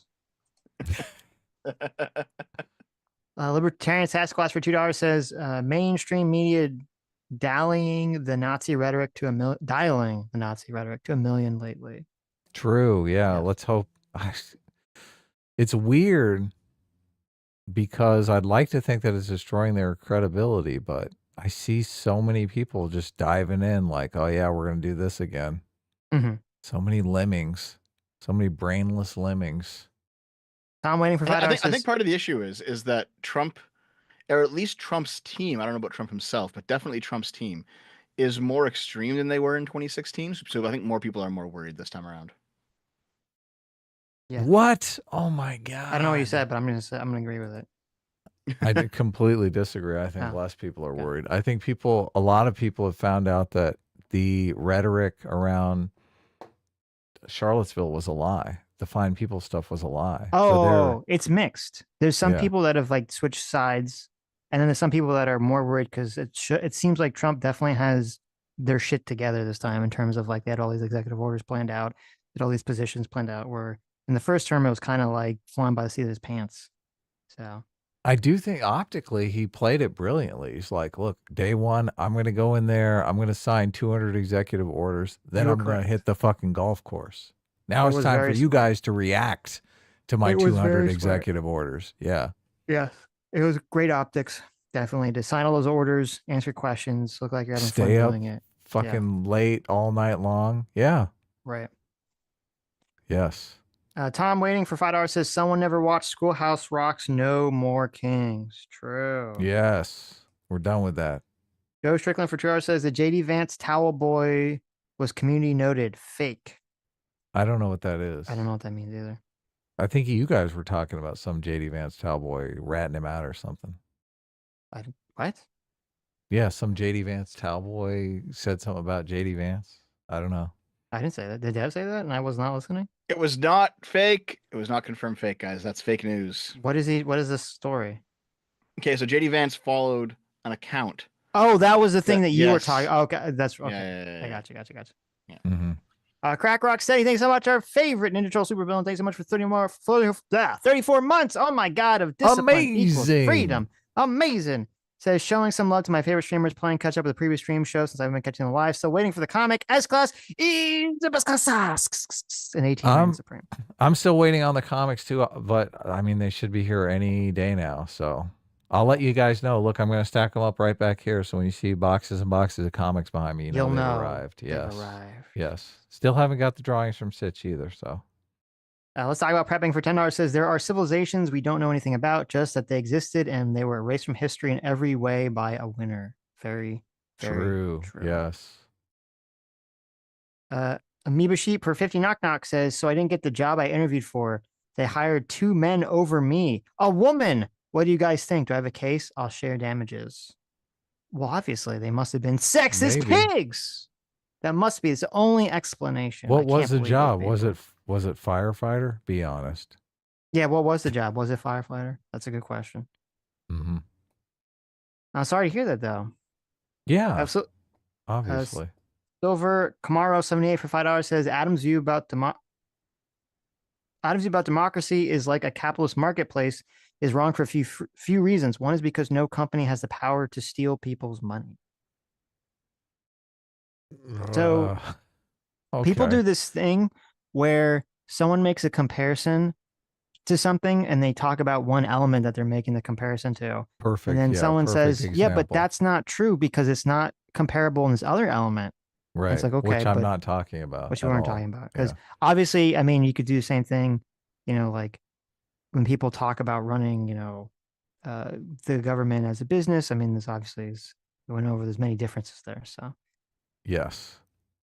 but to me, going back to what you're saying, Silver Camaro, you are correct. That's why the government shouldn't be run by like a business, because the government does have the power and authority to take your money, to take your freedom away. That's exactly why it should not be run like a business.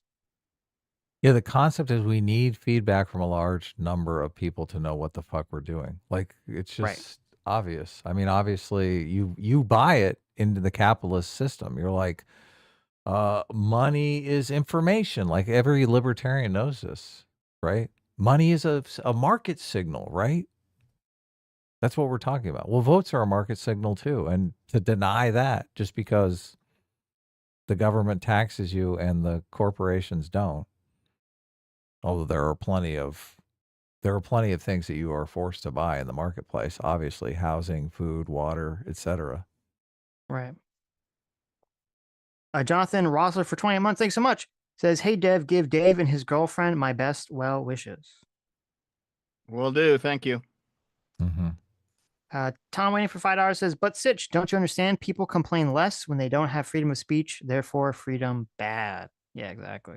Yeah, we all know why. Disappear your ass in the middle of the night. Right. Titanium Dragoon Neo for $5 says, quote, to Marvin for Yarvin, real monarchy has never been tried. Based on a true story. Much love, Sitch and Adam and Dev. Prayers out to Dave and Dom. Yes. Thank you. Nice. Silver Camaro 78 for Char says, Dev dictates that Dave and Naomi change his diaper. Is this true? No. Okay. You sure? I mean, Yeah. people believe it. Lives and Dev's wall specifically for $5 says, Dev doesn't use diapers. I keep buying them for him, but he keeps throwing them out. Ooh, ouch, Dev. Cleanliness is close to godliness. Did you ever find that guy heard. that's living in your walls that always gives us money? They keep hunting for him, but he's pretty slippery. Okay. The Wooster for $5 says, first, Yarvin is interviewed by the New York Times. Now Trump pardoned January Sixers and Elon is throwing up Romans. We can't stop winning, boys. I mean, I guess that's one way you could look at it. Wooster, oh my okay. God. Wooster. Bad Wooster. Firebrand for $5 says, Dev offers safe harbors to PDF files on his Discord. Would our moral psychology bros care to discuss the pros and cons of offering these people safe spaces? Wow. I would. Some Dev haters in here. Oh yeah. That's okay. Listen, I'm sure you've heard that there's like a dozen different dev dramas, and it's all weird. I have heard all the dozen different dev dramas. Yes, there are 0 pros and infinite so number of cons. So, but no, we don't want to get into it. Let's move on. I can explain it to you if you want. No, we don't. Fine, then I will simply defend myself and say no. I don't actually do that. Okay, people are just being that's good fucking to know. retarded. That's good to know. Good. Wow, I think Silver Camaro and these other people really have a diaper fetish. For $2, he says Dev watches hours of Yarvin while pooing in his diaper. Oh my God, you guys are the worst. There's a lot of diaper fetishes going on. Gross. Mm-hmm. I read that one. Let's see. Short Stack Goblin for Charter says shows with Dev get way too bogged down, gets boring. I disagree. Mm-hmm. I love when Dev is on. No comment. Terrible. Adam. Well, we could. I do agree that they do get bogged down sometimes, and sometimes it does get boring. But look, we can. That's good feedback. We can adjust. I like Dev. Dev can come on. Let's choose a topic that you like getting bogged down on next time, Adam. Talk about MMT. Marvin Yarvin. MMT. That was the poll. MMT economics. stream. Yeah, exactly. Well, look, when people are begging for an MMT stream, in the middle of this stream, I mean, you know, things are getting bogged down. So, Well, look, and hold on. there's a How lot often of do you shit going guys- on. So, like, everybody wants to talk about the Destiny drama. Everyone wants to talk about the executive orders and how we're winning and punching That was my wokeness in fault the though. face. That was my fault for. Yeah. I guess I should have said that we should do stream on Wednesday or something instead. But Yeah. it's fine. Well, look, there's It tomorrow's a new day. I'm sure, you know, Elon is going to do some ketamine and probably write some swastikas somewhere. We'll So, talk about executive orders tomorrow. yes. Hey, Dave, thanks so much for joining the Free Will Seekers. Sketcher $5 says he's wrong about Lincoln. The problem was the South was that after the Confederate States ceded, they attacked Fort Sumter 2 months later. That is true. Oh yeah, look at that. Bunch of losers. Imagine for $5 says American Revolution has nothing to do with monarchy. It had everything to do with Parliament. You guys literally have Carl to see why we'd hate it. Mm-hmm. Because of the smugness. There you go. The Butter Anvil for $5 says I pop in now and then, but I'll always hit the full stream for the Marvin Yarvin back shots. Look at this. This See, some people love this stuff. So I thought back shots. Okay, never mind. I don't think that's the appropriate terminology to use for this. No, it definitely is. It definitely is. No. Okay. Are those shooting onto the back or off That's of what the I back? assumed Yeah. it was. Yeah. Yeah. Back shots are when you come on a girl's back after. I know what fucking it her from means, behind. Dev. So, well, no. The idea is that we're fucking Marvin Yarvin here. So Okay. I was like, when you're we're criticizing him. So yeah, because we're fucking usually- him. I got you. Yeah. I didn't make the connection. There are better ways to punish people. Yes. He's got long hair, so it works out. There you go. Oh my God. You're so Maj- gay, Dev. Margin for $5 says, what of the lineage of Woden do these monarchists prescribe we make king? What virile-laden whelp can rest the weight of America upon his locks and brow? Yeah, that's a good question. That's a great So question. they're gonna say Baron. Is make it him the Baron? king. He's so tall. I don't know anything about him. I've never heard him speak, but he's tall. You think he's running these crypto scams? Yes. I mean, look, if he's like, Dad, it's time for me to make my own money. I need some billions. I need some rug pull money. I mean, there's some Baron token as well involved in this, and a Baron Right. wallet or something. That's I'm just hilarious. thinking, can you imagine if he's like, that's right, I made my first billion Terrible. doing a crypto token for my dad. I mean, hey, there's all those kids that all they do is rug pull each other, right? They make a cool 10,000 rug pulling. He's like, nah, I made a cool 10 million rug pulling. He's like, Don Jr., he's not a billionaire. Right. Right? Sammy, yeah, exactly. Sammy G for $5 says, I just want to say it's too damn cold today. Sitch, please contact the secret Jew weather controlling people to turn Uh-oh. up the warming. Oh my goodness. I'll get right on it. Wait, hold on a second. Wait. Why does Sammy donate money to your channel? Mm-hmm. Yeah, Why not? can't you just walk to the next room and just give you the $5? Well, first of all, Sammy's at work. Okay, because Mhm. she's a big girl. Well, yeah, but like, no. Well, That's listen. hilarious. What is she doing listening to our stream at work? This is what everyone does. What are you talking about? They listen to us while they're doing their job. It is true. It is true. I thought about that about halfway through. What I'm getting at is YouTube's just taken 30% of that. So just give you the money directly, man. She just wants, well, number one, listen, she's a patron of the arts. Okay. Yes. But no, she just wants me to read something. Yeah. So. It's fun. What, you think I'm supposed to like show favoritism and read a message from Sammy out without her paying for it, Dev? Okay, that wouldn't be very democratic of me. That'd be rule breaking. That would show favoritism. That's Right. fine. No. Nepotism. Nepotism. That sounds pretty based. Terrible. Look at this Oh. guy. Valvan Go for $5 says common good in the context of rule by democracy means long-term prosperity over short-term relief. Yeah, I think you got to kind of manage the long term and the short term, obviously. So Mm-hmm. this is the problem with the TikTok ban, because it is short term pain and long term relief. So nobody wants to take the political hit for it. Yes.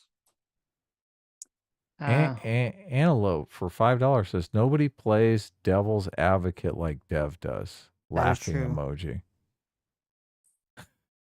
Sammy G says in the I'm pretty chat. good. I'm pretty good at that. Yeah. So he says, Dev, Sitch pays for all my dinners. The least I can do is give him $5. no, Now, you know I what I agree. No, Sammy, I agree. Just don't give YouTube 30% of that $5. Just And give don't him give the Adam $5.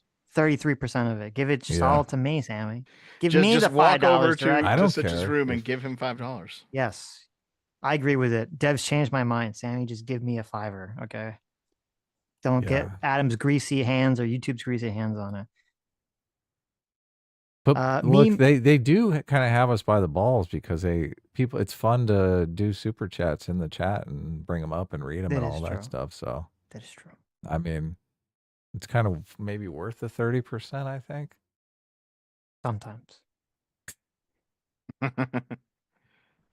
Well, Sammy, there's something. What was the thing I was supposed to tell everyone that you said yesterday? Sammy G Let me know in the said chat. She said something. Something bizarre. She always says bizarre shit. I have like a running like quote book of things she said. We need to make like a fucking comic of all this stuff. Meme spread for $5 says we can have competition between governments, compete at the state level, smaller federal government, larger state government, more freedom of choice. I like choices. I like Fate- choices. Fate of morality for $2 says shareholders can literally vote in a company. That is true. A lot of people don't, though. The people that usually have the power are the ones that run these ETFs because they get your shareholder Right.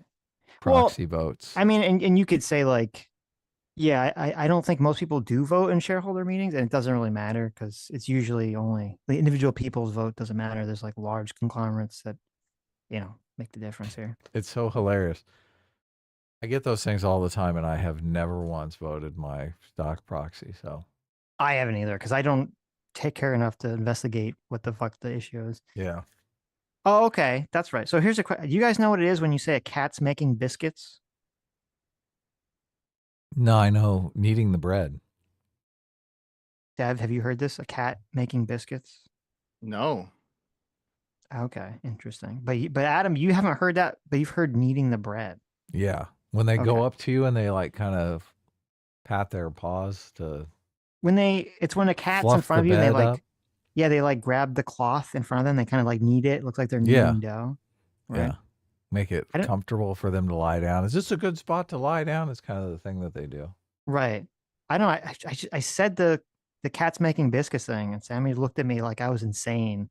Mm-hmm. And I had to Google it and that's the terminology. I didn't know this was a thing people had never heard of before. She said kneading the bread.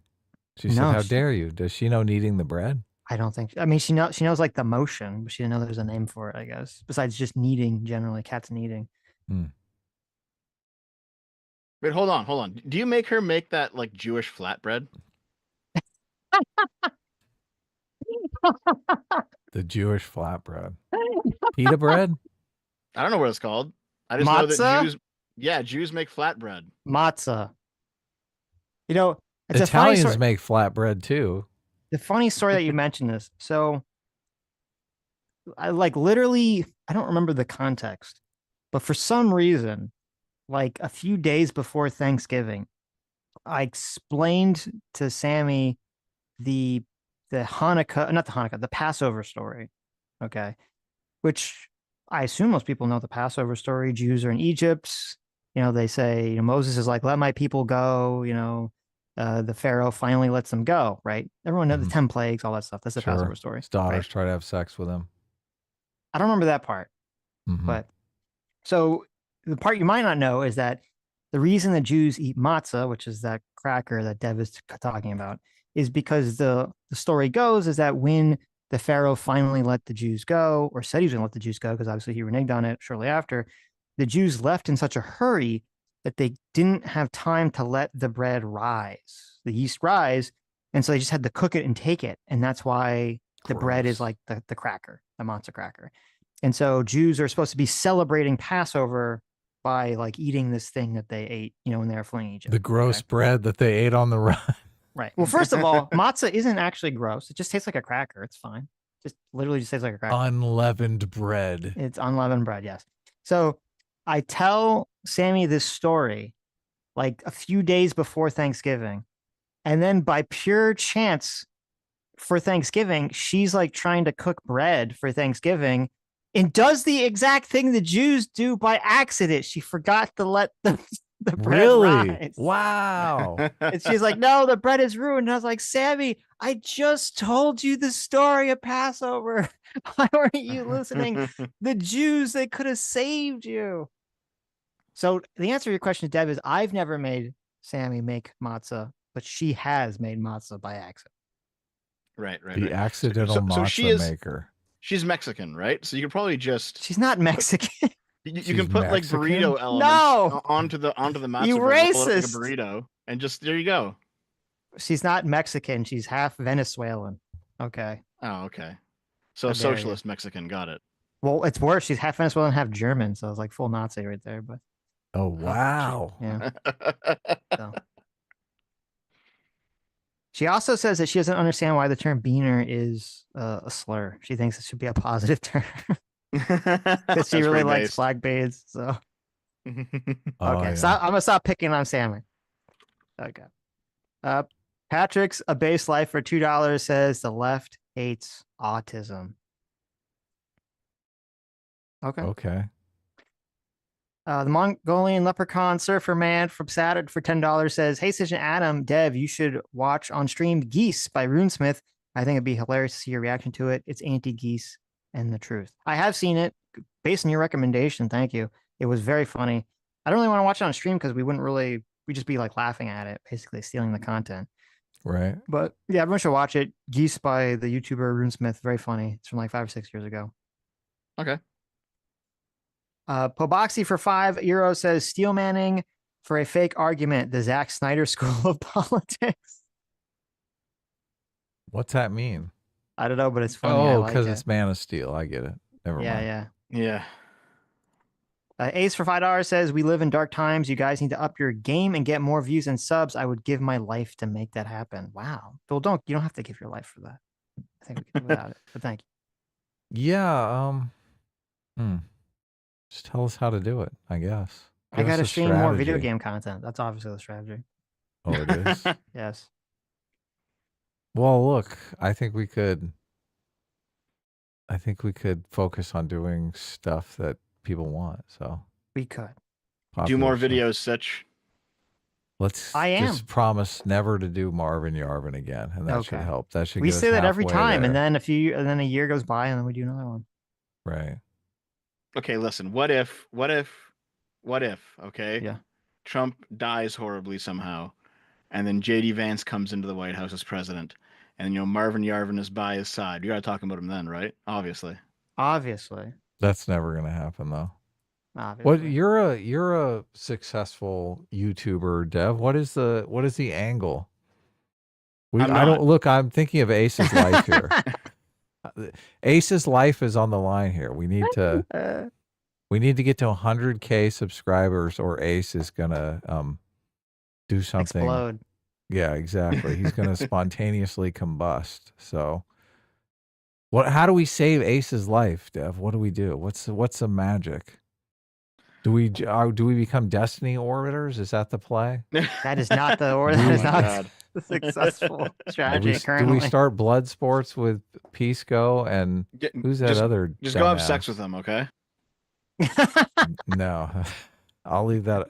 Sitch is still single. I'll leave that up to him. I'm not single. Mm-hmm. Yeah, wait, what? You mean well, you're not unmarried? married. Yes. You mean unmarried? Yes. Sitch is still unmarried. There we go. I'm gonna pass on that one. Actually, Dev, what's the game plan? How do we up our game here? I mean, well, you guys are blowing up as it is. Like, you've been consistently growing for the past couple of years. I think you're doing well. Mm-hmm. Yeah, I mean, like, you're doing more streams and you're getting more viewers, and yeah, you used to get like half the live viewers than you do now on a Sunday show. Like, you're growing nicely. I think you ought to change anything. Okay. Ryan Uhl for $10 has 3 facts of life. S class is the best class. A-Team reigns supreme. Ring. And Ruby Ridge was the U.S. government's fault. Praise Space King and God bless. Well, God bless. God bless. I like that.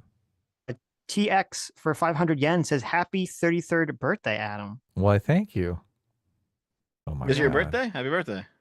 It's not my birthday, but I do thank you. Okay. WTF? Yeah.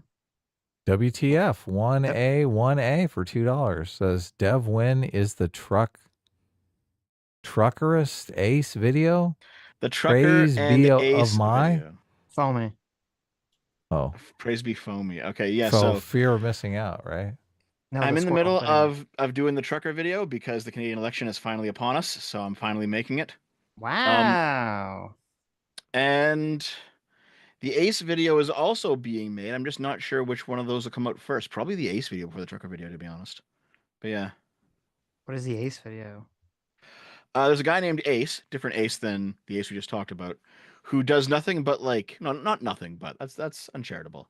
His most popular videos of the past, let's say 6 months, have been nothing but shitting on me. And there's a lot of just straight up lies in there. And I'm like, I should probably respond to some of this at some point. I've been lazy about it, but I'm gonna do it. Okay, interesting. J-Mac, thanks so much for taking a follow. Daddy J-Mac for $20 says, give all your money to Sitch and Adam Show and converted the units of free will. Conversion rate are the best they've ever been. Hurry and get it now while the getting's hot. That is true right now for a limited time because Trump's inauguration to celebrate Trump becoming president. We have a conversion rate of 10-1. That's right. 10 free units of free will per $1. Okay. To celebrate Trump's inauguration. Right. Sweet. Bubble Pack Get for all the $5 free says, will. I wonder if the freedmen who'd said things were better when they were slaves would have said the same if the 40 acres and a mule deal had been carried out. Probably not. Yeah. They'd be like, probably this not. is based. The Wooster $5 says the Yarvin New York Times interviewer has clueless student being corrected by his professor vibes. I wouldn't be surprised if the interviewer became red pilled soon. I think that's delusional.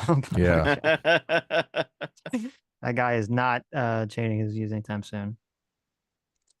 J-Mac, thanks so much for the $20. Says these two are a PSA against the dangers of a sexless marriage. Wow. Oh, yeah. Big time. Wow. Listen. Big time. Me and Adam's relationship goes beyond sex, Jay. Okay. Mm-hmm. I think he was talking about the clip, Sitch. I think he was talking about us. Sarah for 33 bucks, big and free will secret. Thanks so much. Says, just want to say at first I was sad about my incel brother Sitch got himself a girlfriend, but I actually like the little updates on TDS, Stitch, and Samaga. Oh, I know. Look, it's a That's controversy here. That's true. Who will win? Actually, wait, Obviously did you guys not. ever finish watching my 4-hour video, you and Sammy? We never finished it, no. God, What it was the spawned like 4-hour a video? 6-hour argument, and then we never went back to it. Oh, It this was a is video- a J6 video that you did. This is a J6 that video. got Yeah, it was- everyone hating your guts. Yep. Yeah. It was the video that showed that how Trump tried to steal 2020. Mm-hmm. Yep. I just it's strange because it's like he did this thing that is kind of equivalent to like maybe cheating on his wife or something like that. And I just think people, they understand it's bad, but they don't want to think about it anymore. So they're like, let's not bring it up over and over and over again. I mean, That's- well, first of all, I think stealing an election is worse than cheating on your wife. Yeah, I think that's a terrible. It's like, comparison. well, it's like cheating on America though, right? cheating on the Statue of Liberty. Okay. It was just one time, honey. Okay.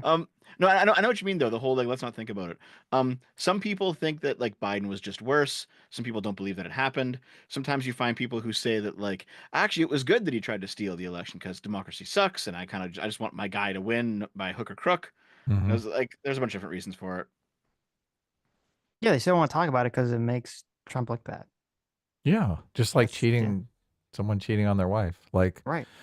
I think the cheating on your wife analogy holds true though, because obviously there was an election and America decided to take the philanderer back, right? So what's the point in constantly bringing it up again once you decide, okay, we're going to stick by this guy, right? Well, you see the analogy? Well, the video was before the election. Yes, it was. Yeah. Yeah. It was before the 2024. Well, no, election. I'm talking strictly about like the J6 stuff. bringing up the J6 It was stuff. before the election. Yeah. Oh, okay. I made the video before the 2024 election, so Okay. it's yeah. And I mean, there's still value in just discussing the truth anyway, you know? Right. I mean, it depends on what the context is, obviously. But. I wonder if people are still bringing up the J6 stuff though after the election. I guess the analogy works better obviously after the election because it's like, look, America's standing by her man. Why are we going to constantly bring up the infidelity of the past when we have the entire future ahead of us? That's fine. I think it's I think it's the reason people bring it up, and I think they can bring it up. And the problem that the Trump supporters have never faced is that, when you kind of lose all of the standing. I mean, obviously people don't because they're hypocrites or they don't care because they're biased. You basically lose all the standing of saying, I'm the flag waving party that supports the Constitution and rule of law and being a constitutional republic and blah, blah, blah, blah, blah, blah, blah. You lose all that when you basically flat out support the person who threw all that in the trash can. Mm-hmm. So I think that's why people still bring it up. So to make and to be honest, it's bad. To be honest, the right wing did not let it lie for 4 years as well because they screamed about how much they were being victimized on J6 after the fact, right? It's like, oh, right. All of our brave heroes are being locked away. It's like, yes, they should be because they're all fucking traitors.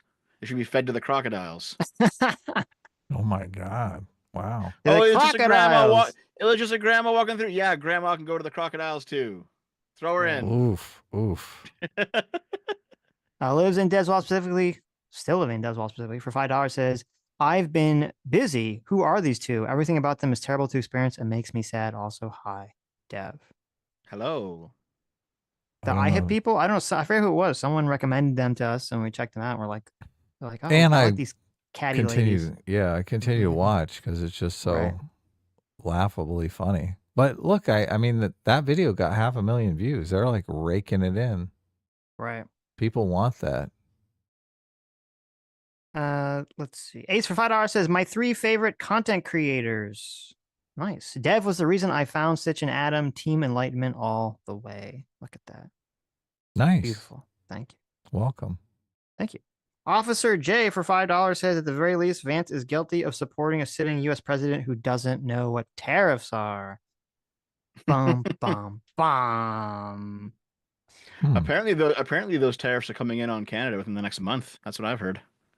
I heard that in order for these tariffs to be put into place, there has to be some kind of I forget, maybe it's 30 days. There has to be some kind of investigation, finger quote investigation, where the federal government makes a determination or justification for the tariffs. And I think some of the executive orders last night were to create that investigatory process. So right. I guess we'll find out. It's going to be such a fucking shit show. I swear to God. Is it? I mean, I think if it causes inflation to be worse, obviously Trump will go in a different direction. We'll see. I mean, to be fair, I think Trump does know what tariffs are. I just don't think I don't think when people are worried about prices, it makes sense to say, well, tariffs is the solution to that problem because that's going to raise prices. That's the point of a tariff. So generally, that's the point of a tariff. And it also takes time for the backlash of that kind of policy to work through the market. So by the time the tariffs are passed and oh shit, prices are going up, they'll have been implemented for a while. So there's going to be I don't think it's going to be a good time, frankly. Well, we'll see. I mean, if they're just used as a threat to get some better behavior, then that's fine. But if they're actually implemented in a way that's damaging, then they'll be stupid. So I guess we'll find out. Well, sure, but what better behavior do you want out of Canada? We already do mostly what you want. There's always more you can give, Dev. Okay. There's always more. We can always squeeze you dry a little bit harder. All right. I've seen studies that show a lot of manufacturing is functioning at 50% capacity.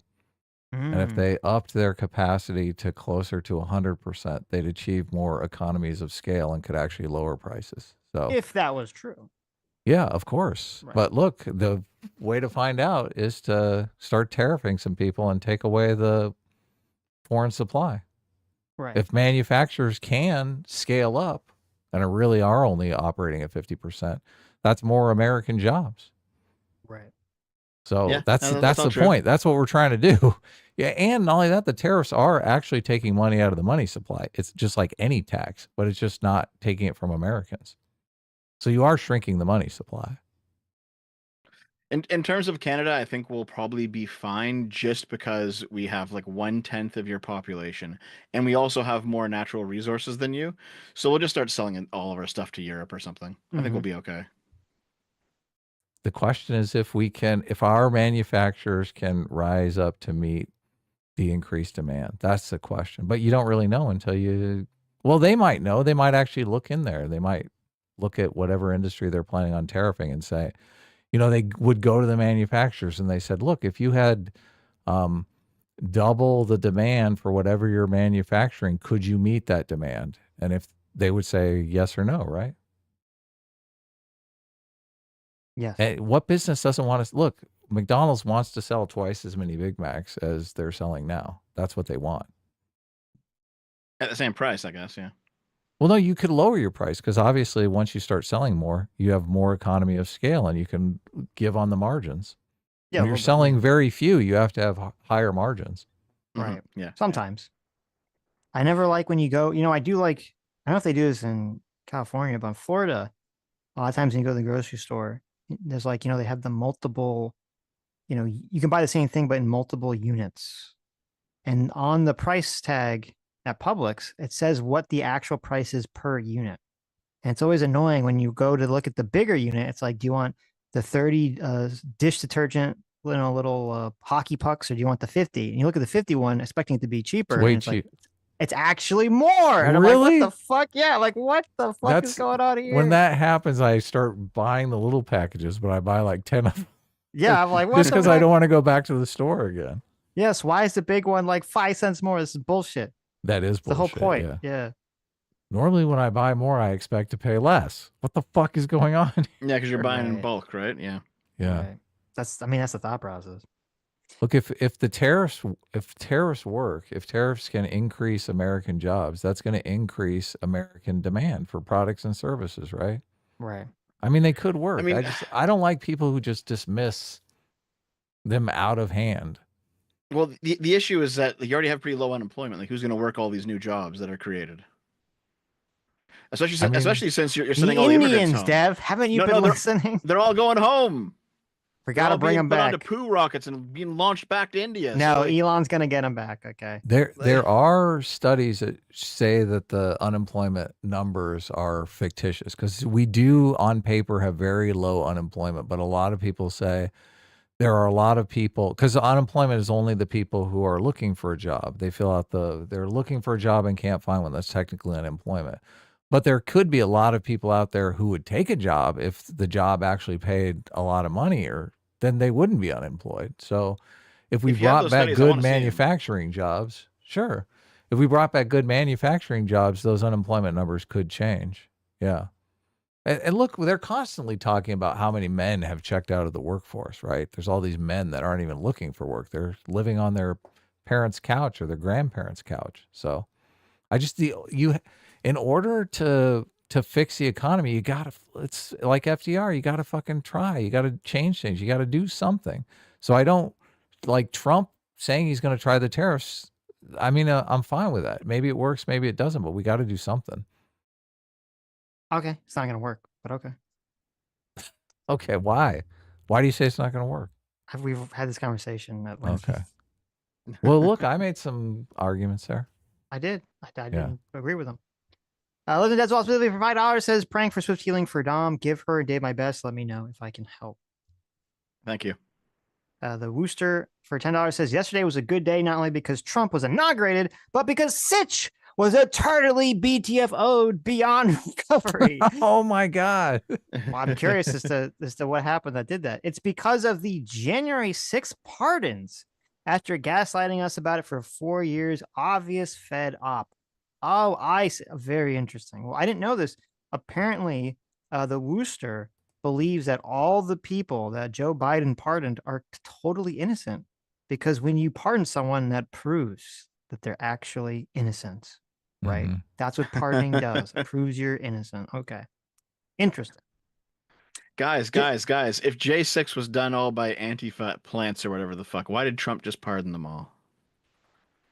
That's a good point. It's a good point. America has decided to stick with the philander, so I just think Wooster. we should let bygones be bygones. Wooster, explain that. Why did Donald Trump just pardon all the Antifa plants? J-Mac, thanks so much for a surrogate follow for $20. Says, I vote every time I get my packet. I mean, I just go with who the board suggests, but damn it, I still vote. Really? Well, You there vote? Oh, look at this. Voting your stock. J-Mac, thanks so much for being 33 months outside the simulation. Says, yes. Yeah, Dev, we Hispanics and Latinos aren't all the same. You bigot. That is true. Oh, How look at dare that. you? How dare you? Clumps you all together. I know. Mexican. Okay, listen. Which among you do not eat beans? Well, who among any people don't eat beans? Who doesn't like beans? Beans are good. Actually, Naomi doesn't like great them, in source fact. of protein too. Yeah, great source of protein and fiber. Fiber, yeah. Everyone, the fiber. Don't forget the fiber. You need your fiber. Gotta be regular. Yeah. That's probably why I look 20 years younger than I am, because I love Mexican food. Right. I mean, I don't know like Mexican food, but it's good for the soul. Okay. Hey, what the fuck? You're dating one. You can't. You have to like it. On Sammy Mexican again. Okay. She's not gonna donate any money to you. You're gonna come home from like the YouTube factory, and she's gonna have like made tamales or something, and you're gonna be like, there you no, go. There not you gonna. Go. Of course. Ace for 2 hours says, Dev, sorry, my evil counterpart is being the worst. I don't know what that means. I remember the ace, the evil ace. Oh, the other ace. Oh, gotcha. Yeah. Right. Okay. Arithmetic for $2 says, are hey nows a finite resource, Adam? Oh, only one a week. Yeah. I think it's more a question of the law of diminishing marginal utility. Like if you have a hey now every 6 months, you're like, oh my God, this is the best hey now ever. If he's throwing them out 4 times a day, you're like, what the fuck? I'm getting bored of this hey now. It's a cheesecake problem. Exactly. Okay, so hold on. Let's think about this for a minute. Are you saying, Adam, that you'd rather only have sex once every 6 months? So it'd be more valuable to you? Oh no! Well, sex is a different. We're talking hey nows. He hit you right in the gut. It's still marginal utility. Which is better, Dev? Sitch saying hey now or having sex? Do you have to choose? I mean, they're both pretty good. No, come on, it's not. Can't even you close. get them both at the same time? Only if you're Sammy G. Yes, yeah. No, I meant you just listen to the stream, you pervert. You can do both at the same time with Sammy. Like, you do that? Does that happen? No, I'm just saying that people should just listen to the stream while they're engaged with their loved ones. Listen, okay, so like it's gonna be one of those late just nights. So you guys know, this is how Sitch introduces the topic of sex in the home. Yeah. Hey now! Just soak that in for a second. It's a late night. The kids are all sent off with like the uncles or whatever, and the two of you are getting ready for a date, and Sammy's like lying in bed, and then Sitch, you Kramer slide into the room, throwing your clothes off. Yep, hey now! Got to get the Kramer slide in. Yeah, exactly. Yarvin the Martian for $2 says, I claim this country in the name of Mars. Isn't that lovely? Thank you. Oh, yeah. Thank you.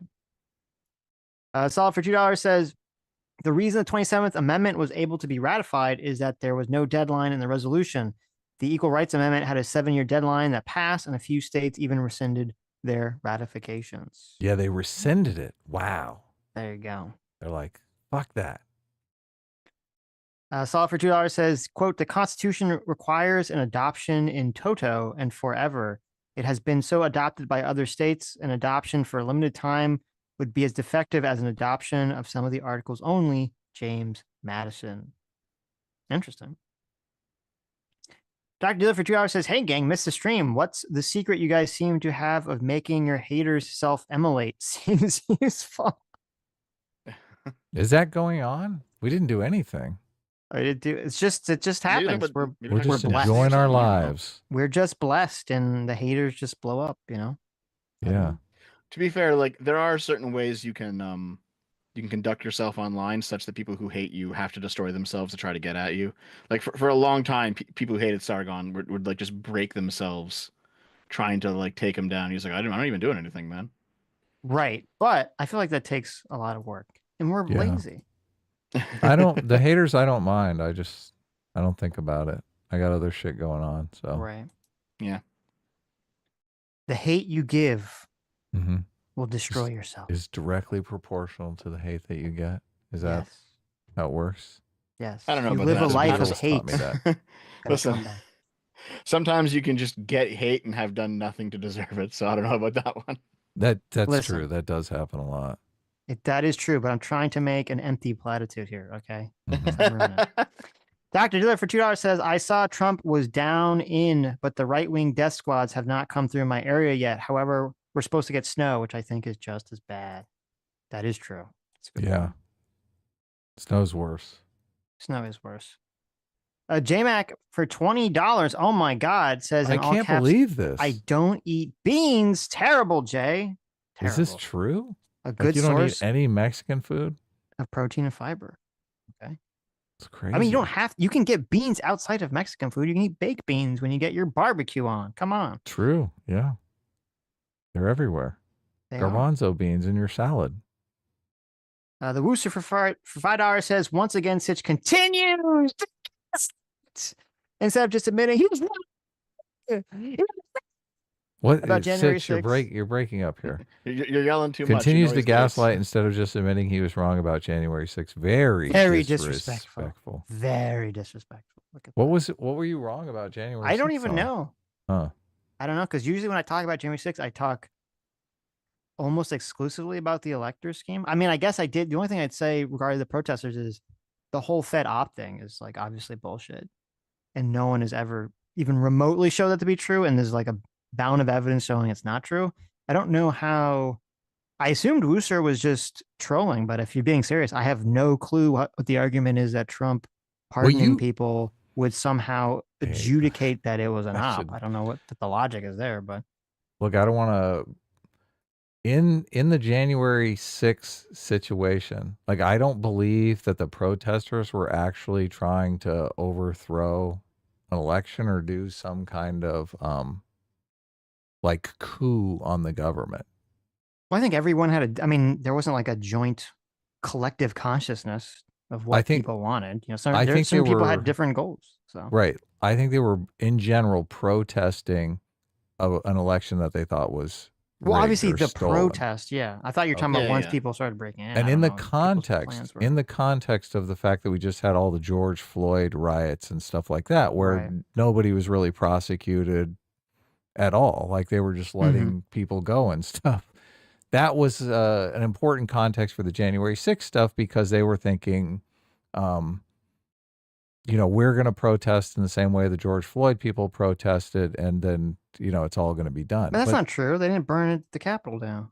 Oh, you're exactly right. So they did. Their protest was less in kind of the George Floyd stuff, but they did prosecute them as if they were trying to actually do a real coup of the government. And I think a lot of people sense that that's unfair. So the issue but that's is my perspective. You can during the January 6th committee, there was a whole bunch of information that came out about Proud Boys, Yeah, but that's Oath Keepers, completely and one other group. Well, that's hold on. completely separate from what I'm talking about. Yeah, because those organized groups were in the riot and they did have, you know, coup related goals that they were actually trying to get done.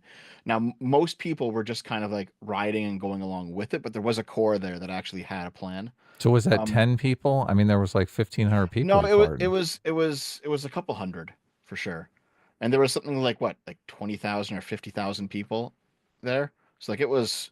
What was their goal? Their goal was to get a hold of Pence and make him accept the false electors. That was the Really? plan. Yeah. And they talked about this explicitly? Yes. Okay. They ended up getting some Telegram leaks from like their group where they this was their plan. Yep. Yeah, so that's why I said there were different people in the riot that had different goals. Yeah. Right. So yeah, and but I would idea, assume the go ahead. majority of the people were just people that just wandering in. They didn't really know what the fuck Of their course. plan was. Yes, of But, course. But as I said during the BLM riots, if you recall, I said if you're participating in a protest or a riot, and even if you're not doing what's looting, if you're providing background cover for people to loot or to do crimes, I think at some point you become just as culpable. And No, just look, as I think they should have responsible. thrown all the BLM people in jail too. Right. And thrown away the keys. So right. Yeah, I agree. I mean, the issue at that point becomes like the local prosecutors, right? Because you have police who are arresting the BLM and Antifa people left, right, and center, and the prosecutors are like quietly letting them go, and that was bullshit. Yes, 100%. Right. Well, look, I should be clear. Like the BLM protesters that lit buildings on fire and beat people up and did nefarious shit, they're the ones that should be thrown in jail. But just people who are innocently protesting, I don't think they should be thrown in jail. And the same applies to the January 6th stuff. Yeah. Okay. I think that's most who didn't go inside or who like didn't break down the barricades. Yeah. Right. I think that's most people's position on the January 6th stuff. At least that oh my I've god, heard. this fucking smooth brain in the goddamn chat. Coup-related goals, aka questioning the results of the election. Listen, when your plan is to go into the building and fucking apprehend Mike Pence and say you will accept the alternate electors, that's not questioning the results of an election. You've now kidnapped somebody and you're now using force. Like, well, look, we watched a January 6th hearing, and I don't remember any of this stuff you're talking about, Dev. So I don't know the source of this. Yeah, we watched. Well, I watched them all. We watched some of them on stream. So, I mean, I can, no, we didn't. This was later if you want. No, because I am familiar with what Dev's talking about. This didn't come out in the January 6th hearings that we were watching, which was more about Trump's act. The ones that we were watching were more about Trump's. No, I know, but I watched all the January 6th hearings aside from that. Aside from the ones that we watched. There was on stuff stream, about. So. I do remember there was stuff about Proud Boys and whatever, I forget the name of the other groups that were involved. Proud Boys, Oath Keepers, and then there was one more. They had some wacky the First Amendment Praetorians, yeah. Right. They had some wacky ideas about, what they wanted to do, regarding, the on January 6th and all that stuff. But they specifically said we have to apprehend Mike Pence. We have to coerce him physically. Yep. Okay. Yep. Some of them did say that. Yeah. That was part of their stated goal on whatever Telegram group they were using. Yeah. Well, to me, I mean, and it's really been my position on the people that got arrested for this. As I said, I think the people that should go to, serve criminal time are the people that, physically broke into the building, and the people that were attacking the security and stuff that nature. I don't like the people that just wandered in like fucking retards. And I do think they should get hit with some pretty heavy fines, but I don't know if they should go to jail for that. And so I don't know what the point is to me to sort of adjudicate the whole like Proud Boys versus non-Proud Boys versus all this stuff. Like, to me, it's like, it's pointless. I agree that I've heard this argument, and I think it could be true. We won't know, obviously, there's no way to know this, but it could be true that if it wasn't for the BLM riots, that wouldn't have had planted the idea, inception the idea in the mind of people on January 6th to go into the building, break into the building, pushing the building, do all that stuff. It's possible. I don't know the answer to that question, right? I mean, maybe yes, maybe no. It doesn't matter to me. I think, and I said this a million times, all this focus on the January 6th rioters is such a massive fucking waste of time. I do not think that Trump intended for anyone to break in the building whatsoever. I think there's a lot of evidence that he didn't intend for anyone to break in the building. He wanted to have a bunch of National Guards people out there, and obviously that would have prevented all this from going down. I think it's all just a fucking complete, like, honestly, a massive waste of time for people to focus all their energies on this sort of visual event that was basically pointless, wouldn't have enacted any actual change. And to me, it's why I've always said from day one that the electors scheme was 1,000 times worse than a bunch of retards, breaking into the Capitol. And it was doing all that stuff. I don't completely agree with you everything you said there, but we're gonna have to go through it right now. Yeah. Here's what I'll do though, right? When I make the J6 riot video, you and Sammy can sit down for their 4 hours and watch it. Okay. Anyways. Oh, right. Look at this. We're all done. Thank you guys for coming. Thank you for generous donations. Thank you, Dev, for coming on and talking. It's no problem. A pleasure. No problem. We'll talk about executive orders tomorrow. We'll see you guys tomorrow. Take care, everyone. No harmonica? Only on Sundays. Only on a special day. Very special day. Only on Sundays.